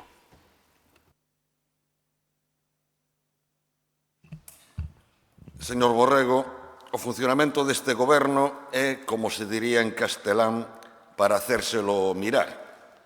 Que llo digan a xente da cultura da nosa cidade, xa non saben a quen dirixirse, e, se mo permite, que llo digan tamén a vostede. Empezou de concelleiro de Deporte, despois retiraronlle as competencias, entre as novas competencias asignáronlle turismo, mas agora cesanlle a xerente de turismo, a xerente do consorcio, perdón. É presentável que unha persoa sexa cesada de xeito fulminante sen sequera contar coa Xunta de Goberno do Consorcio que se tivo que enterar pola prensa? A nós parecenos que non, porque ademais sáltanse os estatutos do Consorcio. O artigo 12 establece que o Consello do Consorcio é quen ten a atribución de nomear ou separar a persoa titular da xerencia. Incluso dubidamos da legalidade da decisión que se adoptou. Como se pode xustificar o cese apelando á necesidade dun novo contrato que dea estabilidade e reforce a xerencia de turismo? Da estabilidade e reforza que no inicio da temporada alta, despois de meses e meses de debalo da actividade turística por mor da COVID, a xerencia fique descabezada? Porque se se opta polo sistema de concurso, como anunciaron, poden pasar 6 meses até que haxa novo xerente. A non ser, claro está, que as razóns dadas para o cese sexan un pretexto para colocar a quen xa tiñan decidido. Que vai pasar, entre tanto, cos múltiples proxectos que estaban iniciados ou en xestación? Co anunciado convenio coas axencias de viaxes para desenvolver produtos turísticos atractivos e singulares? Coa posta en marcha do Coruña Convention Bureau? Cos proxectos vencellados ao desenvolvemento da Ruta Picasso? Co Festival Sal? E con tantos e tantos outros proxectos. Que significa que o motivo do desistimento do contrato sexa a inexistencia da recíproca confianza que debe existir entre ambas partes? Que significa isto? Se é recíproca, entón tampouco a señora Lanzada Calatayud tiña confianza no goberno. Pero iso debería de decirlo ela, non vostedes. Pero vostedes, por que non tiñan confianza na señora Calatayud? Cales son as razóns concretas do cese?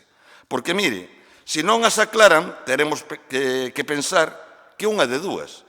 Ou están intentando encubrir a falta de criterio e de proxecto en materia de turismo do goberno municipal, cobrándose a cabeza dunha boa profesional, ou simplemente que a señora Lanzada Calatayud é a cabeza de turco das súas liortas internas. E sexa como sexa, non nos parece presentável, nin no fondo, nin na forma. Moitas grazas. Señor Jorquera, o Goberno municipal dispón da potestade de levar a cabo as accións que considere necesarias para a consecución dos obxectivos que persigue, neste caso, desde o Consorcio de Turismo e Congresos da Coruña. Hai momentos, situacións, circunstancias nos que nin sequera se pon en cuestión a capacidade, a profesionalidade ou a implicación das persoas ante a necesidade de plantexar unha consecución de novos obxectivos, o que en definitiva podemos dicir que é un cambio de rumbo. Neste sentido, desde o Goberno local estimouse convinte unha reestruturación e reforzo do Consorcio de Turismo nun momento clave para o sector. É o que se viu neste momento, un momento no que no inicio da saída da catastrófica pandemia fai imprescindibles novos plantexamentos e novas estrategias. En un momento onde, co segundo semestre do ano prácticamente planificado no que a accións e eventos se refire, hai que traballar xa cara ao novo escenario que se abre a partir do 2022. E eses novos plantexamentos e obxectivos precisan, desde o criterio do Goberno municipal, novos perfís. E iso non é óbice para recoñecer os logros e a labor desenvolvida estes últimos anos por Lanzada Calatayud, que tamén en nome do Goberno municipal quero resaltar. E, por suposto, desde o ámbito persoal, desde onde non podo máis que agradecer a axuda, dedicación, honestidade, traballo, responsabilidade e profesionalidade, desexándolle o mellor no seu futuro laboral e, por suposto, persoal. Decidir, señor Jorquera, forma parte da responsabilidade de goberno. Decidir conleva riscos de acertar, de errar, o que veremos co paso do tempo. Pero hai que facelo, hai que decidir cando se considera o momento preciso para elo, antepoñendo os intereses xerais sobre calquera outros, por moi complexas, difíciles que sexan a veces esta toma de decisións, e, sobre todo, asumilas. Nada máis e moitas grazas. Moitas grazas. Seguinte pregunta do BNG. Señora Beira. Señor Borrego. Perdón. Como valora o Goberno local que a Coruña sexa a cidade galega con máis desigualdade social e que medidas ten pensado poñer en marcha para afrontar este feito? Bueno, desconocemos la fuente de la que se obtiene este dato, no obstante, hemos de decir que la lucha contra cualquier tipo de desigualdad social ha sido una prioridad de este Gobierno y de la alcaldesa desde el minuto cero de este mandato. Ben, pois precisamente a fonte vou. Esta noticia, esta nova, que di que o índice de desigualdade coruñés é o máis elevado das 7 grandes cidades galegas, ven dunha noticia da Opinión, do xornal A Opinión, que fala pois, precisamente dunha serie de índices non polos que se miden a desigualdade social. A nos preocúpanos profundamente esta desigualdade social na que a Coruña é líder. Non é a primeira vez que intentamos sacarlle á Conselleira de Servizos Sociais ou de Benestar Social pois as medidas que teñen pensado poñer en marcha para afrontar a actual situación social, porque é evidente que a crise da COVID-19 ten unhas repercusións sociais e vai ter, non probablemente agora poidamos ir soportando algo, pero estamos xa a vivir os inicios do que é unha crise social sen ningunha dúbida. Xa preguntamos noutras ocasións que ten pensado facer o Goberno local, temos preguntado noutras ocasións se se van reforzar ou non os servizos sociais en materia de persoal, se vai haber un reforzo tamén das axudas artelladas por parte do Concello da Coruña, falamos de axudas de emerxencia, falamos de renda social municipal, falamos de outro tipo de axudas que existen no Concello da Coruña.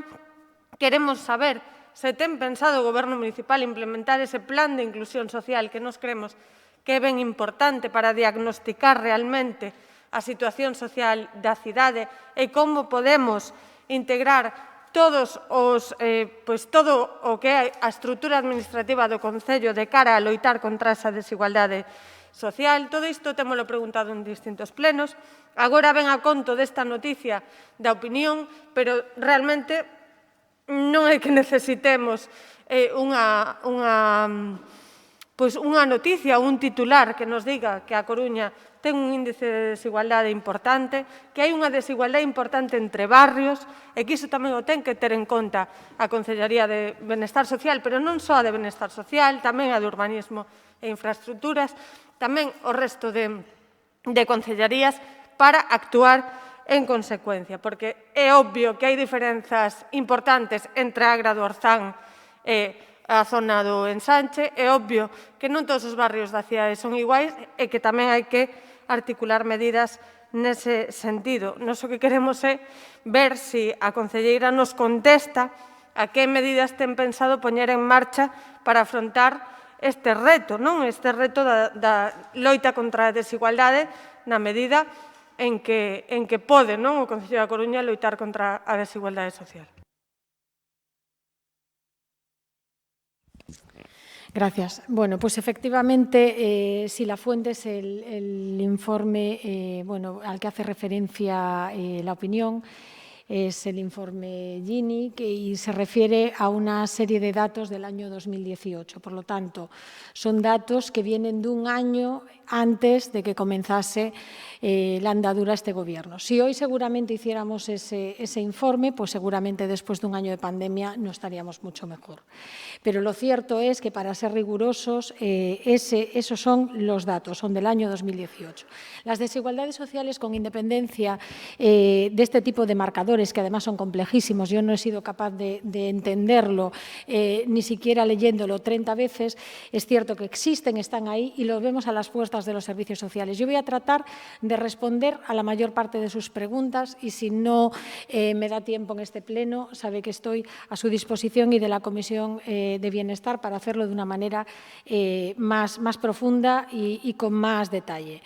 Nosotros hemos puesto en marcha un equipo nuevo de atención social en Novo Andanza. Lógicamente, como ustedes sabrán, es un barrio que está afectado por una situación de desigualdad social importante, por una situación de vulnerabilidad social de mucha de su población, mucha población migrante importante. Se puso en marcha ese equipo de atención social. Hay un refuerzo en personal, de los servicios sociales y ahí está. Lógicamente, si no existiese ese refuerzo de personal, sería imposible dar respuesta como se está dando en la actualidad. Que seguramente no sea la respuesta óptima, no, pero dentro de nuestras posibilidades le puedo asegurar que es una respuesta más que adecuada y una respuesta que podemos decir que es positiva.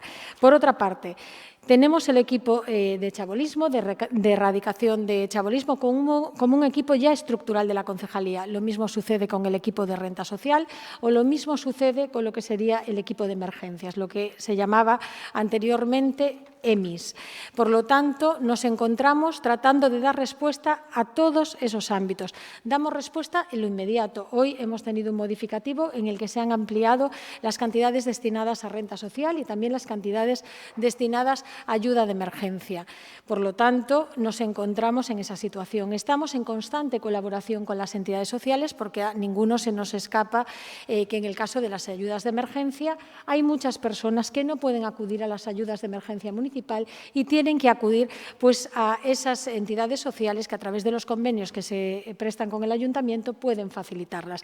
En la inmensa mayoría de los casos, personas que tienen deudas con la Administración o personas que se encuentran en situación administrativa irregular que no pueden acceder por la propia legislación a las ayudas de emergencia municipal. Nos encontramos atendiendo además a otro tipo de población, no solamente la población que se encuentra en una situación de máxima vulnerabilidad, sino a una población muy afectada por la crisis del COVID, como es la población mayor. Nos encontramos hoy con un refuerzo de esos convenios con 3 entidades como son Cruz Roja, Cáritas y Renacer, que están haciendo un trabajo magnífico en lo que es el programa de acompañamiento de personas mayores en situación de soledad.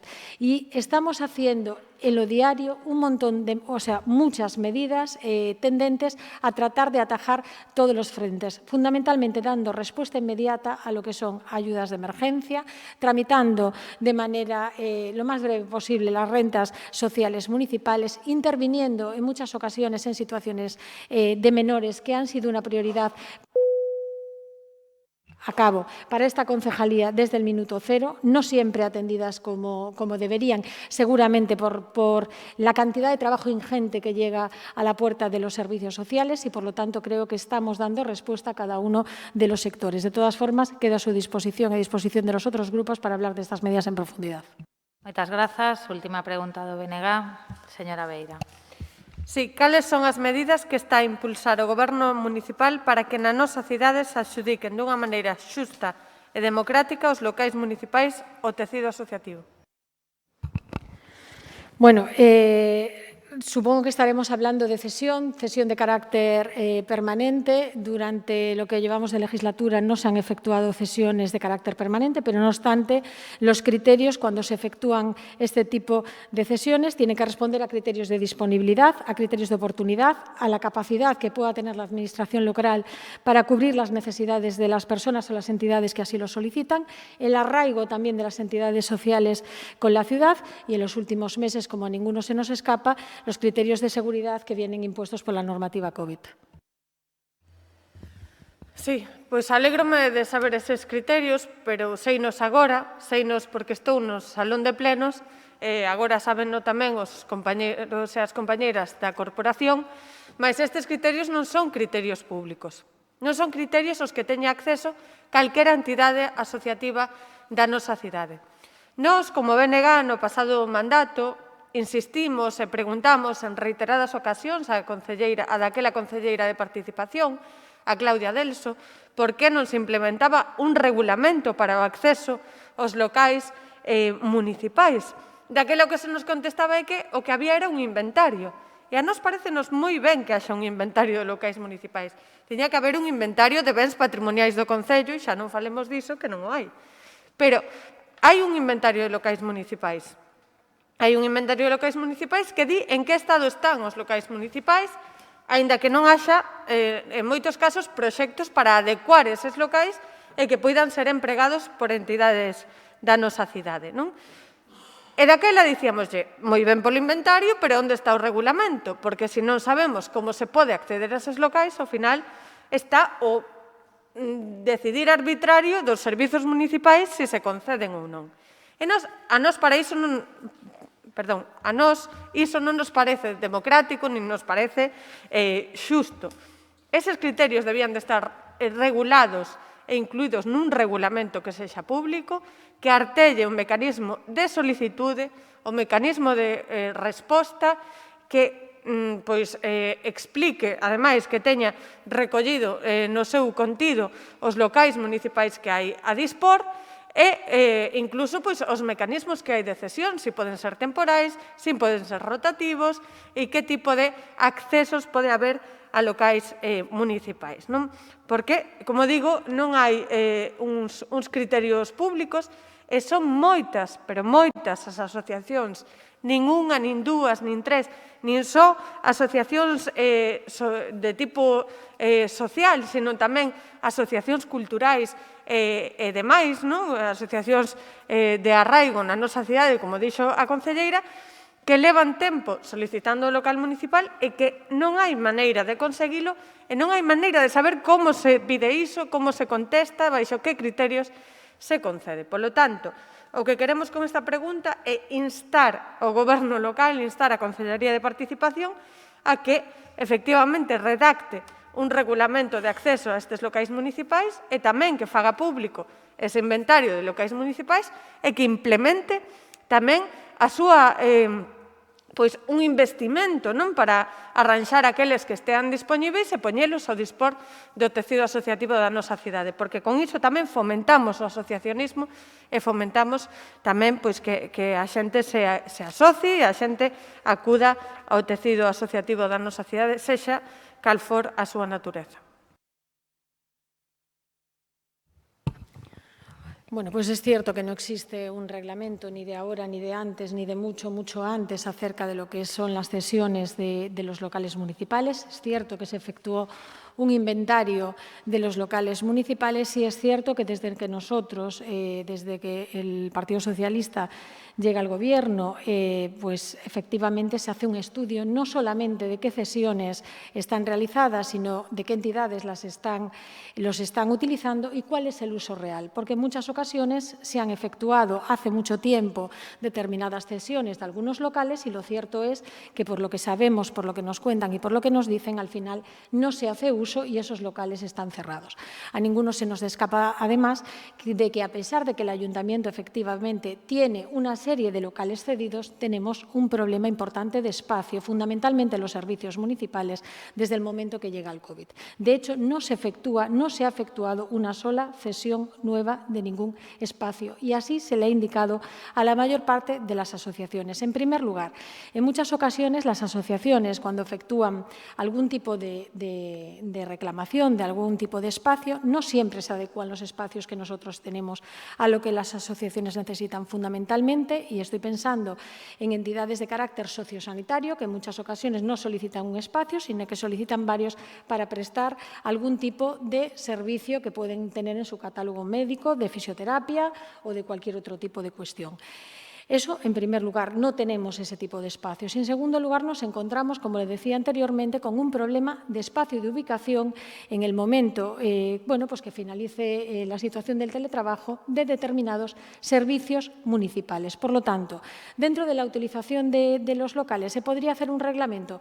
Pues seguramente sí. Seguramente también sería inoperante porque sacamos una convocatoria, los convocamos cada 15 días, las necesidades al final van surgiendo. Lo cierto es que siempre se habla con las entidades que lo solicitan.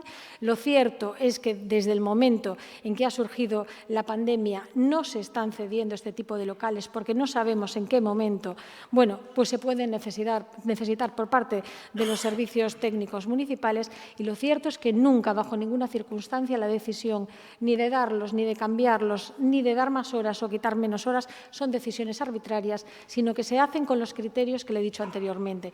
Son los que se utilizan por parte de esta concejala.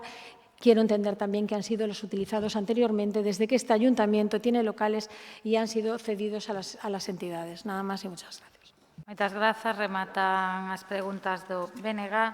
Turno xa para a Marea Atlántica. Sí. Primeira pregunta.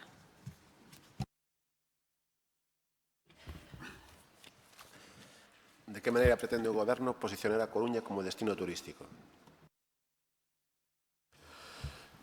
Pois mediante a promoción e comercialización da cidade e das súas posibilidades a nivel nacional e internacional, creando produtos que aporten maior calidade e atractivo á nosa oferta turística. Ben, como suporá, esta pregunta versa en realidade tamén sobre o cese de Lanzada Calatayud a Serenta do Consorcio de Turismo. Creo que é necesario expoñer certos feitos sobre a chegada de Lanzada Calatayud a Serencia do Consorcio de Turismo e tamén sobre algunhas cuestións que penso que forman parte das súas contribucións á promoción turística desta cidade.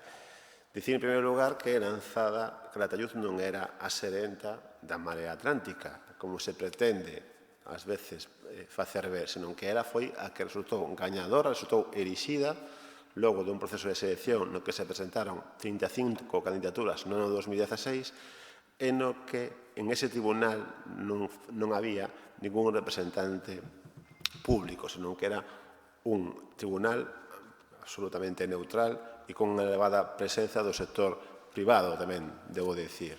Iso para aclarar algo ben relevante, porque penso que algúns de nós nos preocupan, efectivamente, cuestións de forma, e creo que é relevante poñer iso sobre a mesa. Debo dicir tamén que consultando os datos do INE, os anos 16, 17 e 18 foron aqueles nos que a Coruña tivo unha maior afluencia turística, sobre todo moi relevante a afluencia de turismo, de visitantes ao estranxeiro.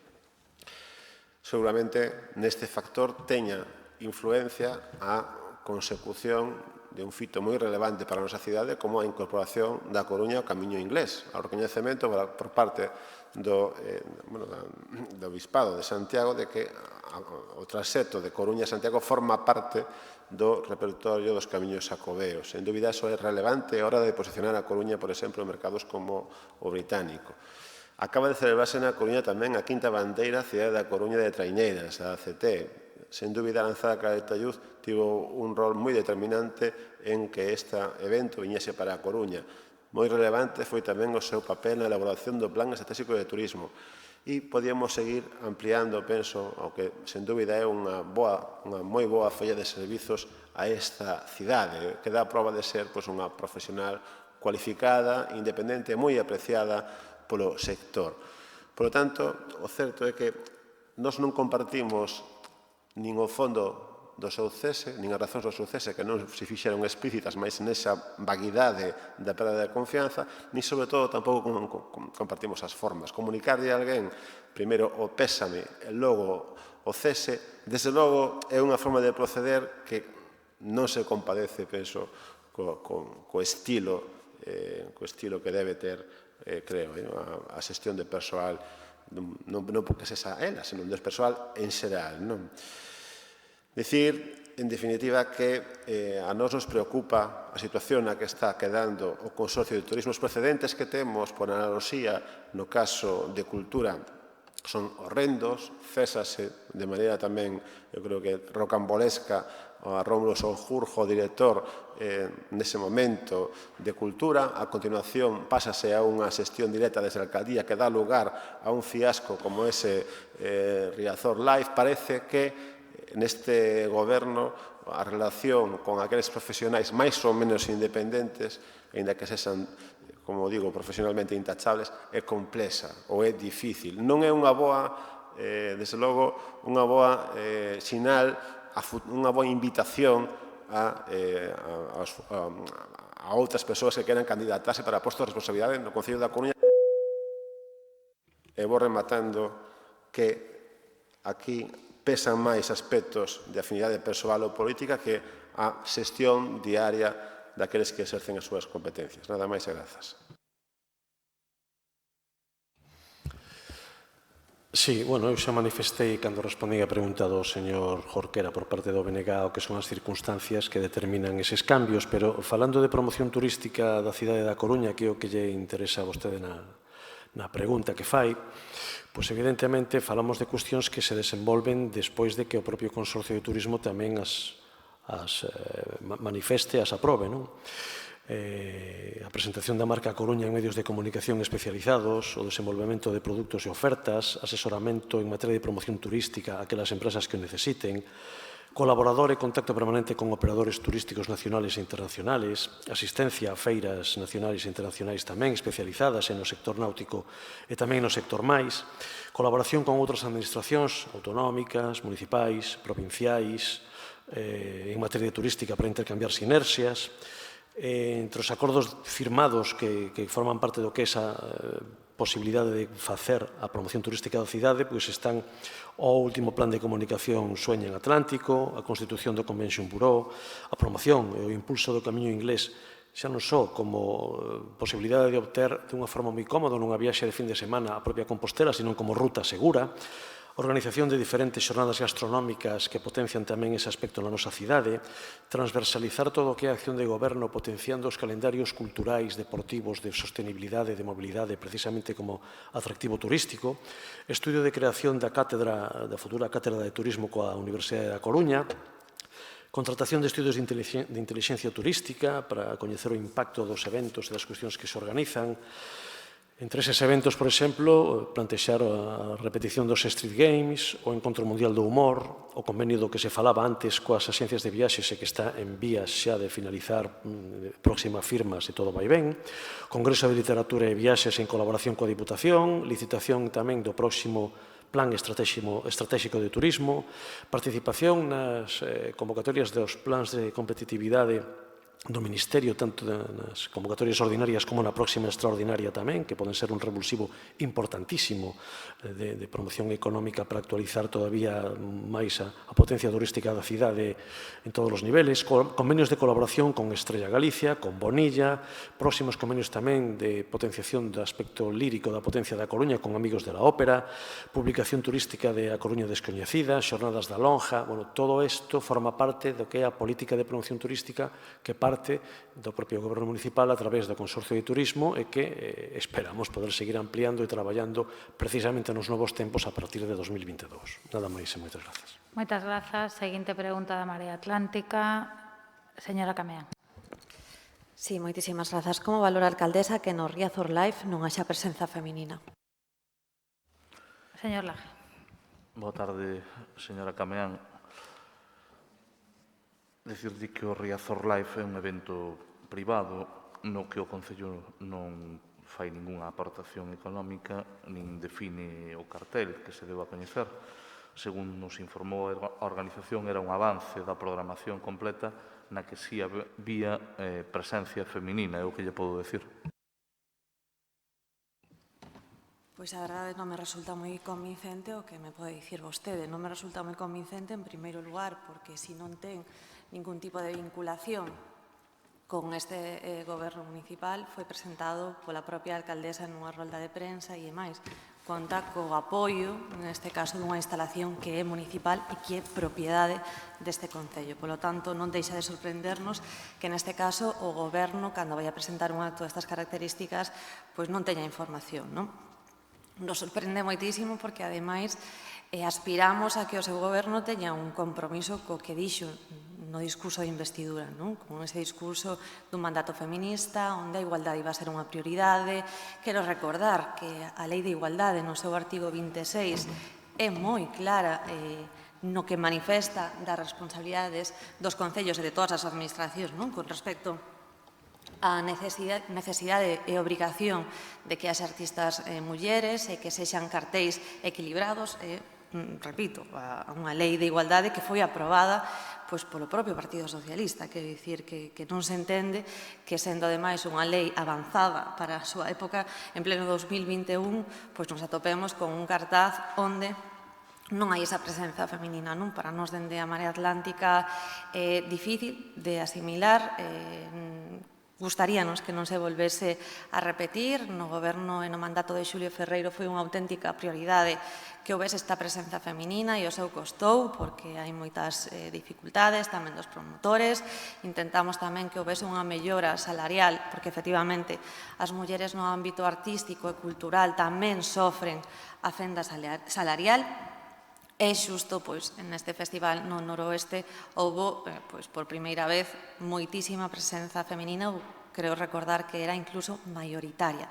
Tamén se fixo unha aposta por artistas locais galegos e galegas, non? Que nos parece importante e, bueno, neste sentido, sí que quero recoñecer pois a labor e o esforzo que se fixo por parte do anterior concelleiro, de José Manuel Sande, que creo que fixo, bueno, pois unha excelente aposta polo noroeste con esa presenza feminina, con ese compromiso pola igualdade que non nos gustaría que se perdese, como xa sinalaba.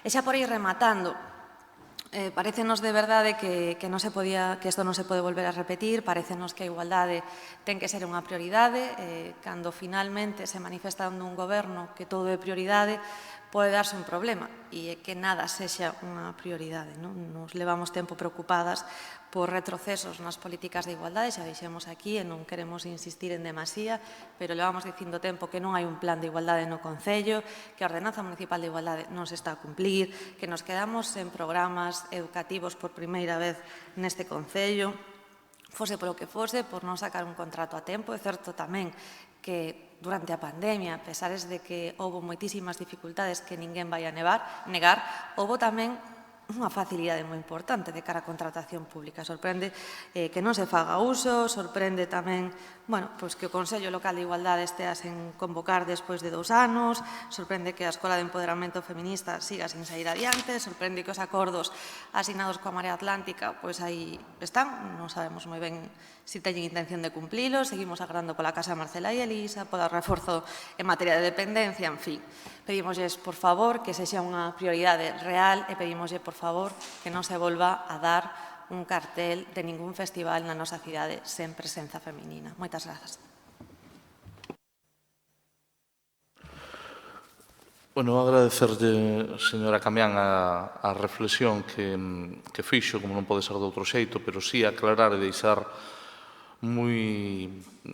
creo que debe de quedar moi clarificado porque se facía unha pregunta e eu creo que iso debe de quedar esclarecido. O Riazor Life é un evento privado, reitero, no que o Concello non formula ningunha aportación económica e o cartel que deu a coñecer, segundo nos informou a organización, era un avance da programación completa na que sí había presencia femenina. Como saberá, o ciclo Riazor Life tense adiado con motivo da actual situación sanitaria, polo que non se celebrarán nas datas previstas, alo menos a información da que dispón este voceiro é a que eu hoxe lle traslado. Se tiver algunha información adicional, lóxicamente non tería ningún problema en trasladarlle máis información ao respecto, é a que nos trasladan os organizadores. O cartel que presentaron era só un avance da programación prevista, nos trasladan que sí había previsto presencia femenina e, en todo caso, sí quero aclarar que é un evento privado no que o Concello non comprometeu ningunha aportación económica. Todas as programacións culturais organizadas polo Concello teñen en conta a perspectiva de xénero, concretamente no eido musical creo que fomentamos a visibilización das artistas femininas a través de diferentes accións, sin ir máis lonxe, por exemplo, o Festival Metropolitano pola Igualdade, nas artes e na música Elas son artistas, por citar 2 exemplos. De feito, durante as festas do ano pasado, incluído o Noroeste e o Presco Cultural, a porcentaxe de grupos e bandas con presencia feminina achegouse ao 40% nun sector no que sabe vostede que, ademais, a presencia de homes segue a ser moi superior á de mulleres, e teño que decirlle que a alcaldesa da nosa cidade comprometeuse cunha Coruña en feminino, polo que dende o primeiro día traballamos nunha dobre estrategia, a da transversalidade para a aplicación do principio de igualdade en todas as áreas de competencia municipal e a do traballo específico para o empoderamento dos colectivos minorizados, autonomía, emancipación persoal e colectiva, inclusión e representación social. E por que non decilo? Hai algúns acordos que están pendentes de ser executados plenamente. Creo que no día de hoxe quedou bastante definido a vontade, tanto expresada pola Marea Atlántica como polo Goberno Municipal, de abrir un novo tempo e de ser capaces de camiñar para seguir avanzando en políticas progresistas, e eu creo que seremos capaces de atoparnos aí tamén nas políticas de igualdade, como non pode ser de outro xeito, porque creo que temos máis cousas que nos unen que nos separan, e creo que haberá oportunidade de falar, de acordar e de poñer en marcha pois tamén algúns acordos que estean pendentes de executar plenamente. Moitas grazas. Terceira e última pregunta da Marea, señora Delso. Sí, moitas grazas. Cando ten previsto o Goberno Municipal convocar os orzamentos participativos?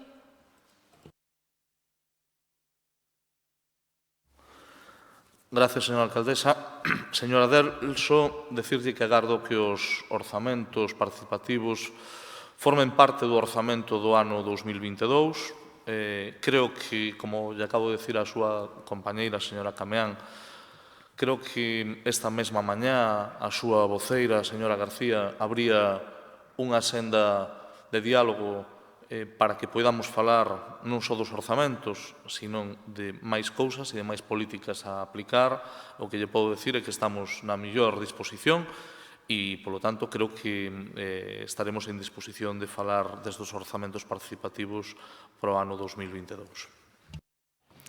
Pois alégrame escoitar eso, señor voceiro do Goberno, porque do mesmo xeito que se falaba antes, de que non había políticas de igualdade e que houvese un retroceso grande dende o mandato pasado a este mandato, pois sucedeu exactamente o mesmo coas políticas de participación cidadá. É un feito que a Coruña tivo orzamentos participativos entre 2016 e 2019. Unha porta aberta que a veciñanza escollese unha parte dos investimentos do Concello. Un proceso complexo, administrativamente falando e con marxe de manobra e de mellora, como calquera política pública, pero que supuxo un cambio na toma de decisión no Concello. E, dende entón, 3 millóns de euros do capítulo de investimentos cada ano eran decididos directamente pola veciñanza. Co cambio de goberno, en 2019, Inrei herdou a cuarta convocatoria destes orzamentos participativos.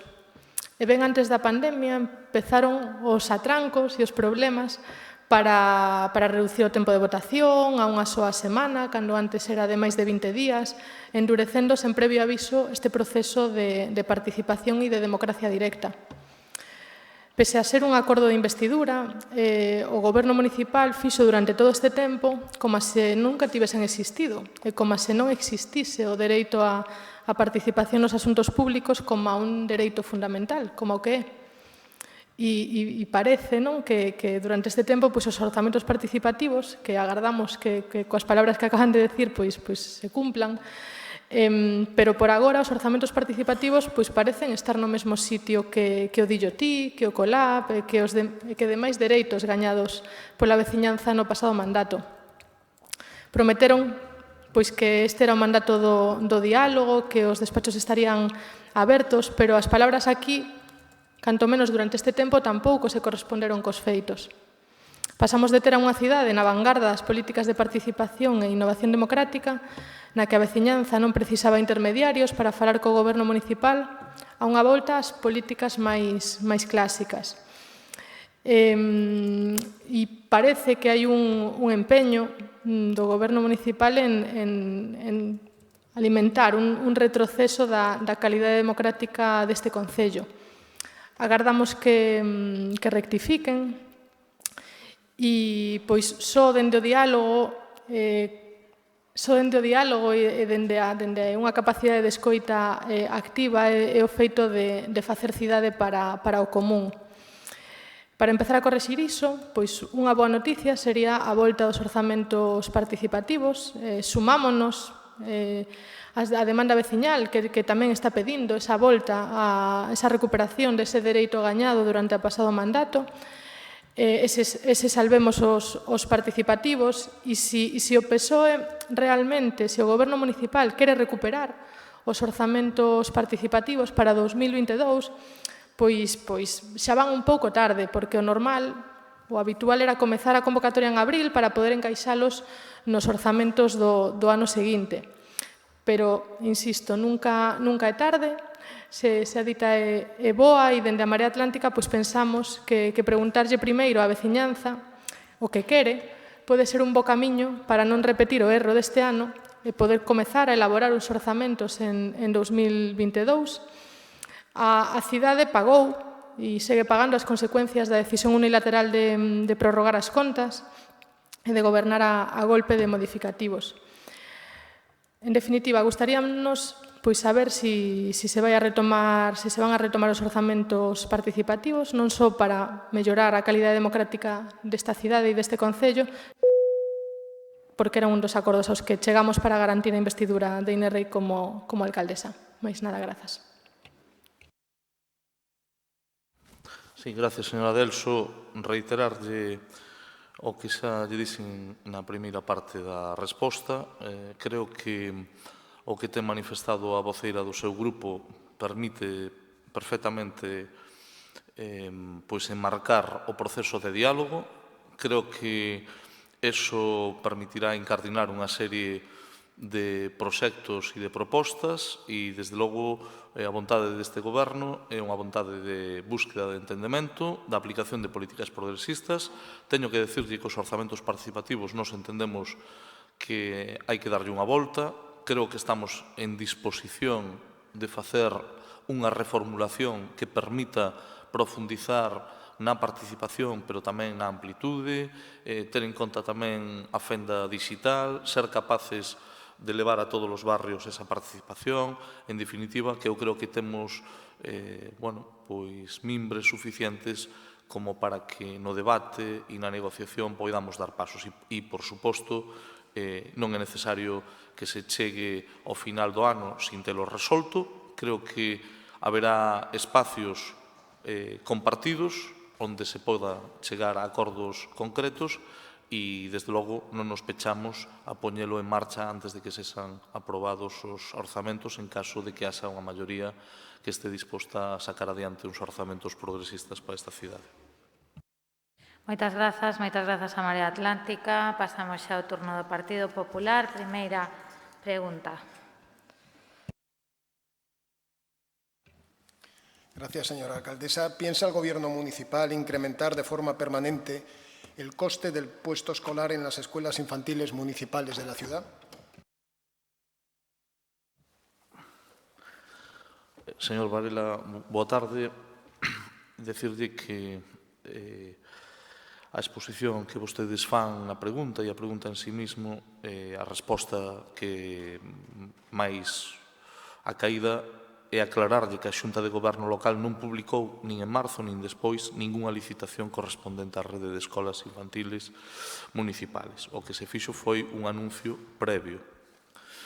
Polo tanto, creo que é bo situar o escenario nos seus xustos términos e, polo tanto, nese sentido, decirlle que estamos traballando para que a licitación sexa o máis pronto posible. Seguramente teñan novidades antes de que comece o curso escolar e, polo tanto, aí podremos definir ben os parámetros nos cales sai a licitación.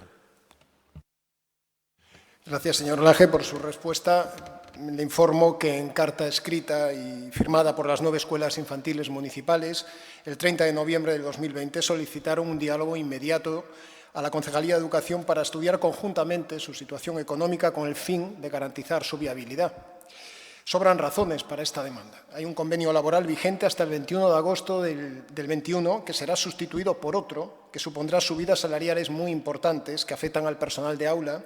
Hay una revisión del salario mínimo interprofesional que afecta al personal de administración y servicios y hay nuevas y diferentes legislaciones sobre materia sanitaria, protección de datos, salud laboral e informatización. Esta cascada legislativa está cambiando profundamente el escenario asistencial y educativo de estos centros, del que se derivan dos consecuencias directas para las escuelas municipales. Una, un alza importante de los costes económicos. Otra, modificaciones organizativas que la pandemia reveló como inevitables. La conclusión es evidente. Se hace necesaria una nueva gestión actualizada de la red de escuelas sobre una nueva base económica. Este tema preocupa profundamente a las direcciones de las escuelas. 7 meses más tarde, esa carta de la que he aludido hace un momento no ha recibido respuesta en los términos planteados. Necesitamos un salto importante, un impulso, porque no podemos conformarnos con perder matrícula en relación a las escuelas de la Xunta, que la ha incrementado en el 2% en el próximo curso. Tenemos que preguntarnos por qué pasa eso, tenemos que reflexionar sobre esto. En este momento hay 89 vacantes en la red y solo hay una escuela de las 9 que no tiene vacantes. En una etapa que es gratuita para las familias, la pregunta es obvia: ¿por qué sucede esto?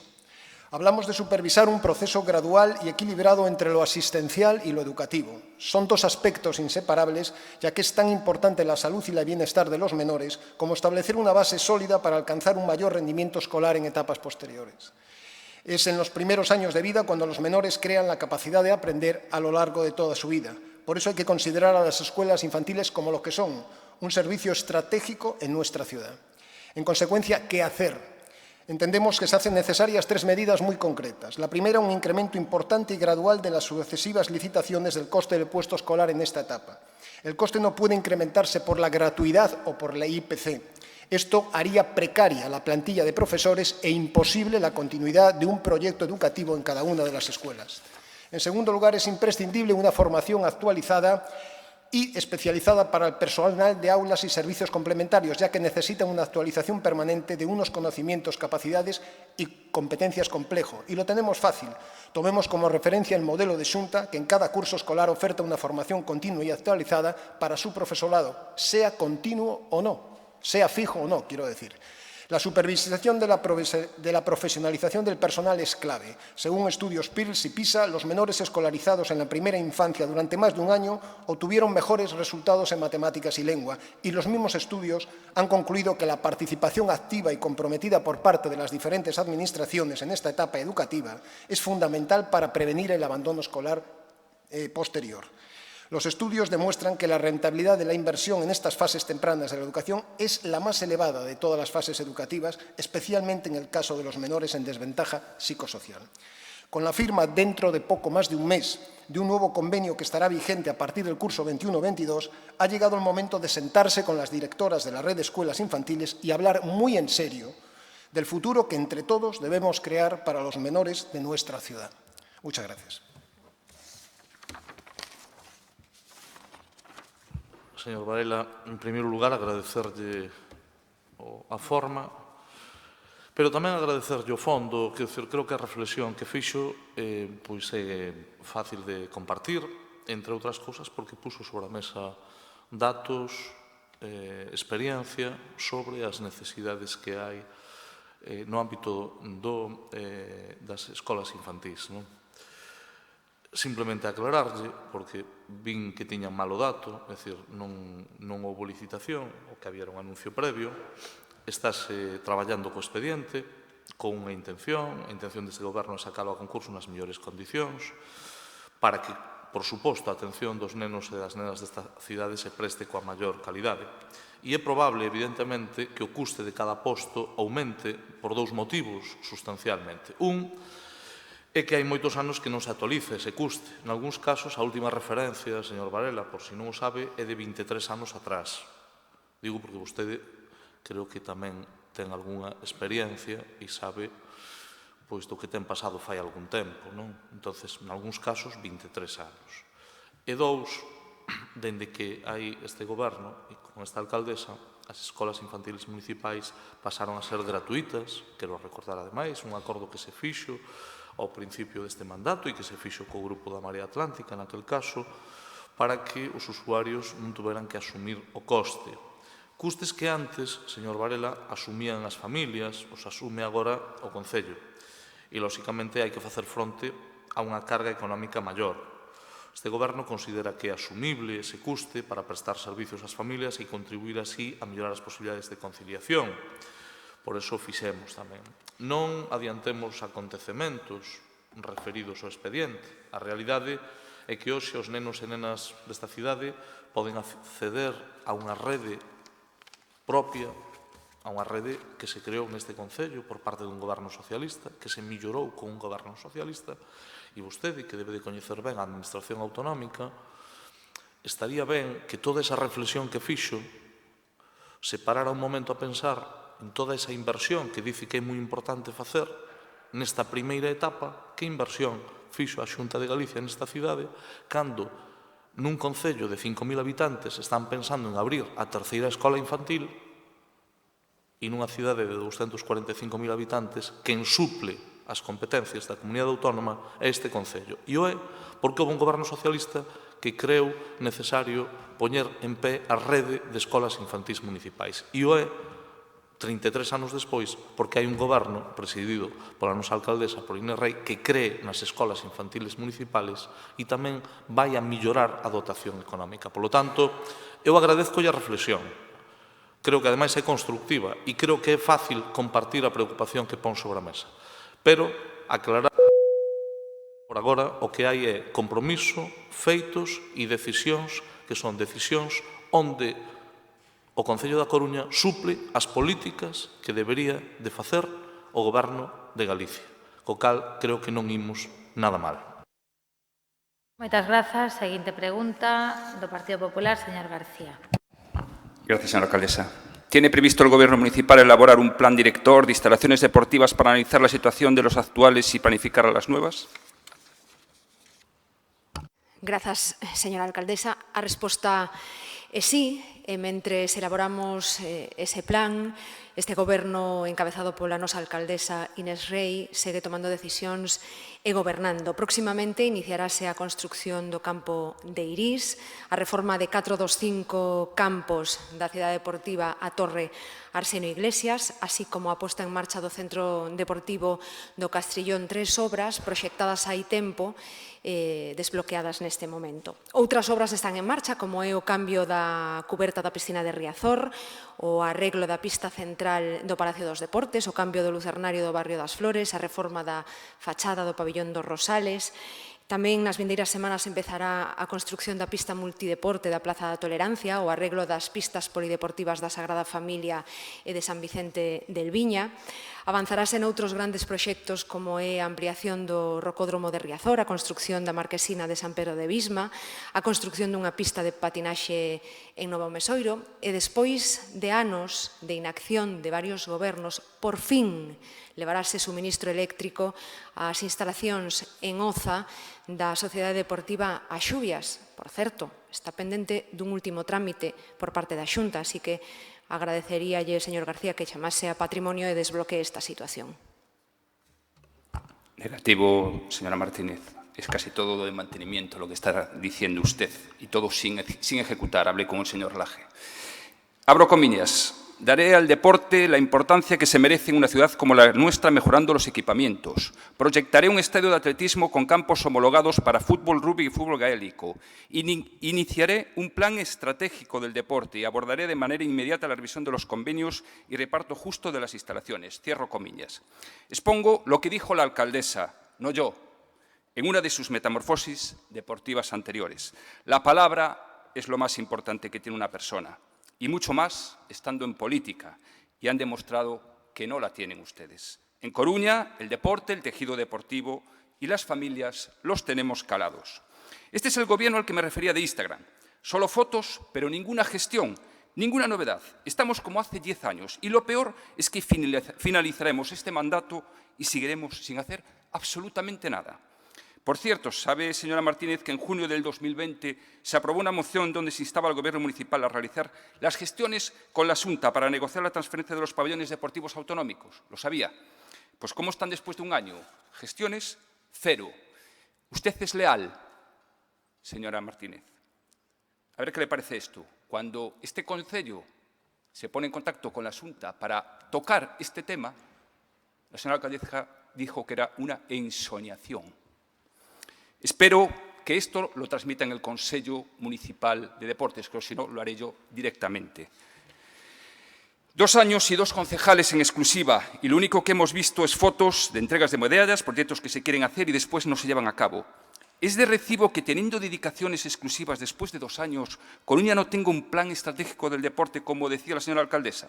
¿Se presentarán ustedes a los coruñeses diciéndoles que en 4 años no han sido capaces de redactar un solo documento que diseñe el deporte en un plan a 10 años?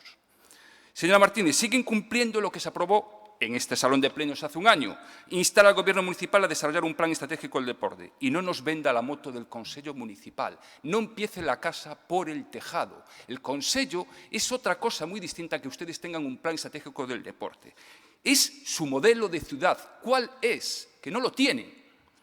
Mire, un plan se diseña primero para varios años. Segundo, se estructuran varios planes directores que integrarán varios proyectos estratégicos y colgarán varias acciones, que es lo que van a hacer en el Consello Municipal de Deportes. Señora Martínez, yo creo sinceramente que quiere que los clubes realicen su trabajo, que es su competencia. Disponer de un modelo de ciudad del deporte es su obligación. A lo mejor quiere que le confeccionen su próximo programa electoral. Eso sí que puede ser. Señora Martínez, déjese de jugar. El futuro de los clubes está en peligro. Estas semanas hemos comprobado cómo, dice usted, la base náutica municipal no dispone de los mínimos requisitos para hacer unas clases. La señora Neira decía que la climatización de una instalación. Váyase usted a ver la Casa del Agua sin climatización en la sala de esgrima de halterofilia. Por cierto, lo hizo el señor Losada, lo hizo el señor Carlos Negreira. Y hoy acabamos de escuchar a la señora Sobral diciendo que en una instalación municipal de Bens van a poner un muro e iluminación. Yo pregunto, cuando van a una biblioteca está el suelo, está el texto, está la instalación, está todo completo. ¿O está un muro y una iluminación? Hombre, Hombre, por favor, por favor, por favor. Déjese de anunciar torneos de golf cuando tienen ustedes un campo municipal de golf de la Torre totalmente olvidado, deshecho y sin contrato. A lo mejor es culpa de Feijóo también. Pregunta al señor Laje a ver cómo está.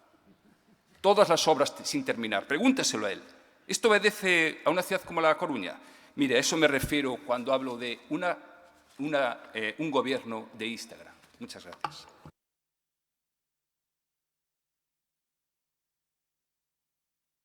Grazas, señora alcaldesa. Non deixes que a realidade che estropee unha boa noticia. É unha expresión que reflicte a miseria de algunha maneira de entender o xornalismo. Eu traslado ya hoxe aquí, señor García, porque eu ben non se entera de nada do que se está a facer ou non escoitou o que dixen antes. Eu si o escoitei.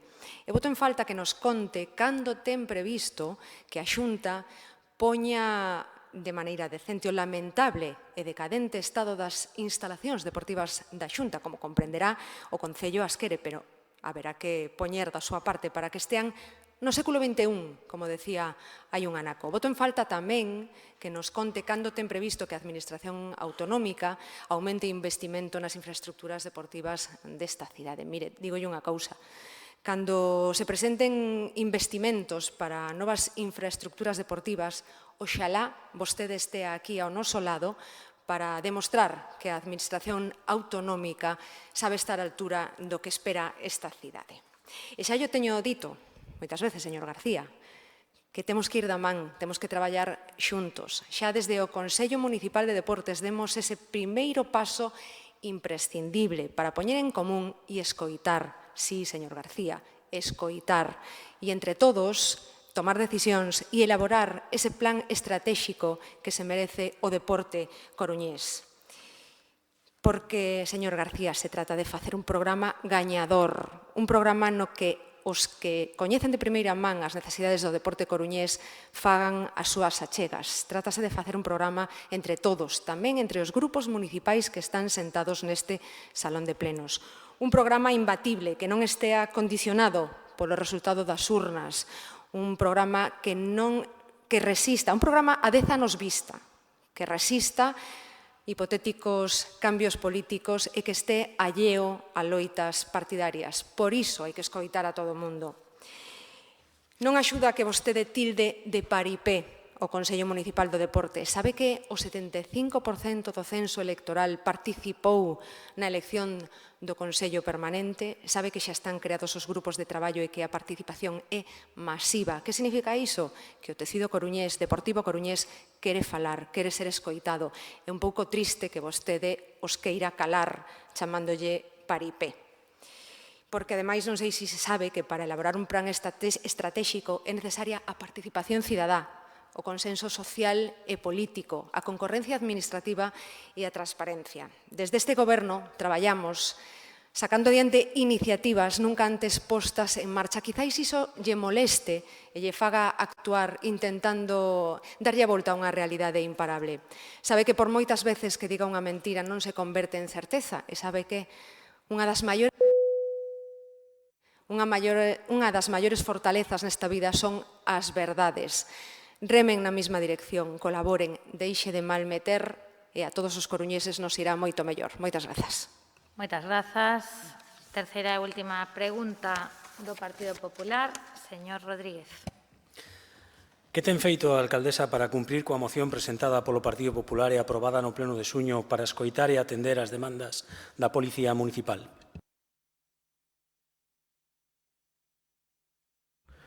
Pois, señor Rodríguez, boa tarde. En primeiro lugar, a señora alcaldesa o que fai é escoitar, falar con todos os axentes implicados nos diferentes asuntos que atinxen o Concello e, neste caso, creo que abordar incluso de xeito directo problemas que son da incumbencia de todos e de todas. Por lo tanto, creo que hai unha boa mostra diso e tendo en conta a súa delegación, o que facemos o resto dos concelleiros é atender as indicacións que nos dá.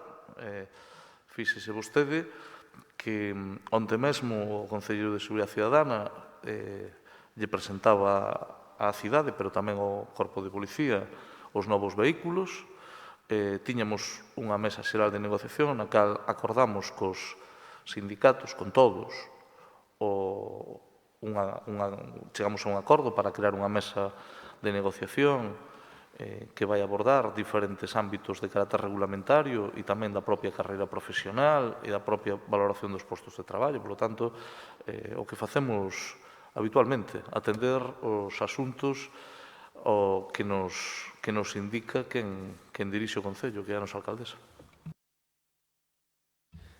Ben, pois algo non deben de estar facendo ben, porque co de hoxe son xa 35 os días que leva manifestándose ás portas deste Concello a nosa Policía Local pedíndolle diálogo precisamente ao Goberno presuntamente do diálogo.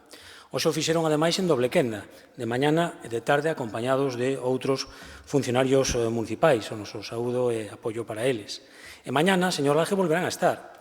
E volverán a estar a pesares de que efectivamente onte houbo unha mesa de negociación. Acredítase que as posibilidades de que vostedes se reúnan cun colectivo concreto incrementanse exponencialmente cando o PP trae algunha iniciativa ao respecto ao Pleno. E parece ser que houbo desta volta nesa mesa boas palabras e alegrámonos, pero como sinalaron tamén os representantes sindicais o seu remate, van xa 2 anos de boas palabras e ningún avance. Tamén, casualmente, onte tivo lugar a presentación de 7 novos vehículos, e aínda que insuficientes para o parque móvil tan deteriorado que temos, tamén nos alegramos. E alegraríamonos aínda máis se algún deles fora de tecnoloxía híbrida eléctrica, como calquera coruñés que queira gañar o xubileo poderá observar que ocorre en Santiago. Eso sí, pola mañá votamos a favor de unha transición enerxética municipal a favor desa mobilidade eléctrica.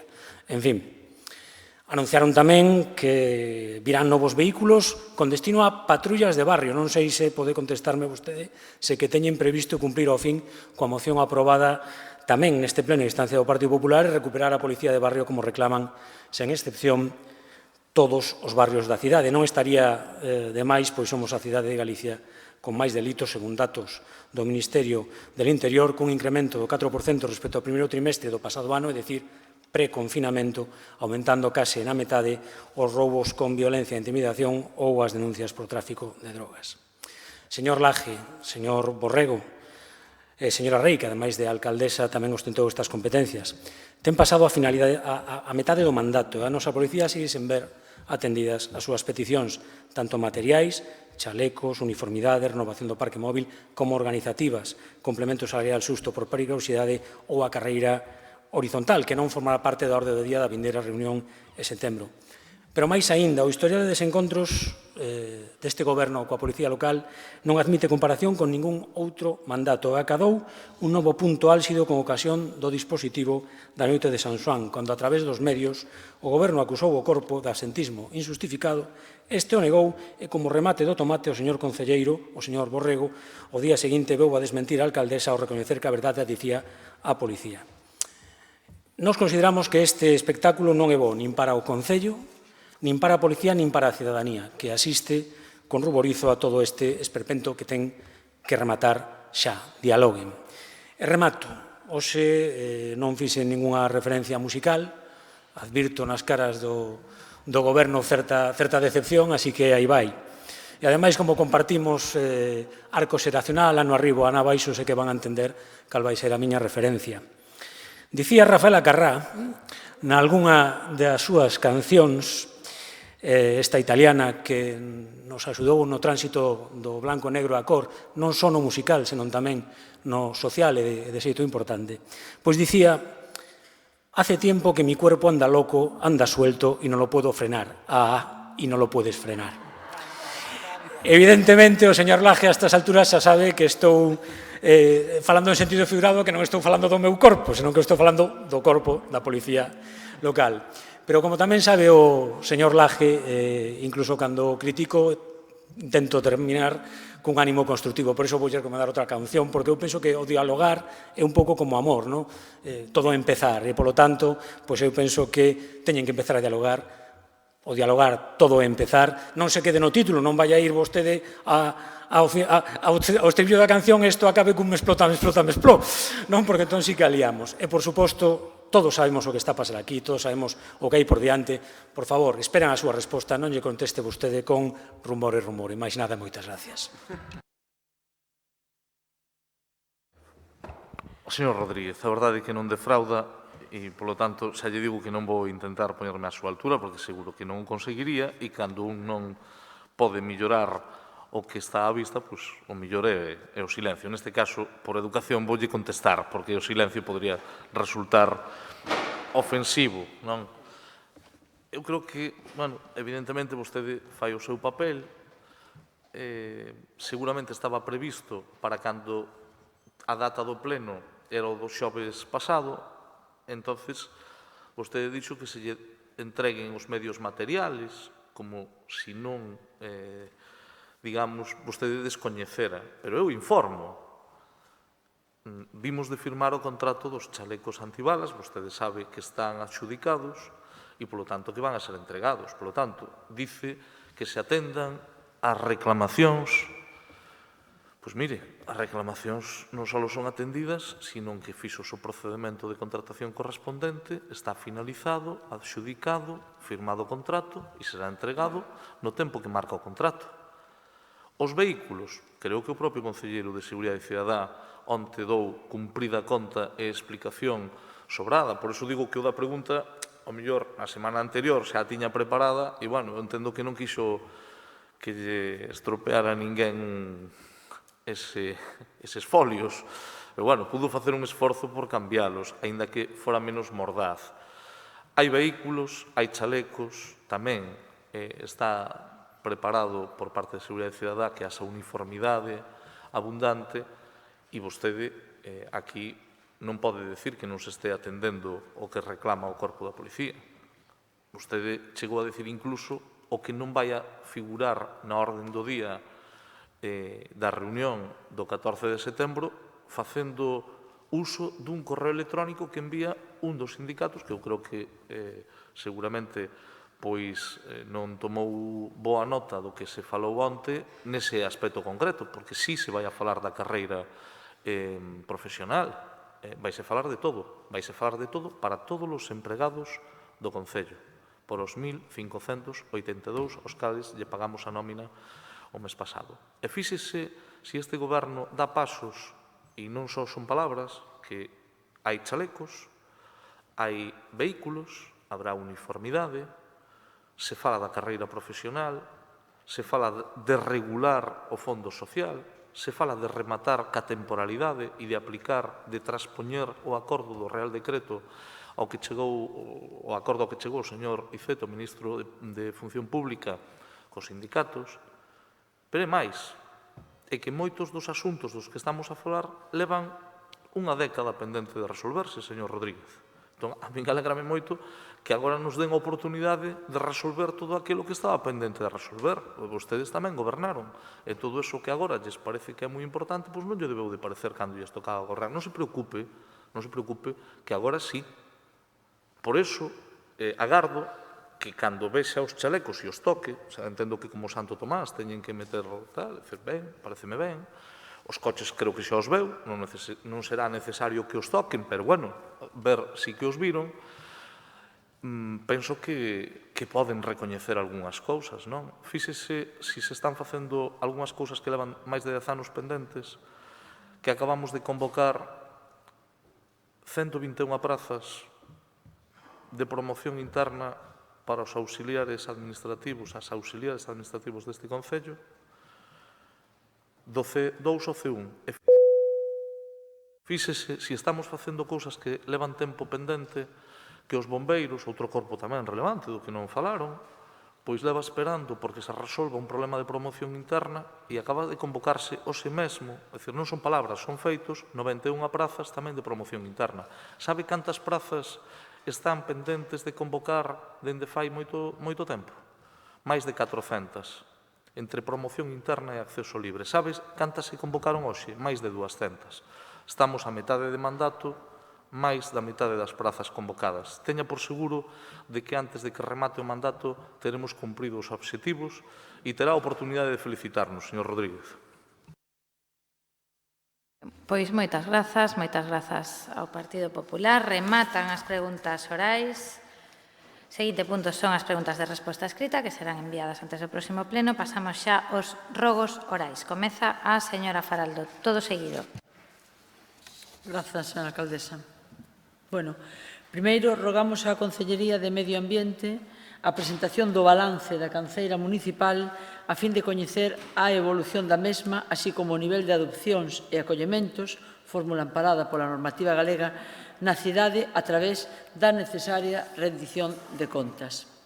Por outro lado, un conflito é un desacordo ou oposición entre persoas. Empezo con tal aclaración porque non se pode enmarcar as reivindicacións do colectivo da Policía Local en tal definición. Non hai conflito porque hai acordo entre os responsables municipales da razoable natureza das súas demandas. O señor Borrego, como concelleiro de Seguridade Ciudadana, e a señora alcaldesa recoñecen en conversas cos representantes do corpo municipal as súas lexítimas, necesarias e razoables peticións.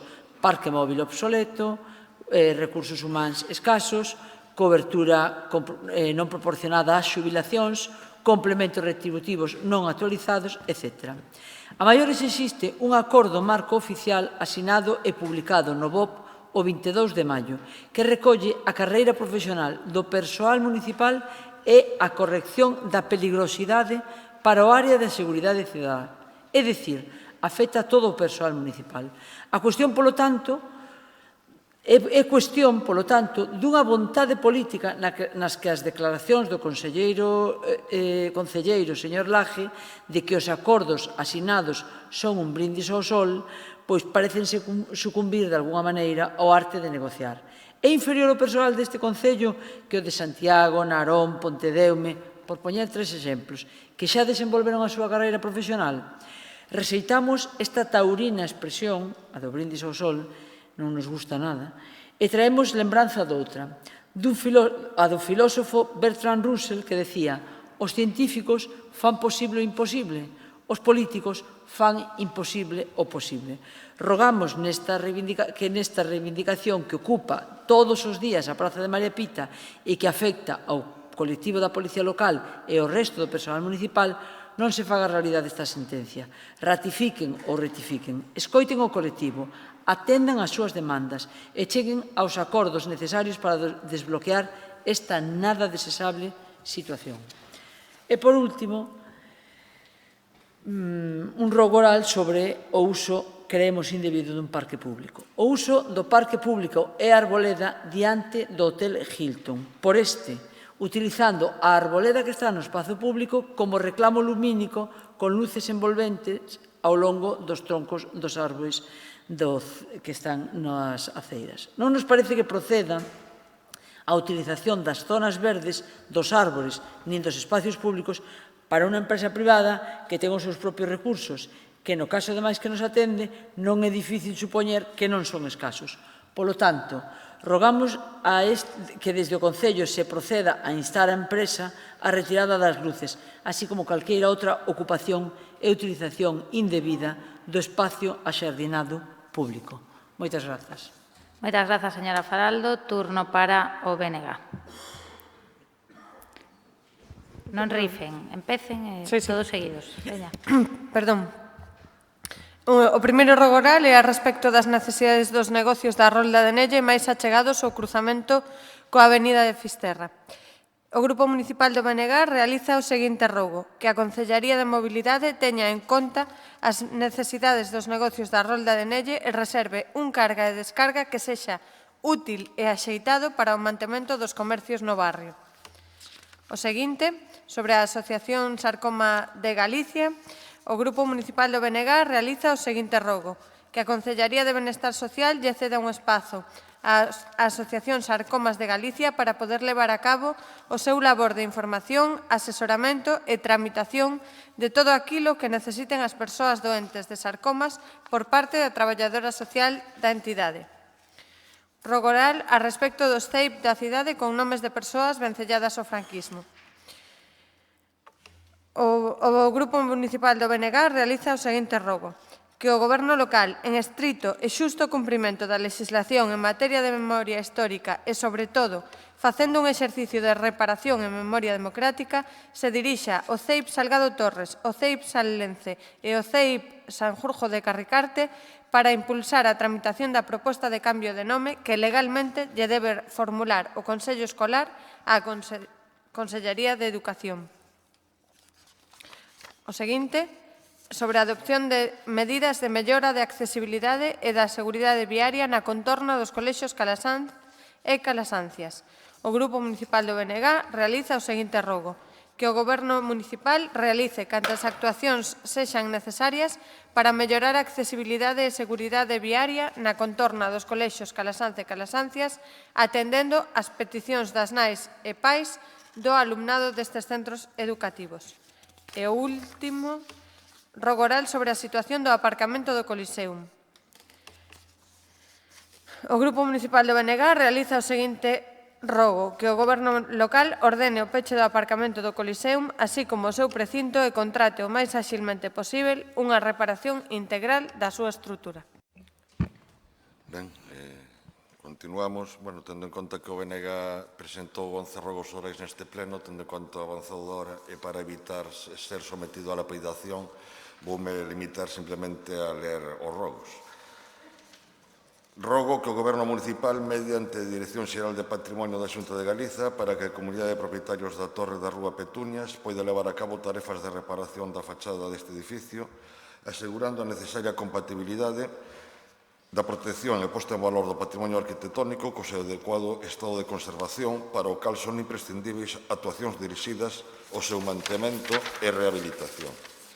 Rogo que o Goberno Municipal acometa coa máxima celeridade posible a construción das ramplas das rúas das Margaridas, dos Castaños e das Hortensias, no barrio das Flores, e no acceso aos edificios coa entrada polas rúas das Hortensias e das Margaridas. Rogo que o Goberno Municipal realice cantas actuacións sexan necesarias para habilitar prazas de estacionamento delimitadas para vehículos de persoas con mobilidade reducida na parte alta da Avenida de Monelos e na Estrada de Iris. Rogo que o Goberno Municipal realice cantas actuacións sexan necesarias para mellorar a dotación de colectores na Rúa Vitoria Quén e para asegurar a reposición dos contedores de vidro e cartón que existían nesta rúa. Rogo que o Goberno Municipal realice cantas actuacións sexan necesarias para eliminar o vertedoiro ilegal de neumáticos en Penamoa, asegurando que se proceda a retirada dos mesmos e a limpeza do terreo. E, por último, rogo que o Goberno Municipal dé as instruccións oportunas para que se proceda á reposición dos contedores retirados na Rúa Alcalde Marchese. Ben, moitas grazas ao BNG. Turno para a Marea Atlántica. Señor Martín. Por compaixón tamén co resto da corporación, aforrarei a exposición de motivos, rogo que a alcaldesa lea a exposición de motivos na súa intimidade e rogo que convoque a maior brevidade o padroado da Fundación Seoane para dar cumprimento aos compromisos pendentes. Moitas grazas, prométolle que vou non ler na intimidade. Turno para o Grupo Popular. Pues yo también, me parece bien abreviar. Y de hecho toda la vida se hizo así, leer la parte dispositiva, no leer aquí, Bueno, ruego que el Ayuntamiento, en uso de sus competencias, declare como festivo local el día 7 de octubre de 2022, festividad de la patrona de la ciudad, Nuestra Señora del Rosario.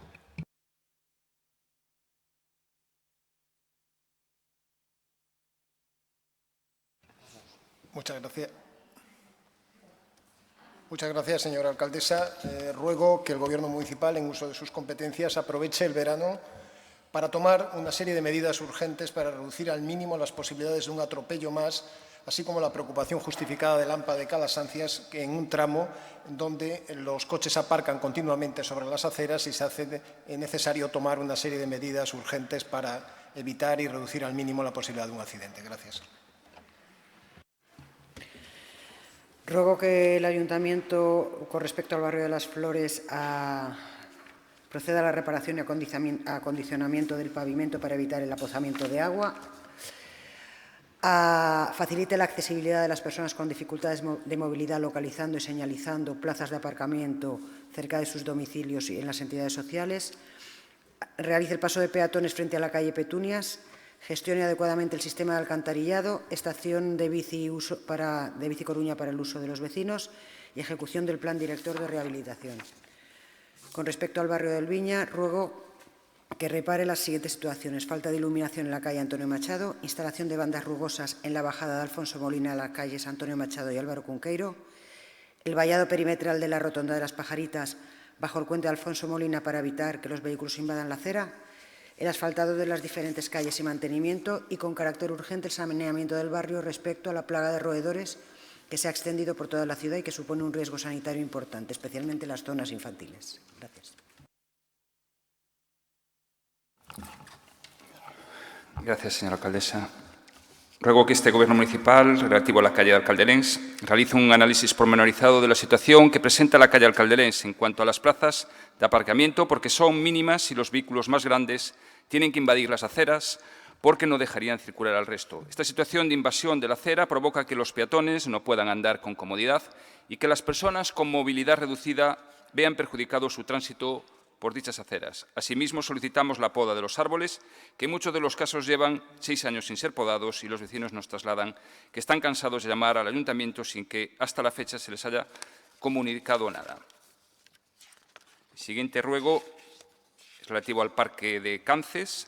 Ruego que se limpie la maleza y la hierba con cierta periodicidad para que se pueda usar adecuadamente este parque, que se vacíen las papeleras periódicamente, que se arregle la iluminación de las farolas del parque porque no funcionan y por la noche no es seguro transitar por esa zona, y que se repongan un banco de piedra en la zona de la fuente donde hay una mesa que fue retirado por los servicios municipales en lugar de arreglarlo, quedando solo uno al lado de la mesa.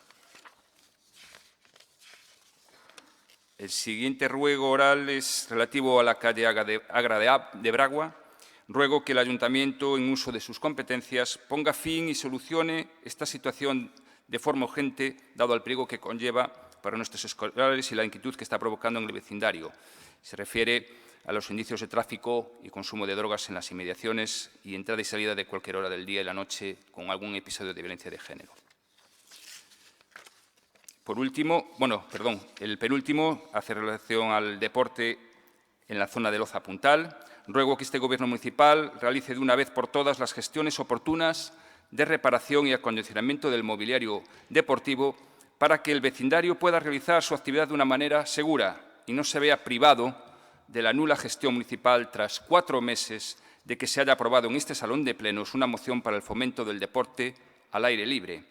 Tiempo en el que este Gobierno no ha reparado ni un solo elemento técnico ni ha mejorado el pavimento para que los vecinos y vecinas del barrio de Oza puedan realizar actividad física en igualdad de condiciones que el resto de los coruñeses. Y por último, relativo a los campos de la Ciudad Deportiva de la Torre, ruego que este Gobierno municipal realice un análisis pormenorizado de la situación en la que se encuentran las entidades deportivas respecto a los entrenamientos y a la realización de los partidos de la próxima temporada y a la gran preocupación que existe en las entidades integrantes de la FAC y también entre las que no se encuentran en esta asociación, porque no disponen de conocimiento alguno del inicio de su programación del servicio de deportes. Otro hecho a añadir, tras la nefasta gestión del Departamento de Contratación, al no estar todavía contratada la ejecución de la reforma de unos campos que no es más que un puro mantenimiento y que traslada inseguridad en la planificación y gestión de la próxima temporada de los equipos coruñeses. Muchas gracias, señor alcalde. Ben, pois que fantástica esta fiesta, que diría Rafaela, pero xa rematou. Si todo vai ben, señoras e señores, non nos veremos ata o mes de setembro. Desexolles a todos e todas que pasen un bo verán, que descansen, que disfruten desta climatoloxía maravillosa que temos estes días. E moitas grazas, como sempre, polo seu traballo. Boa tarde, boa noite xa.